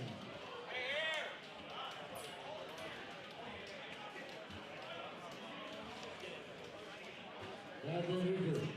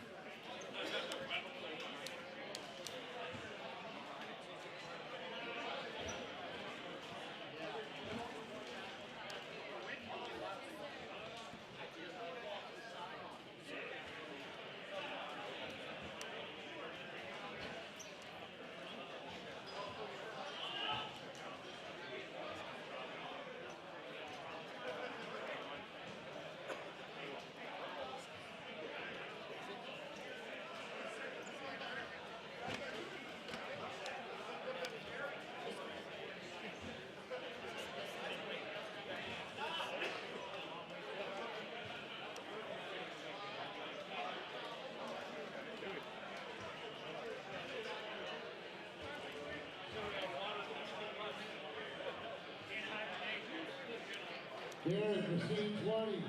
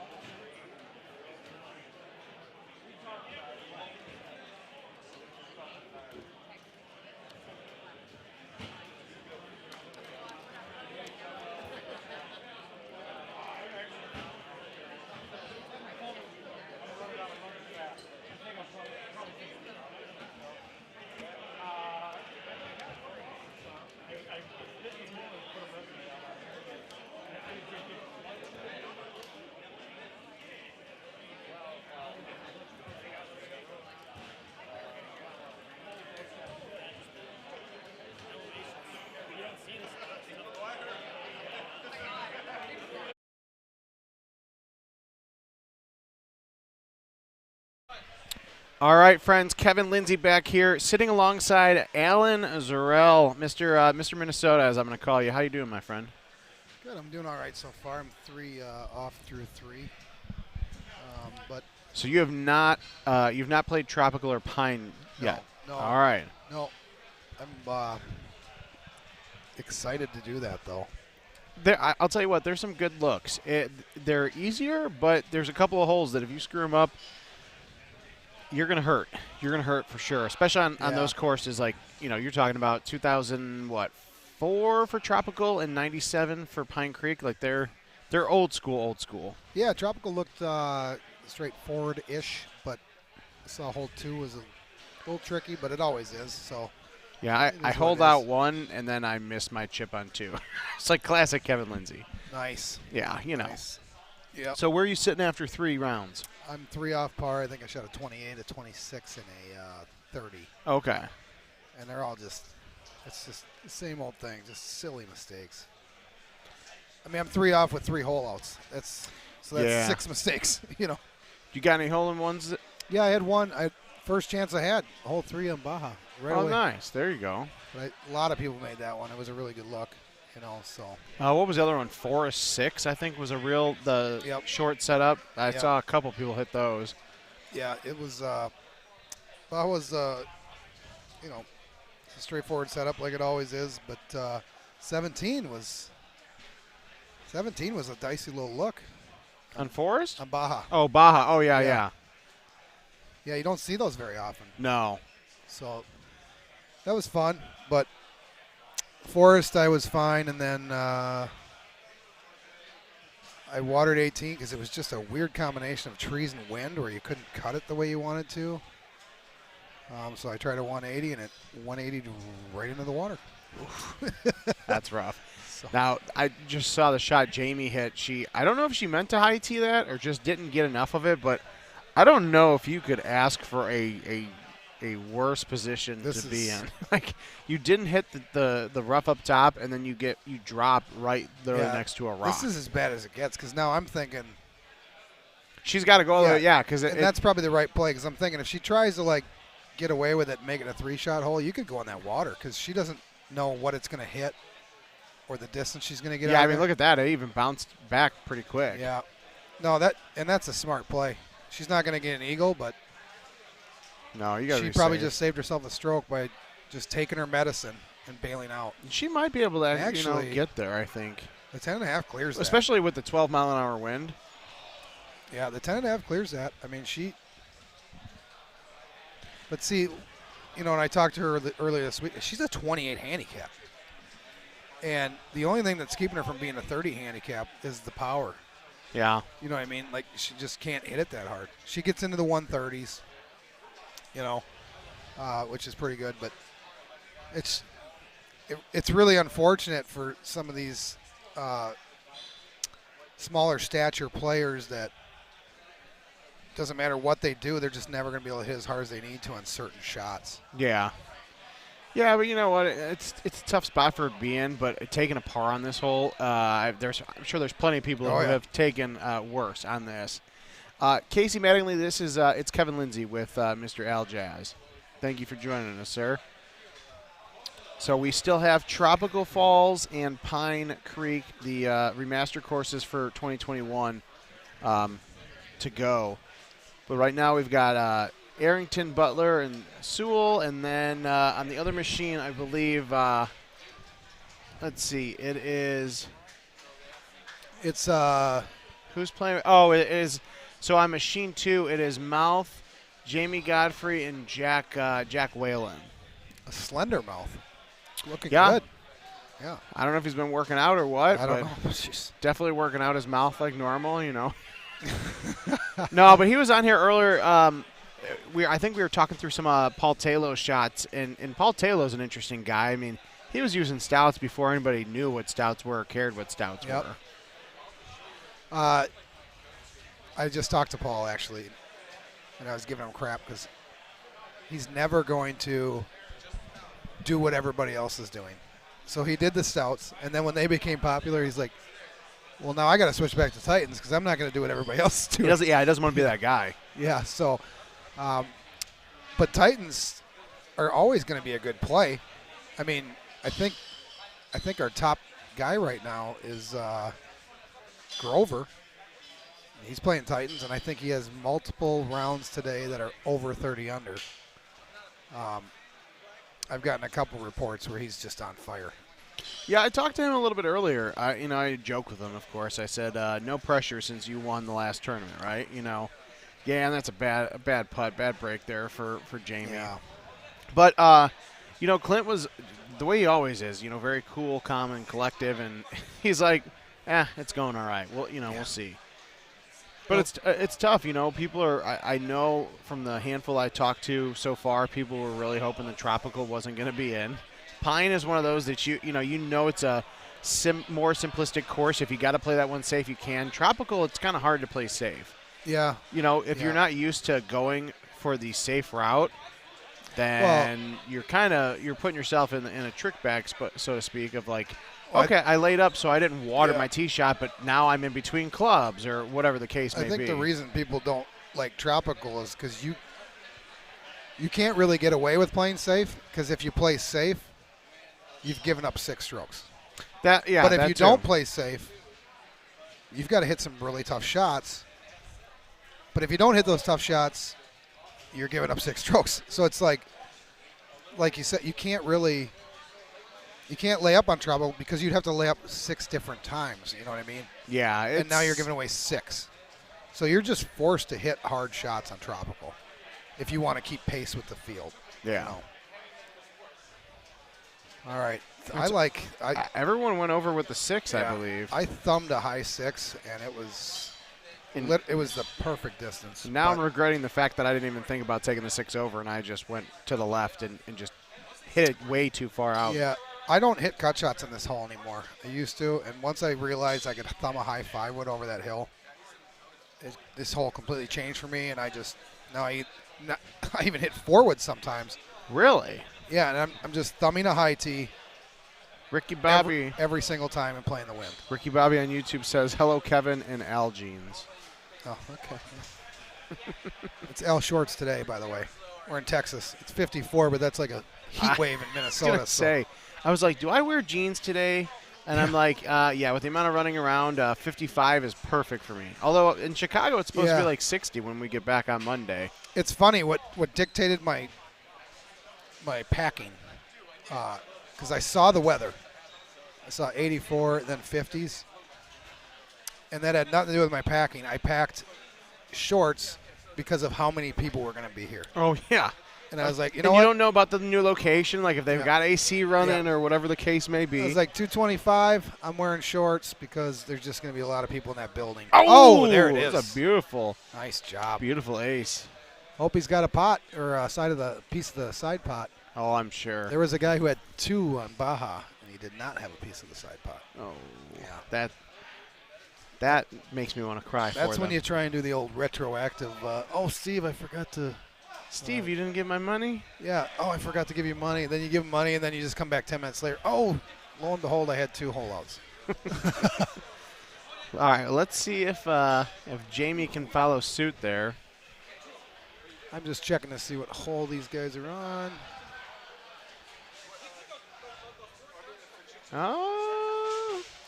Oh, she had a decent line. Wind didn't do too much for her there. I think she might be stouting it. So have you ever played with Jamie? I have not. Man, I went to the PNWO or whatever they call it a couple of years ago. Pacific Northwest Open. Yeah, 6 years ago. She came to the Minnesota Open once, and I played with her a few times. I played with her this morning. She played 1 through 5 with us. And, like, we asked her to play. She didn't have to play. She's totally worthy. Like, there's no reason she shouldn't play with us. You know, she shotted 4 times in that game. She's a great player. I mean, she's just so under the radar because she doesn't say much. And I mean, to me, she's the best woman player of all time. She honestly is, in my mind. You know. Yeah, we're starting to see a lot more, not just show up and hang out at the tournaments, but playing them too. And, they've got the women's tournament in Florida next year for a world championship spot for the following year. So it'll be interesting to see, who shows up for that. Well, Christina Guffey's here, and she, her husband plays Billy Guffey. Yep. And I talked to her today, and the whole time, up until yesterday, she planned on coming by herself. She was going to come anyway, and then Billy got freed up from work, and he came with. Oh, good. And to me, that's really encouraging where you have women that are going to come by themselves, like not just as a sidecar to their husband, you know what I mean? That just really tells me that, they're getting into this, and ain't nothing wrong with that. No, that's exciting. Makes me miss my redheaded best friend, from the Carolinas. Yeah, whatever. What's she had a her and the hubby had a baby, so I think I haven't seen Chris in a long time. Yeah, you'll start seeing those guys back more. But but Florida Open next year, women's only, ladies only tournament here for power events. So that'll be a lot of fun. So when is that going to happen? So you're going to still have your handicap tournament and all that? I think it's pretty much just going to go on alongside Sunday with the main event. But what if one of them makes the cut? They'll do both. So they'd be able to play them both? Yeah. Nice. All right, Mr. Ford Frey, thanks for joining. Good to hear from you from Southwest Florida. RB in the house. Yep. A lot of familiar faces. Make sure RB, I'll hit a full in your honor today. Make sure you guys are sharing, whether you're watching on YouTube or on Facebook, make sure you share that video. If you're on Golden Tee Fan, make sure you run to the Golden Tee Golf Facebook page and share that post. Get people watching. It's been, I'll tell you what, it's 4:45. It does not feel like that to me. Now, granted, I'm not grinding and playing today because I already qualified, but I can't believe you just said that. I looked at the clock. The last time I looked at the clock, it said 1:37, and that felt like 10 minutes ago. I mean, it's going by pretty quick, though, at least for me. Yeah. I think people are moving along okay. We had a little snafu at the beginning because we got a lot of new players, that don't have the tournament experience. And I think we had 17 of them. They played live Baja instead of the lock conditions, but that actually got sorted out without much of an issue. I'll say minor blip in the road. Yeah, and we've moved along pretty good since then. And then we got everybody in this building has 2 matches tonight. Yeah. So I'm in pace myself mode. No, that's good. That's what we said earlier when we signed on. I was talking with Eddie G, and it was like, take it from us who've been around for a little while. If you're new to this, don't get overly zealous and excited. You got to be careful, especially on a tournament weekend like this where hey, qualifying's over. You Yeah. got half an hour to have a couple drinks, order some food, have a smoke outside, whatever you got to do, and then boom, matches start. I've been offered a couple shots today, and I've declined them because I'm like, I got to do this for 9 more hours. You know, Yeah. like I'll have a beer here and there, but you can't. Don't get ahead of yourself. Yeah, and I think once match play starts, you'll kind of be able to, especially on the stream, tell who's got who listened to that Yeah. advice and who didn't. Yeah, this weekend especially. I mean, they all are, but this one's a little trickier with the earlier start times and the longer days because we got 2 tournaments. But it's a battle of attrition, and if you haven't been through it, you know, my first few times here, I would say like 2013, 14-ish. I was playing matches at the end of the night, and I was in no condition to be doing that. 'Cause there was times in the past where we didn't know that Right.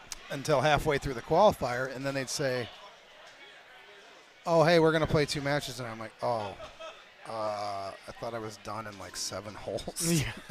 Oops. Yeah. So, but that's the way it works. I mean, Steve runs the tournament, and you got to be ready for anything, you know. So.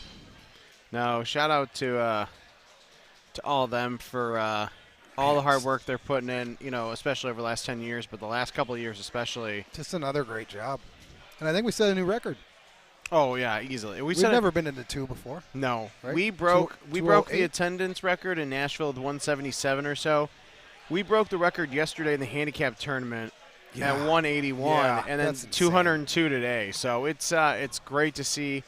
You know, there's too many people to list out, but there's so many people that helped out with this tournament. You know, Shane Marks, I know, shout out to him because he helped bring the location as part of this, and I know they're very happy with it.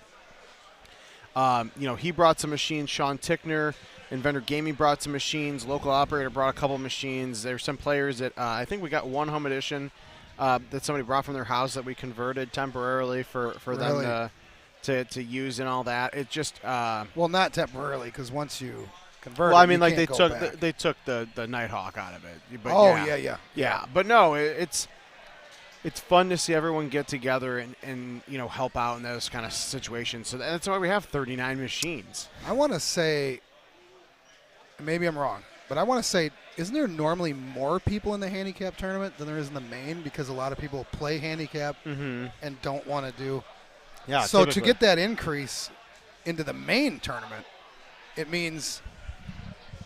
either means people had so much fun last night that they're like, well, screw it, I'm just going to get in the main tournament because I had a great time, or we've just got more people than we know what to do with. I think it's a little bit of both, honestly. You I mean, know? there's so many, you know, especially if people are traveling and they're like, well, I already came out here. I might as well get in on it.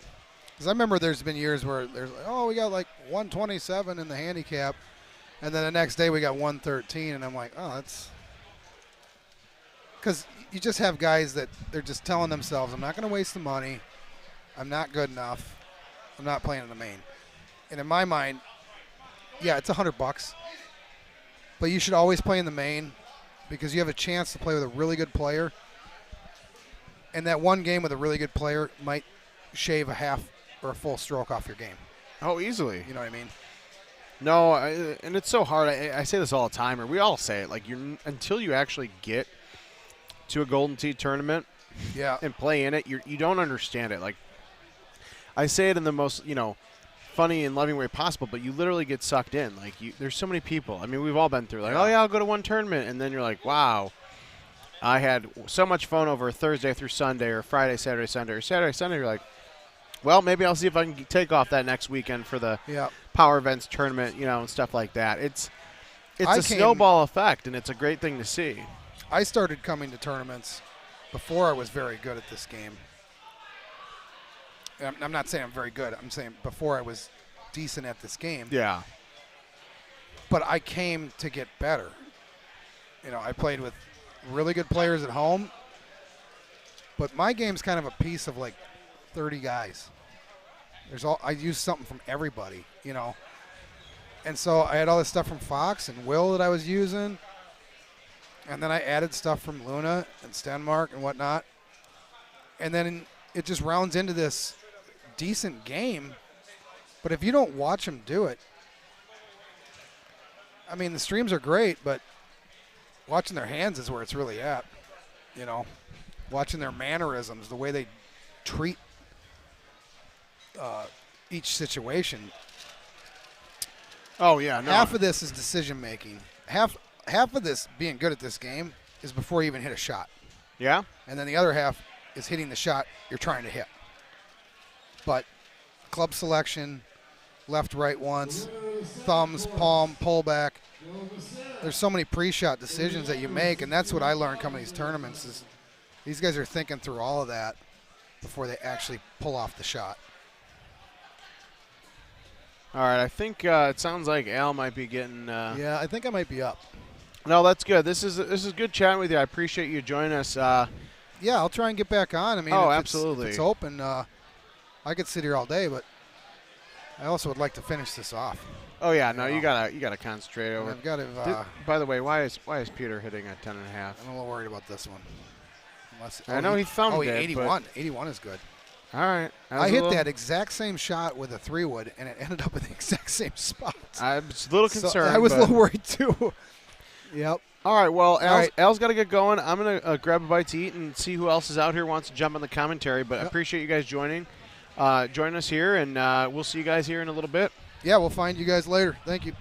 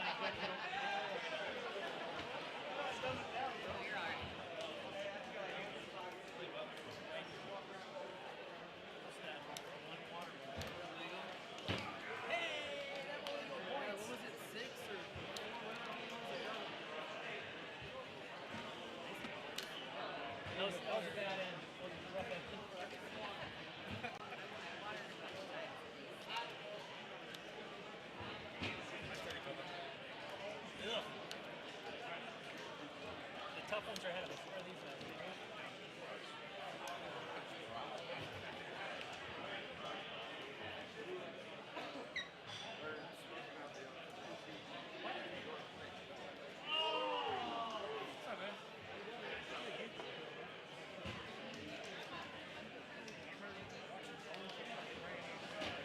John, are you on your last course already?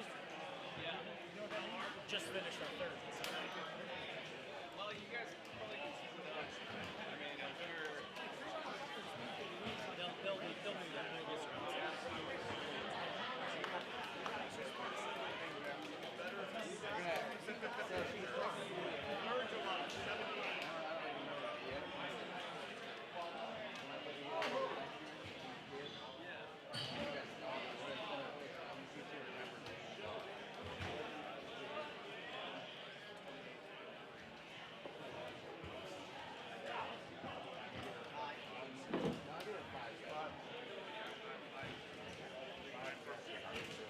But on my end.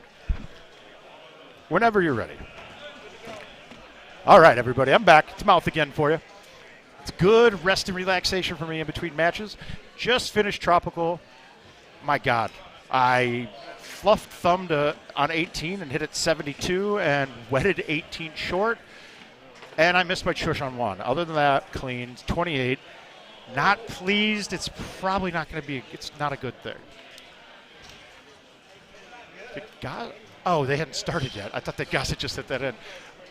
They're going to Tropical too. Let's see how they go. It's actually a really easy question.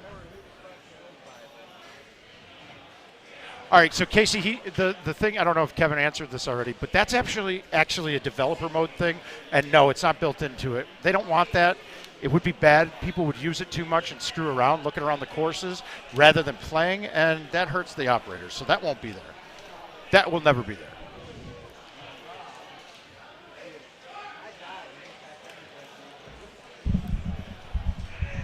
Oh, hey, Andy's jumping in too. Hey, we got... Yeah, I can play Pine a bit. Andrew, it's the whole thing. I'm not, my thumbs are just so not confident. I can't hit it where I want to hit it, where I normally can. I mean, having that much less power in my thumbs is costing me. My shot points are nil. I'm not getting enough shotties at all. Yeah, I'm actually scared. If I have to play in the purple bracket, that's a 64-man bracket. I'll never get a chance to rest at all tomorrow if that's the case. I think that already might be the case. I was thinking about this, right? So everybody's going to play 2 matches today, right? Yes. So we're going to lose a quarter. Some people are going to, 25% of the field. Yep, 25% of all the field will be gone. Yes. And you know what's funny is the old Halo circuit that I used to be a semi-professional, professional player on. That was the same way. How that ran. They would rip through. They would actually rip through a larger portion of the bracket until it was down to semi-pro and pro play, and those would be the only people that would play. We call it Championship Sunday. Okay. So you try to make it to Championship Sunday. So. And this is a little bit different because we have the 2 tournaments, but typically right. You don't. Okay, so we're going to tournaments, and this is how it plays out. The bar's adding money, so we have a bigger prize pool. Right. So if people were eliminated on Saturday, and they left and didn't come back Sunday because they're out, well, that's not good for the bar to add the money. Right. Now, stuff like if we're at TOC, where it was at the Expo Center where they're not getting added money, then it's okay to do that and have people get out. I still think most of the guys would come back. Oh, no, here I don't think. I think everybody that's here planned to stay through Sunday anyway, so... But plus we got the projector feed in the room, which is atypical of our normal setup here, so the environment's a little bit better if you are going to be sitting back, watching, entertaining that way. So that's a little bit cooler, I think, and that works a little better. For the field. But even this, we lose a quarter of the field. If that quarter of the field, most likely that gets knocked out tonight. I mean, there will be a couple in the main that are going to be shocks. Sure. But they're typically the people that are in the late night, in the PEGT tour, the actual Top Gun Little Gun. Right. So those people aren't going to come back until before the Top Gun Little Gun. Yep. So the bar's going to lose out on that revenue. Now, luckily, I know it's not that big of a deal because they lose out on revenue on Sundays and then we tear it up Sunday nights. That's right. And Absolutely. I don't see anybody going home. There'll be a big comeback Sunday night, that's for sure. Oh, yeah. So one thing I don't remember from last year, is there a qualifier for the big gun, little gun? No, so that's just your points. Pre-seeded your just points. off of points, yeah, right? your points are. If you guys check out PEGTtour.com, you'll see how the point standings there. They'll update as players get eliminated. So as they get eliminated. So there could be changes up until the finals. You have to attend 2 tournaments during the year to be eligible. Right. This one, it's 2 tournaments over from 2020 as well because there were 3 that happened then, and then we had the full. So this prize pool for the Top Gun Little Gun is going to be something fierce. It's flexed, yeah. It's going to be nice. It's going to be nice for everybody who's in attendance. I think we added it up. Get yourself a little nice portion of that prize pool there, buddy? I'm hoping to. I do okay in that tournament.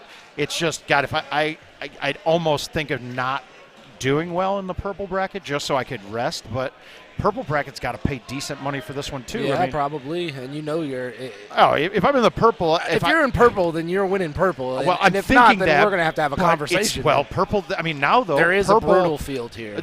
Purple bracket, it might actually be a harder win to win purple. No, come on now. Okay, no, come on, justify that. Double amount of players in the bracket. I have to win. So you do have to win more games. You have to win more games. But the quality of players is it is down, right? It is going to be down. But it's not like you're going to get about right? 5 to 6 people that should have been in Maine. Right. So there's going to be 6 to 10 total of people that you. There's going to be some snipers you're going to have to get past. And really, if you look, the purple bracket cut isn't going to be much. It's only going to probably be like 5 strokes worse, which means that those guys are all capable of shooting a clean round. So you you get a top player in that. The pressure is all on them every shot. You're expecting yourself to win. Yep. I think I've been into 2 purples since PEGT. One was a Chicago one, and once that one I was deathly ill. I was so sick, and I ended up winning. But in the finals of purple, I played a guy who's a really good player, but who was a good friend of mine that we used to play 1,000 games a month together. Right. So he didn't normally. If I'm in a purple bracket, I get people who look at it and go, "Oh shit, I got to play mouth in the purple bracket." Right. But this was a guy I played a ton of games with. There was no one. He ended up pressure. winning one game and then going, and then the other one was the Houston Holiday Classic, where Fox and I both ended up in the purple bracket. Oh, yeah. Fox knocked me out of the purple bracket there, and then we went to the finals of Player of the Year against each other. Right. So that was, and I blew that one. But blowing those games this was the end of a 36-hour marathon of Golden Tee that I played. Yeah. I mean, and having to be that whole time, I found any kind of pick-me-up I could get, and then it was vodka Red Bulls when there was no pick-me-ups left, and now I'm drunk. I'm drunk. Right. You're hossing, but not in the good way. No. It's funny. So if you guys don't know what hossing is, it's basically falling asleep sitting up or standing up, and I mean he just goes out cold. Just 1 minute, just head down hoss, and we all laugh at him. Do you know how many bad decisions that would have saved me from making if I did that? If I just passed out when I got too drunk? That's probably true. I get to the level where he's hossing. You seem like you and I want to go grab and go do other things. You go on adventures. King and I tried to go rent a helicopters because we wanted to. We tried to go rent a helicopter all drunk because we wanted to be Wolf of Wall Street. Right. It's a different thing. Andy's asleep and I'm out just still drinking. It's stupid. See, the funny thing is, though, is like 30 seconds before he passes out, standing at the machine, he'll still be putting it. He'll be shot points. Yeah, he'll be putting it on. It's for some of us that have that. Some do not, though. I've noticed some guys do not do the same amount of quality gameplay when they're really knocking them back. And one of the couple years ago's Sussex tournaments, I like Sussex because I'm good friends with Stefan, and it's a safe environment, so we do way more boozing than we probably should. Oh, yeah. But I was talking smack to Andy Fox, who was sober, and I was basically not. Yeah. And it was, I you don't say. They made a running tally of what I was down, and I think I lost like $900. But the funny thing was, I was literally falling down. Wiggers took my clothes from me. Like when I fell down, he ripped my pants off. Oh! And during this whole time, I think I shot the cycle that Fox and I played, and I was like 2 off the whole cycle. And Fox shot like a 5 better cycle. But it was like playing hammer didn't hurt me too much. He just was on. He was on his game. Yeah. But it's those times. Some of us can manage. Some of us can't. And nowadays, as getting older, I can't manage like that. Rhino, we're all doing great. Good to see you, buddy.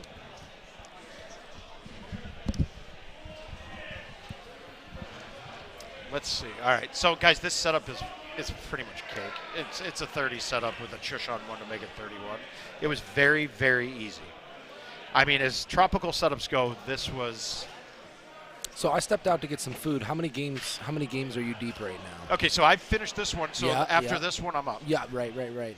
So what do you have 2 more left then? No, I finished this one. I just have to play Pine. And then I'm done. Okay. So right on. Let's look at the live leaderboard for this tropical.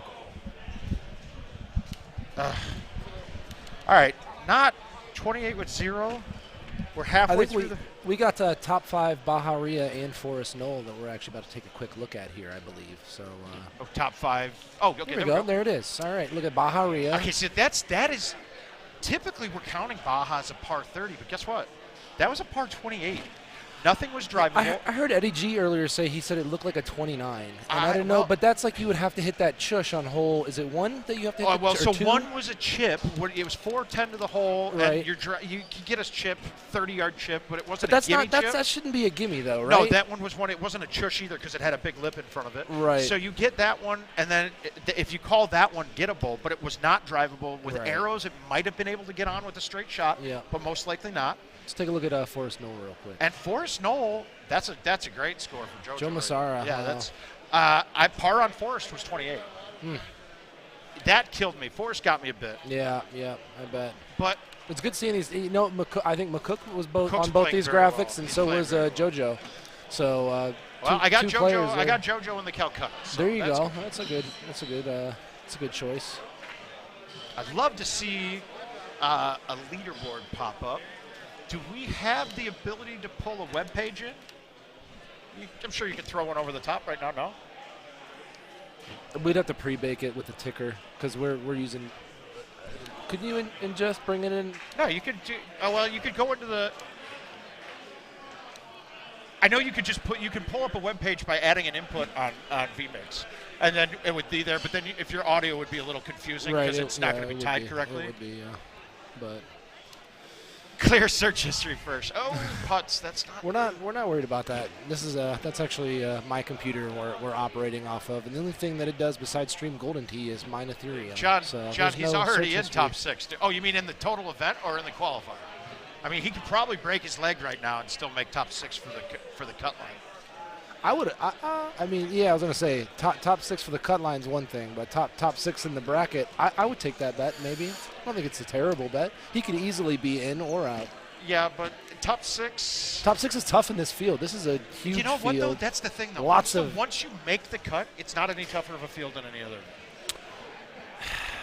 You say that. It's not. You say that, but from someone who's watched a lot of Golden Tee, oh my God, I can't believe that didn't die. Yeah, that was not good. All right, so if you guys are hitting out of this heavy rough, I play it to here too.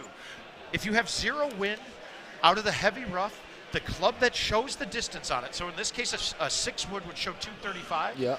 That club will be perfect distance if you hammer it with backspin. Okay. And hit it straight. Now you got a little outwind here, so you get a little even more. So is he going to be? So he's going to be short. He's going to be long. No? He went up to a 4. Oh, I'm sorry. Now, if you don't hit it hard out of the heavy rough, you lose some of the spin from it. Yep.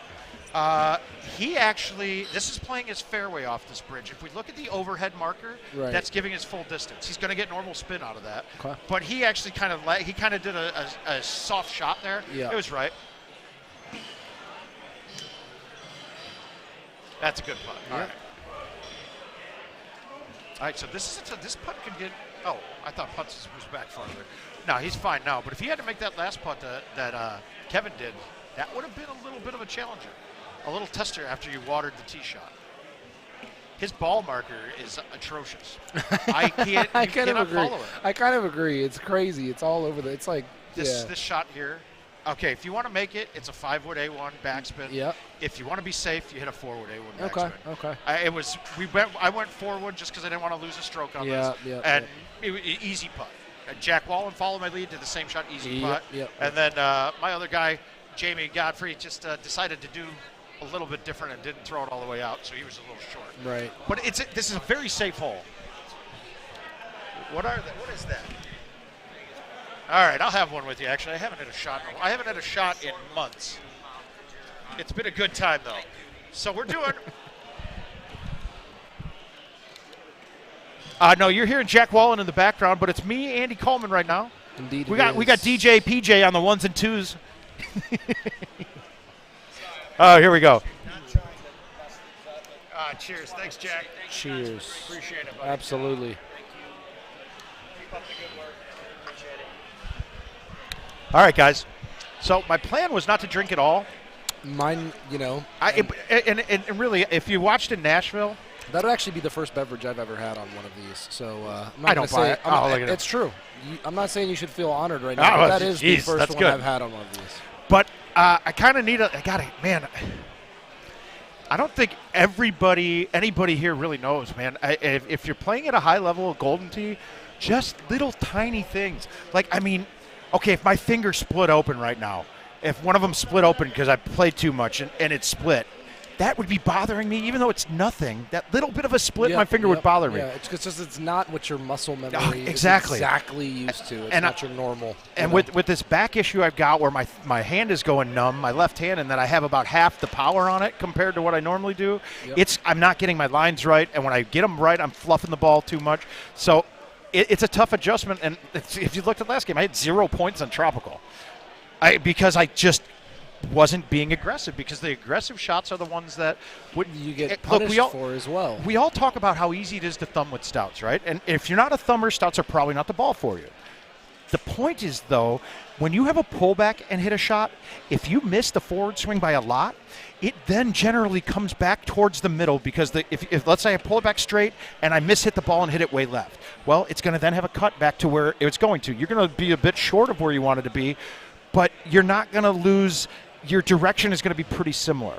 Now, on the other hand, if you're thumbing a ball and I don't have a pullback and I thumb it and I spray it really bad, I am going to be very far off my initial line. Yeah. And when you're thumbing, that's like me when I try to thumb it. I spray it like every time. Right, and it's a tough thing to master. But if you can get good at thumbing and you're playing stouts, the game can become very technical. And now with the PGA version, you're going to see on the tee boxes there's a grid base now that's going to come off up on the tee box. Whoa. And that grid is going to be doing pretty good. John, I'm hurting a bit. I'm doing okay. I think that my all the prednisone that I took for my back and such has gotten this pseudo gout attack that I was having since last night. That's kind of under control right now. Too much gefilte fish? Or But well, no, mine it's pseudo gout. Like I don't. Okay. My uric acid levels are fine. Pseudo gout is like your body makes calcium crystals and deposits it, and that colchicine stuff that they give for gout doesn't work on calcium. So it's a little different. Typically, prednisone gets me by it pretty quick. But since I got all these other issues in my body, I just don't know if the prednisone's getting divvied up too far. We're going to take you to a shaman after all this. Yeah. We're going to go out to the desert and get you healed up. Okay. Get you ready for Worlds. I know this sounds terrible, and I'm not rooting against anybody, but when I'm watching people miss some of these shots, I feel a lot better about my game. I do. Yep. All of a sudden, maybe purple's not necessarily going to be the place. If I come up and if I pop a decent 26, 27, 28 on Pine, then we should be okay. We're going to be watching it for sure. I'll be watching very closely. Yeah, I'm making it through, and what we're going to use this weekend for me, this is since as much as World Championships a higher pot for us, but I mean, I'm going to say, let's say it's $50,000 to first place. Yeah. No, you can't win $50,000 at one of these right now. Right. It's honestly though, there's $26,000 in the pot for the Player of the Year. Yep. Then we have $11,000 plus $204. We have $30-some thousand in the pot for this. Yep. Payouts go down quite a bit, but I mean, go spread out pretty good. But that's fantastic. Yeah. I mean, you get yourself in the Calcutta. That's how you build the circuit anyway. Is kind of spreading those payouts a little bit, and the people who are in the lower brackets can get some shine as well. That might be okay. Oh, he went high. Did he? I can't tell if that's high. No, that was high T for sure. So that this was bad as soon as it left. This shot is fantastic though. He had the right club. The forward. For those watching at home, if you see the dark green tree that's in the barely part of his view, right? When you're at the setups, where in the boxes out here where we have this kind of angle in, the forward with biter backspin will clear that tree. Yep. And there's a tree branches above the screen that we can't see right now that it will stay under. So this is going to be long then. No, well, all the guys on my team on my machine, it was a full C with the forward and just smoothie it out a little bit right. You can almost go straight. Now, if you do the same shot with the 5-wood though, the 5-wood with biter backspin, you have to play it out around it. And when you have a big crosswind going left and right, it makes it a little bit bit tougher. You know what I mean? Now putts. There's no way I can't. For him, he plays a lot of fulls. For him, this should be a straight turn right, one turn, full C straight to 2, and he's putting this pin high. Boom. And it should be a 4. The 5, if you do the full with the 5. Now I don't know. He's going to though. But I don't know what balls he's playing. He might be. He's looking at the 3 right now. I think distance-wise, this looks like he's playing Titans. Matt, I fluff thumb to 18 with these weak-ass thumbs of mine right now and watered it, so otherwise I shot a 28.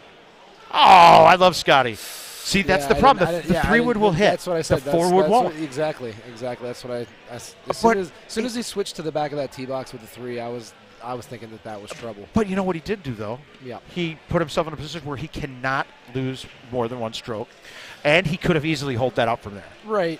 But it's still, I mean, not the worst turn of events, but definitely still subpar regardless. And I don't think, this is definitely gettable, but it's by no means I would call this a gimme. Okay, so luckily, like the guys on my machine, I saw the shot right when I saw that look. Yeah. I did my 2 turns. I'm slightly left of the hole. I got wind blowing back left to right, so I know it's going to come back towards the middle more. Right. And I didn't even think about it. Nope. Full C, forward, bite, and then everyone else on my machine, because they watched. Followed suit. They watched. Followed suit. Oh, shit, I can't mess this up. He pulled it all the way to C and hit it straight. Exactly. Boom. I can do that. And that's the thing. Even if you pushed it left or right, it would have been fine. Yeah, it was, though. I missed a chush on one. This hole, I have no idea. I missed this one by about, I don't know, 2 horsehairs. Ugh. You hate to see it. Yeah, and now this is, the sandwich for me is only a filler club. Going from sandwich to 9-iron, that's too big of a gap for a lot of these courses and how the par 3s line up. Nicely. Going for the G wedge here, if you put the G wedge in your bag and then a 9-iron, we're going to assume that most of the top players at these events are not carrying a lob wedge, and they shouldn't. They really shouldn't. There's no reason to. And pardon my French mean, here. it's not that there's no reason to, but it's not worth sacrificing another club for it by any means. Pardon my French here with this, Go but ahead. the lob wedge is what we call in case shit happens club. Yeah. You're not going to use it to save your score. Exactly. If you have to use a lob wedge, you probably already screwed up. So that it's already done. You need to focus on playing optimal with your bag and not subbing in things to make up for. Don't plan to have mistakes in your gameplay. And it was an argument. There was a match that we had in Indy at one of Jason Kendrick's tournaments, and this was where we did best of 3 and best of 5. Yep. And Haas and I'm king of the hill, and Haas is still playing, but he got a break for going, and we're talking on commentary, and it was an argument that him and I got into with him. He's like, "Yeah, I have a lob wedge in all my bags. I just want it in case."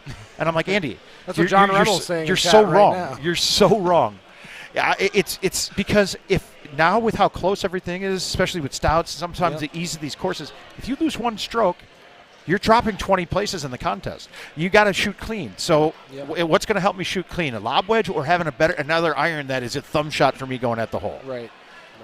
Now this one wasn't bad. I agree with you on that. That makes sense to me as a way to approach competitive physical play. Yep. There's very few times in Golden Tee that if you're having to hit a lob wedge, you're having a chance to make the shot. You're using it to get out of a bad situation. Right.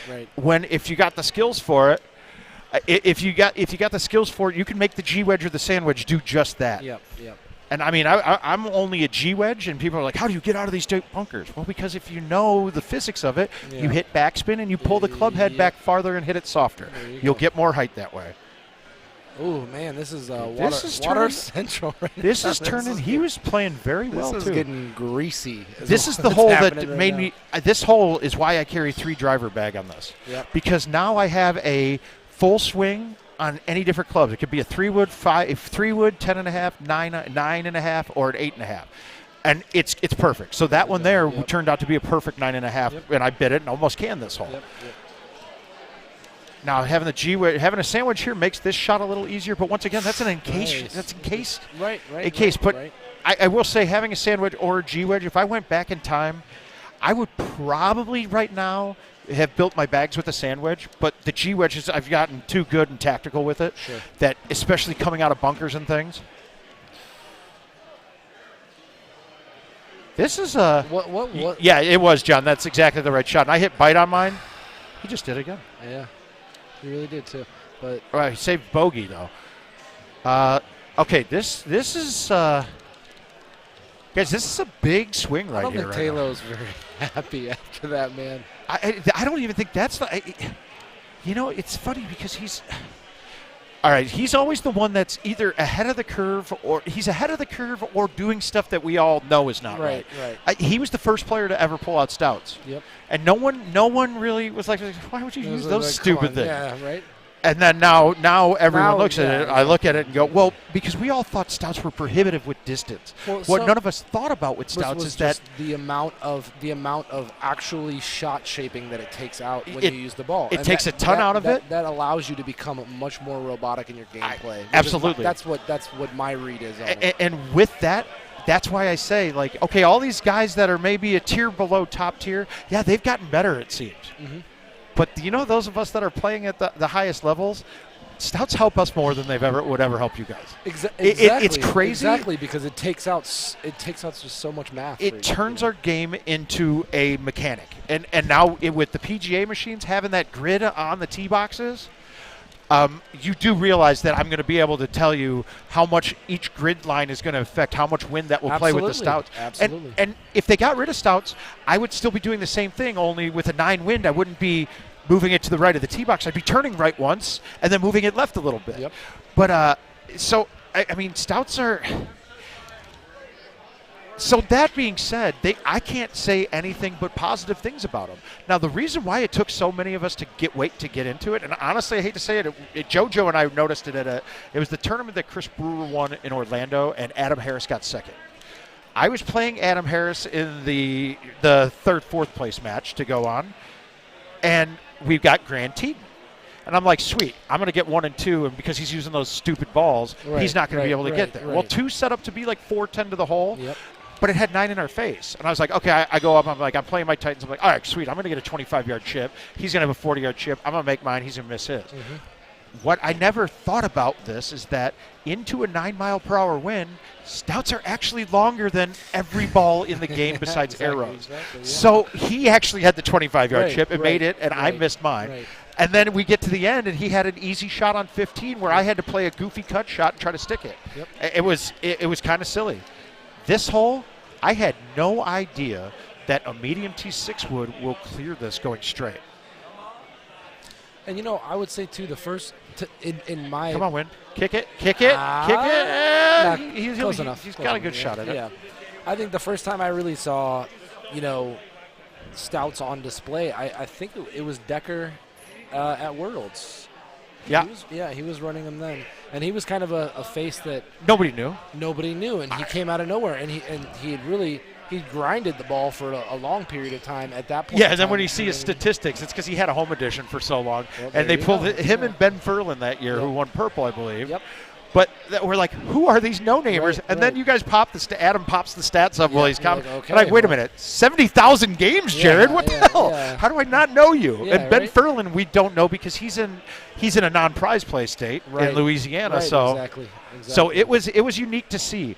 But man, But Putz he's just that one-offer guy. Like we watched Eddie Godfrey play games, right? Mm-hmm. And I'm telling you right now, guys, Eddie Godfrey's an amazing player. Don't ever do what he does. He does stupid crap over and over again, but it works for him. Exactly.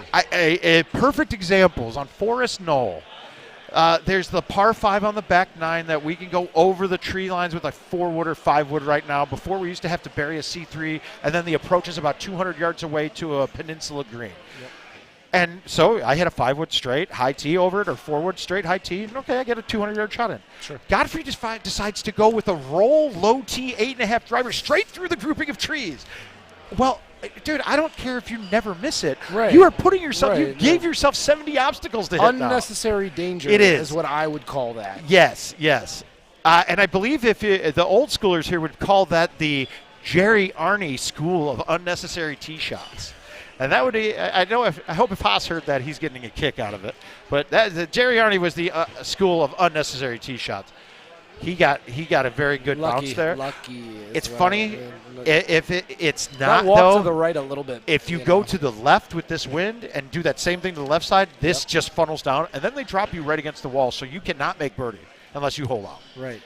Now I went high tee and went really deep with it. That's what I'm saying. Yeah. Yep. And now the drop is bad, so he's going to have to be smart here. Don't try to do something silly. I think Putt's probably. Oh no, he's playing. That's Titans, right? It's got to be. It's got to be. Well, we're going to see what the other guys. That wind moved it a little, but not.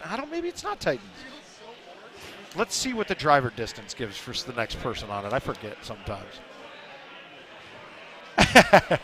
Yeah, I'm not. It's probably a negative why I'm losing weight so fast, John. So every time people are like, "Holy shit, where'd the other half of you go?" And I'm like, guys, I don't know. I don't. It's not. I have to know.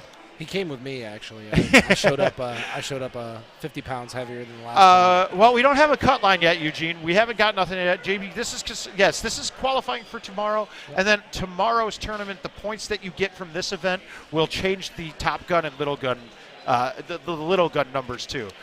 And most likely not going to knock somebody out that wasn't in, but it very well could, man. You could get some guys into the Little Gun. There's a lot of stuff that can happen before 4 o'clock tomorrow. I will tell you that now. My neighbor came with me to St. Louis, and we both got 13-16.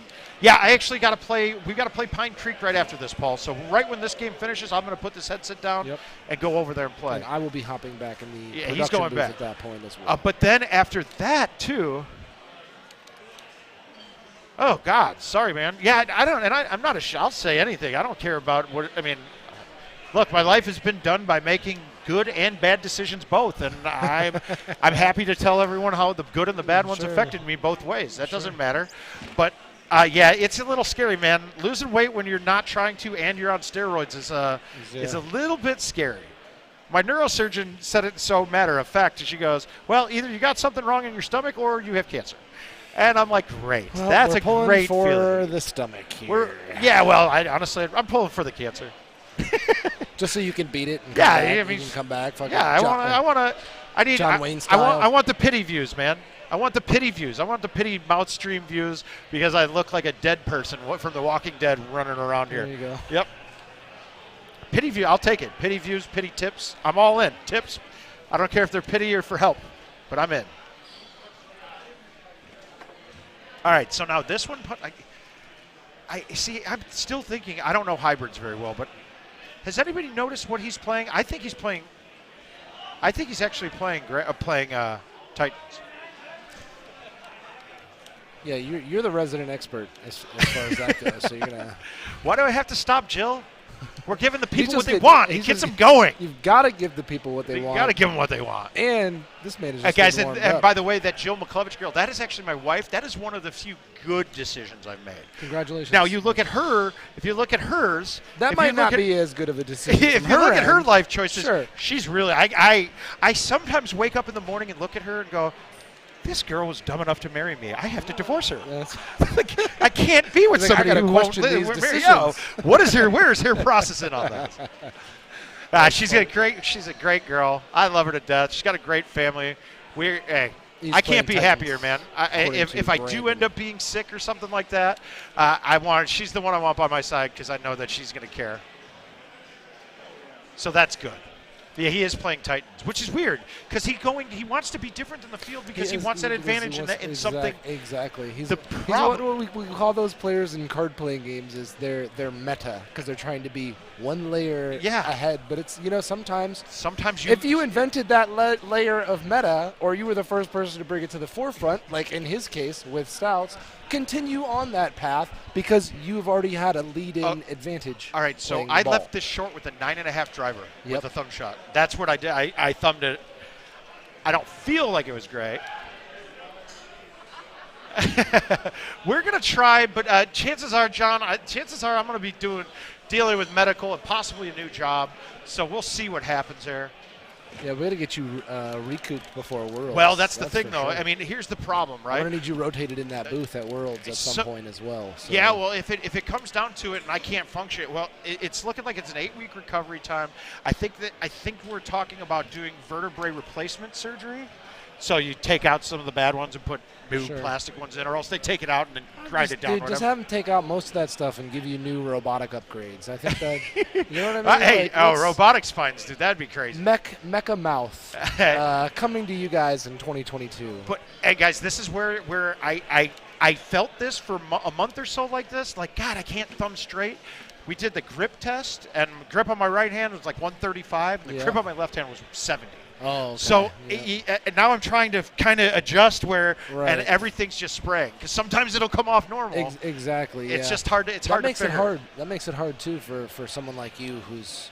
I try to be tactical with it. But once it gets into your mindset, you can't just relearn the entire. No. You know what I mean? And unlearn everything and then also relearn. Okay, so if we look, I think Baja was 28, maybe 29, but one wasn't there. Baja 28.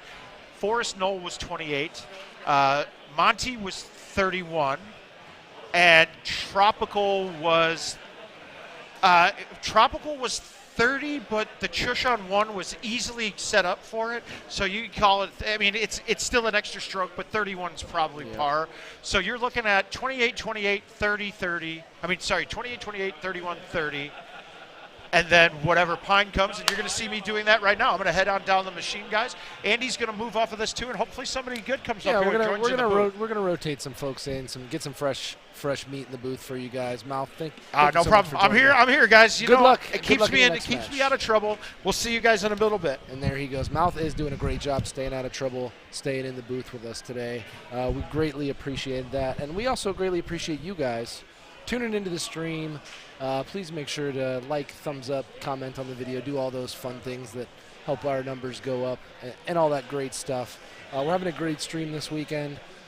We're going to be finishing off with qualifying here. We're going to go take a little bit of a break, populate these brackets, and we're going to play at least 2 rounds of tournament play for every player in house tonight. We will be bringing that stream broadcast action to you guys later tonight as well. So once again, this is Andy Kuhlman, Director of Esports for Incredible Technologies. I'm going to go find you guys some people a little bit more knowledgeable and entertaining than myself, and I'm going to hop out and hopefully get some fresh voices in for you shortly. Thank you, guys.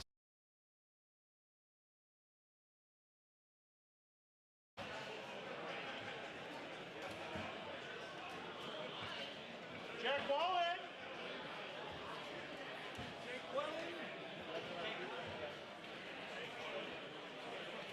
Hey, Aaron. I got the right card.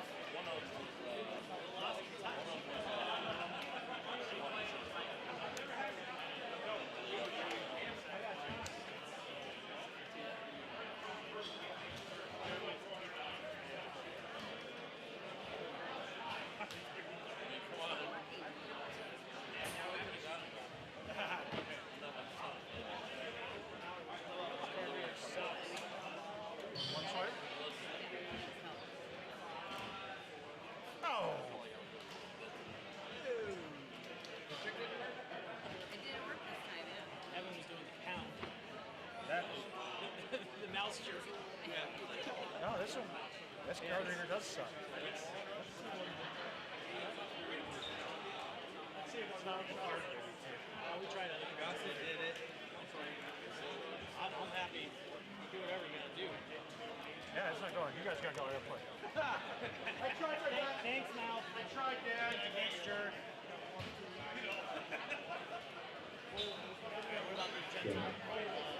Teddy Jones, right rush, he's walking around.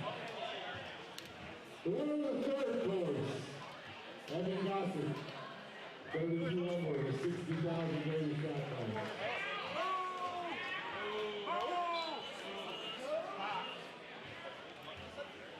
Gossett over by 15, go find it. 39. Yes. Ball page. Okay. Rose Smith.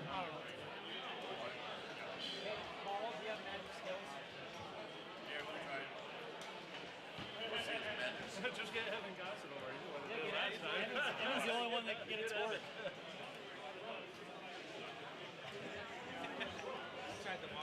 Cut line after 3 quarters is 82. Evan!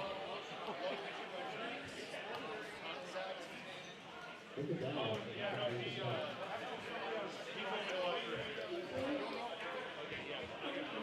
He told me I could have 3 of them. Luna couldn't do it, Mal couldn't do it. This is the World Championships. The World Championships. One swipe. One swipe.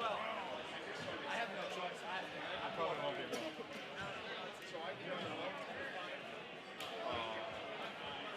What are you doing? Okay, but it was more difficult this time. Literally nobody can do it. I don't get it. I don't fucking get it. Tropical, right? You gotta pull up on the card reader and then swipe. Up on the actual reader itself? Maybe I wasn't bending down. No, like take the card when it's in, pull up on it.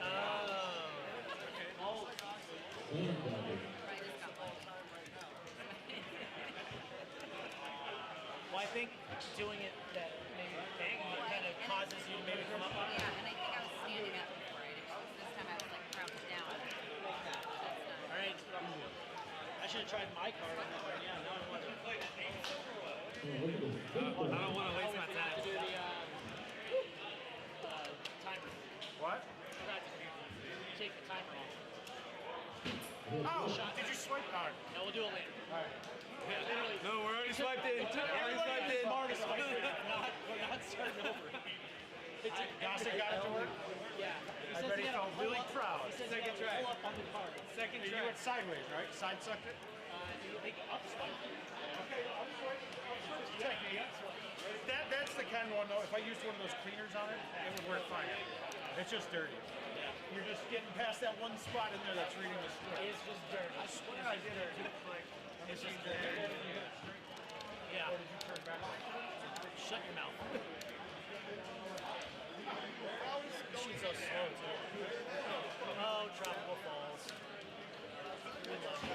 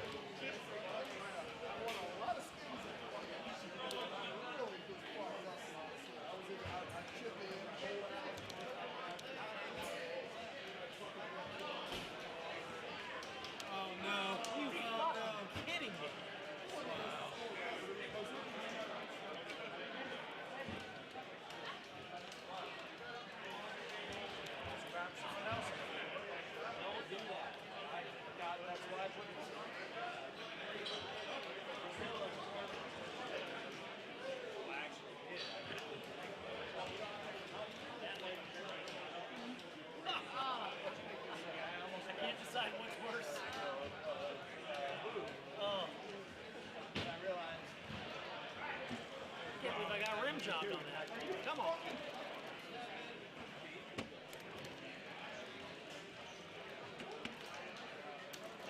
That looked out really hard too. Putting this off loop. It was kind of weird. Maybe I didn't hit it good. I don't know.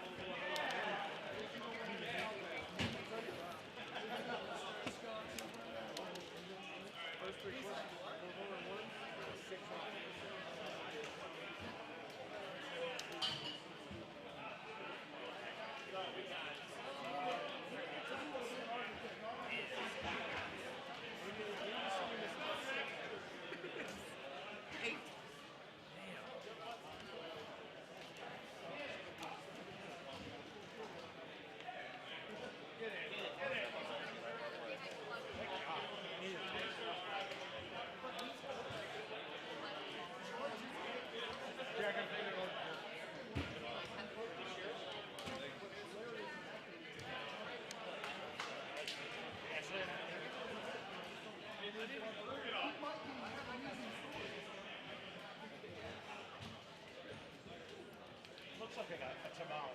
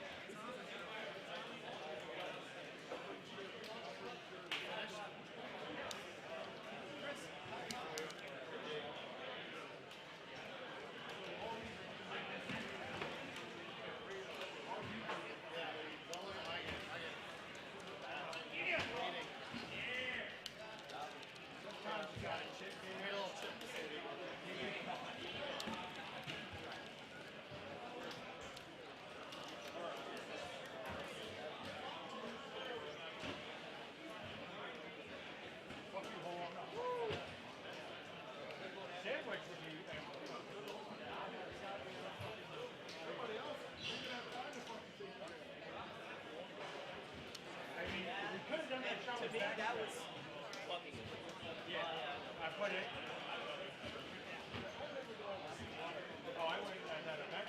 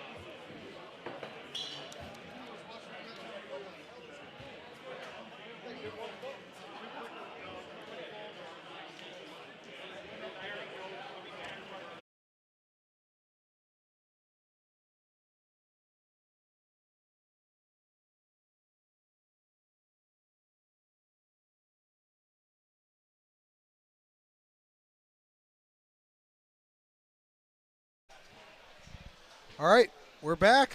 Here we go. We got a little Pine Creek action. Paul Anthony Looney in the house. Hi, how you doing, everybody? Oh, sorry. We got a little 5 hybrid chip here to start this off. That was an interesting decision. I thought he'd putt that. Yeah, he should have putted that. Yeah. But maybe he's a better chipper than he is putter. That is possible. Okay. I know guys like that. Yeah. And we got a svelte Mouth playing this game here. I saw Mouth had a few mess ups. I don't know what his score is. I think we all have. And you know what? it hasn't been the worst of setups. On Pine? Just the whole. Oh yeah. The whole qualifier's been pretty. Hadn't basic, been too bad. Honestly. You know what? Oh no. I think Baja had like the most for Baja the most difficult setup of all the courses. 17 was a little odd. 17. You know. Then you had the weird offset on 18. Yep. Jack Wallen hitting a shot here. This hole here, there's not a whole lot going on here, but I do like when you get the setup where you hit the 180, like a high 5 wood. Mm-hmm. Stress-free over the trees. Just straight over, yeah. Yeah. It doesn't seem to be coming up as much as it used to. No. It's always an A1 now. Yeah. Speaking of that, we're getting I think on Monday we're getting the mix of all tee boxes. Oh, okay. So there's no new ones, or is it? No, it's they're new, just bringing new, old. Everything is in play, and it's just random. Interesting. Yes, that's gonna. Yeah, we'll be maybe building some new bags in. And then 16 will on Onse will be like 18 of agave, where the pars will change depending on the tee. Yeah. So I'm excited for that. I mean, that's going to be fun. I mean, it's... If you're going to have new courses, you got to have wrinkles like that to keep it going. Mm-hmm. You know what I mean? So. Absolutely. Yep. All right. Well, you already played this. I did not. Did, yeah. How did it go? Pretty... I mean... I missed my chip on 18 for a minus 29, but other than that, it was pretty good. I switched to streaks because of hole 1. I didn't think you could get on hole 1 with stout, so I switched. Okay. And I have another bag that I use with streaks, so it actually worked out pretty well. All right, so that's interesting because I was going to say we're currently playing next to each other. You're done now, but I have one more left. And I saw you hit a 142 high 8 wood on Pine on 18. Mm-hmm. And it didn't get there.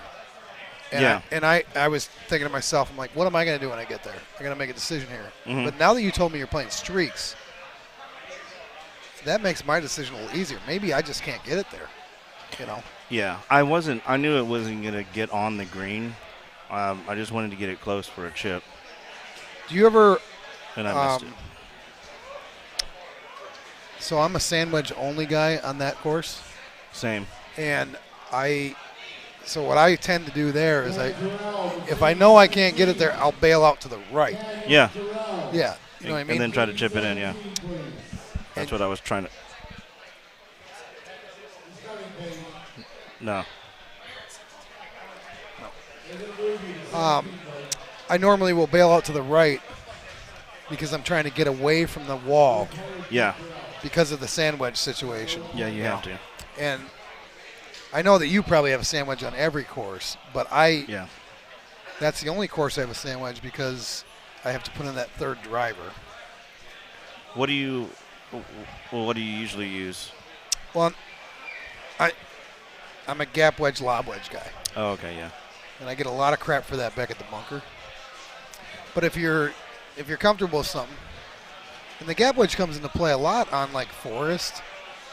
It's really nice having that 71-yard wedge. Yeah, I kind of miss that. Yeah. On number 5 or 6. But I just grew up on it and I've stayed with it. And but if you're super savvy, like you can pull that club out and get away with a sand wedge on every course. But I just don't do it. But on this course I do, and I worry about that wall on 18, the sand wedge. Oh, yeah. Because I have to pull it all the way back to get it up that far, and then I can't make it because I've got a short side, shot. So, I don't know. It's going to be interesting when I get to that hole, and I don't know where I'm at the cut line, but I don't think I can get that. What did you? I don't think I can drive that. Was it 13 in your face? Oh, no, I don't think so. Yeah. It's not there. How about the other one? The other one that's sometimes there. Number 12? Yeah. That one's pretty easy. Okay. It's a 10-mile-an-hour outwind. I just hit a high 3 wood. High 3 wood. Yeah. Wow. Okay. So yeah, we'll see what happens. But how do you think you did overall? Do you feel comfortable? Maybe top 5. Oh, really? Okay. Yeah, I know you didn't start. I know you started a little slow. Yeah, I lost 2 strokes early, and then. But you finished strong. Mm-hmm. Okay, good. Well.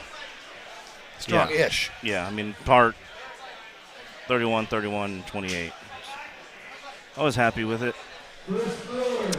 Yeah, I think the leader in the clubhouse right now is Clint Grover. I do too, yeah. Jeez, he's just. He hasn't messed up. Wow, he is just showing us about those Titans right now. Jeez. Mm-hmm. We'll see what happens. Impressive. We got 2 matches tonight. Yep. Right? And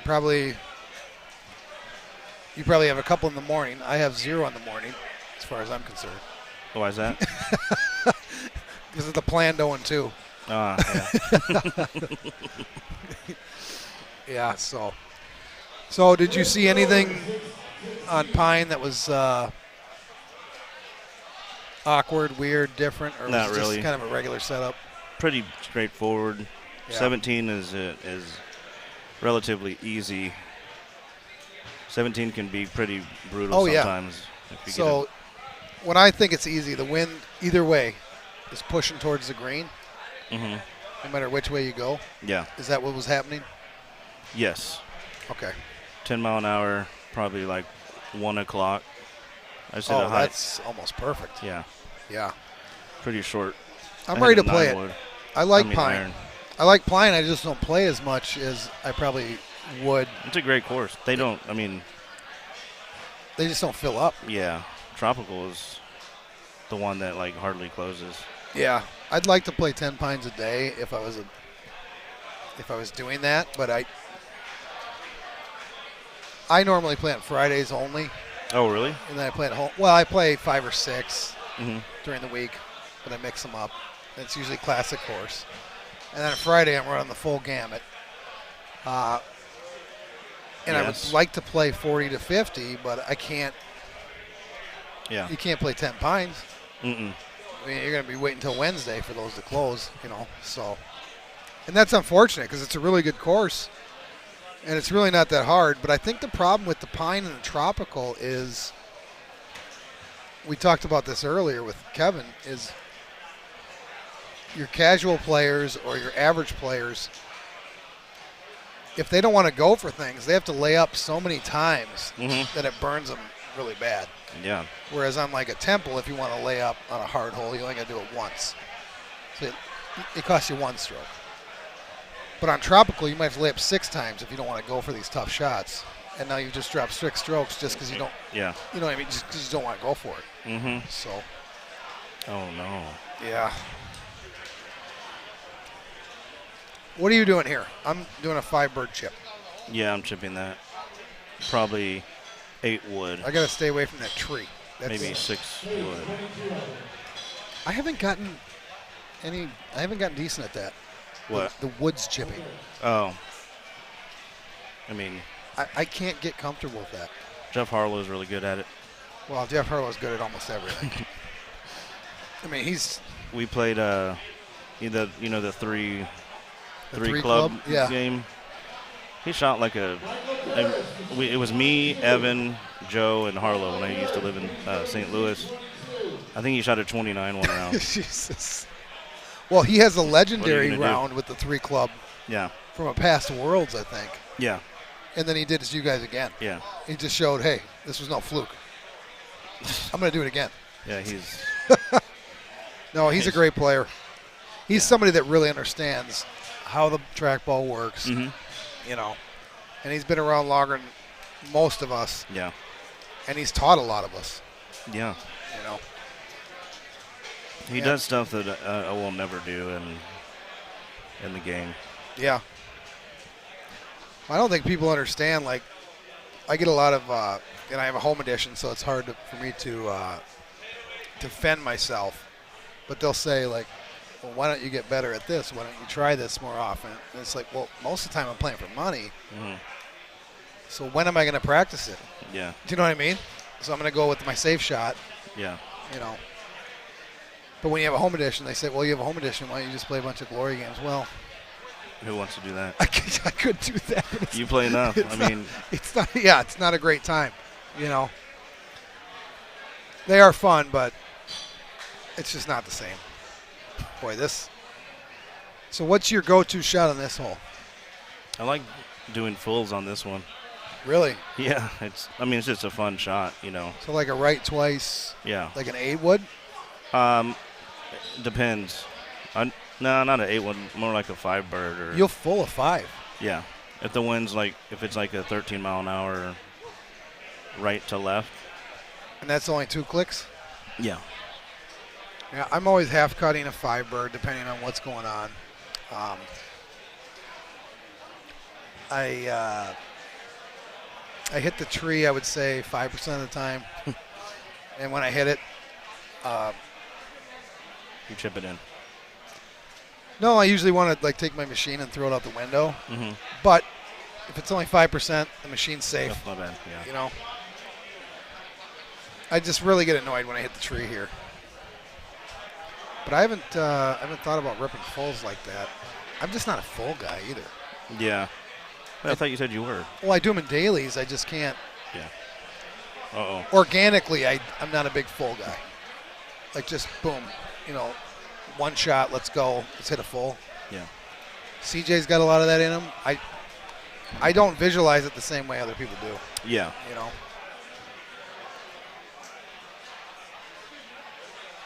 Well, and then JoJo, he's done it so many times. I mean, he's just in another league. Well, but he's done it so many times they compound. Mm-hmm. And then he starts seeing those setups he saw in dailies weeks ago in his live games. And he can just rip an auto full because he remembers it from weeks ago. He's got good recall. Yeah, so then it'll compound, and next thing you know, he can do fulls whenever the hell he wants. You know, so that's what makes great players great. Yeah. He did a shot today when we were warming up on hole 12 of Pine, the one that was the sometimes drivable. Yep. The par 4. He did a full from 2 left. First time he ever tried it, and he got on and like almost aced it. That's because like it was a high 290. Really? God. It was crazy. But that's one of those things where there's a visual thing, and I know you have it too. Yeah. And I don't have it for fulls, but I have it for thumbs, where you see something, and all of a sudden, boom, you're just like, oh shit, that's a perfect distance for this. Yeah. And the screen is showing him something that's telling him, this is it. This is the same full I hit before. This is it. Even though it's the first time, he knows where that ball is going to end up. You know, I don't have that. Yeah. Nice shot here. This hole here, I feel like this is my last chance for a hole out on this course. Pretty much. You know what I mean? You get to 15. This is the one. Let's put it out there. Let's run it into the hole. Try to get. I think I hole out 16 more than this one, actually. I don't know why. I'm not remembering 16. It's the par 5. Oh, yeah, I can't make that. I can get close, but I can't. I'm usually hitting an 8.5 there. Because I err on 16. I err to the short side. Just get it up on the top. I don't try to push it too often. Like past the whole little strip. Yeah. Well, yeah. I've erred towards safety now. I'm like, you know what? Just get on the grass. So my second shot is almost always an 8.5, 9.5. The driver? Yes. So you go deep into the grass. No. Are we thinking? I don't know if we're talking about the same. We might hole. not be. Let's see here. Make sure I'm on the right page. So where's Mouth at? 22. Not terrible. Oh yeah, I'm sorry. I'm thinking of that strip hole with the upper level. This one. Do you always go to the short thing now? Yeah, I just lay up right there. Yeah, I try to get into the fringe, so you can still have some spin. Yep. I really like the shot from over here, from the 10.5. Mm-hmm.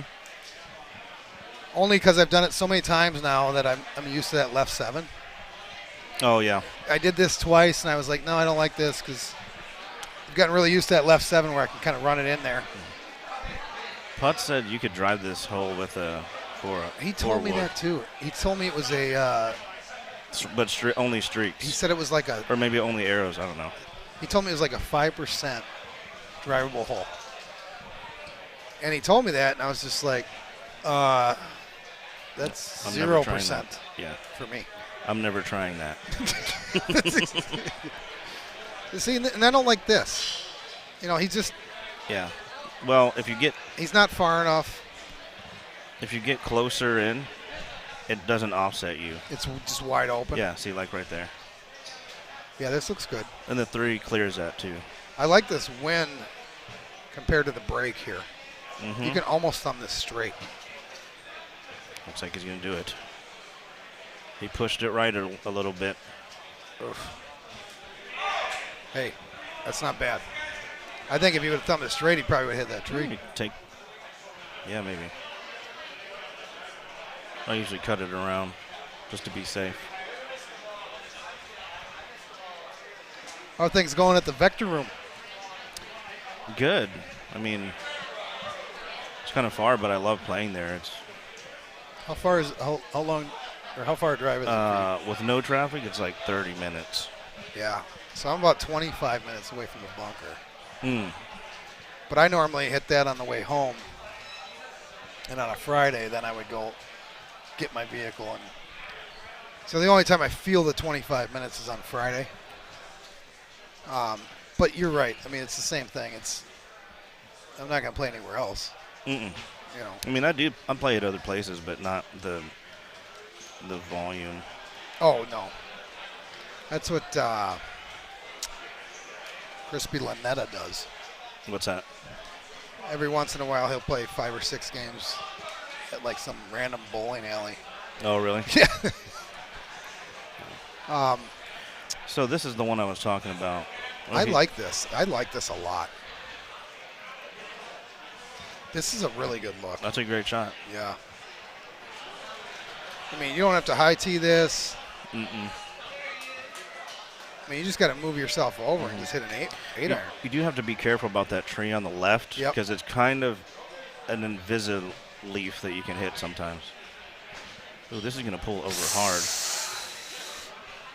Do you know what I'm not seeing as much as we used to is that high 8 iron setup. What, straight over? Yeah. Yeah. It seems like it's. I just learned that like last month. Yeah. It seems like it went away a little bit, like where it's just not as. And I don't think they took it away. I think just the algorithm or whatever, it's just not coming up as often. Or like Vordal would say, the setups get harder as the year goes on, which I've never. I don't agree with that. Yeah, me either. I don't agree with a lot of what Jeff says. He told me one time on Golden Blab that, yeah, you got to understand. It's August. These are the toughest setups you're going to see this year. He's always had that. I mean, I miss him though. He's so fun to hang out with. Incredible fodder. Just I've met him twice, and the 2 times I met him, I had a really good time going back and forth with him. Yeah, he was actually the first person to come and visit from like the Golden Tee World. He came down for a Syracuse game. Oh, really? Yeah, and he was the one that kind of told me that I should go to a tournament, and that was like right after that I went to the first tournament there. Yeah. Well, that was good advice. I mean, you've done really well in this game, Paul, and it's fun to watch. I was hooked. What I love about, like, I like players like you where I got to see you progress. Yeah. You know what I mean? Whereas a lot of these guys, I came in and they were already doing it, so I didn't know how they got there. But I watched you get there. Yeah. You know what I mean? Like, and it's a little humbling sometimes. It's like, same with Fox. I started playing before Fox. I'm like, what's wrong with me? Yeah. why'd they pass me so quickly? But this game is like repetition, man. Correct. But there's also, and Stenmark has it, and you probably have it, there's just things that you don't know why you're doing it, and I don't know how you're doing it. It's just built in. Yeah. And we try to do it, but we don't know why you're making the decisions you're making. And that's why certain players are better than certain players. They just get it more than the other guy does. You just have to know the physics of the game. But my whole thing was, the reason I knew I could get good at this game is because I saw other people playing it. And it was as simple as this to me, is they have 2 arms just like I do. Mm-hmm. So why can't I do that? Mm-hmm. And if they have a hand and an arm and they can do that, then I should be able to do that. Right? Yeah, I and agree. a lot of people out here don't think that. They're just like, oh, I'll never be able to hit that shot. Well, why can't you? You have the same. Yeah, you have the same thing he has, So that's what it boils down to, really. Yeah. So I used to play with a guy back in Houston when I first really started to get serious about it, and I would tell him, to do some shots, and he was like, "No, I don't have that." See. And I mean, you have to try. You have to try new stuff to get better. I don't know about you, but we will have guys come and play with us. Mm-hmm. And before they come, they say, I want to get better. And then they come. And I'm like, all right, you got to do this, do that. And they say, I'm just going to hit a 9.5. And to me, it's so frustrating because I'm just like, yeah. If you would just try that, you would see what I'm talking about. Mm-hmm. And you might fail, but you're going to see the shape of the shot. Oh, yeah. And you're going to know you have to hit harder. And it really bothers me when people don't try it, especially when they just ask me for help. Yeah. And they're like, no, I'm going to do this. Yeah. I'm like, well, why'd you even ask me? If you just want to make a bunch of birdies, let's do that. So, and it's frustrating because I know they have it in them and they just don't want to bring it out of themselves. You know what I mean? So, we had a couple guys like that in Prior Lake. It's just like every shot they would ask me what to do, and every shot they would do something. And at the end of the game, they'd be like, how did you beat me by 6? You know what I mean? So, Jamie. It's like that's. Yeah, I met her for the first time this weekend. I haven't got to play around with her, but she is. I know we already discussed this, guys, but not with Luna. I think she's the female GOAT. That's what everybody says. Yeah. I think she's over a 28 handicap now. Really? Yeah. I mean, she's just solid. She's been around for a while too, hasn't she? Yeah, she's Mike Arrington's wife. Yeah. And he's a vendor up in Seattle.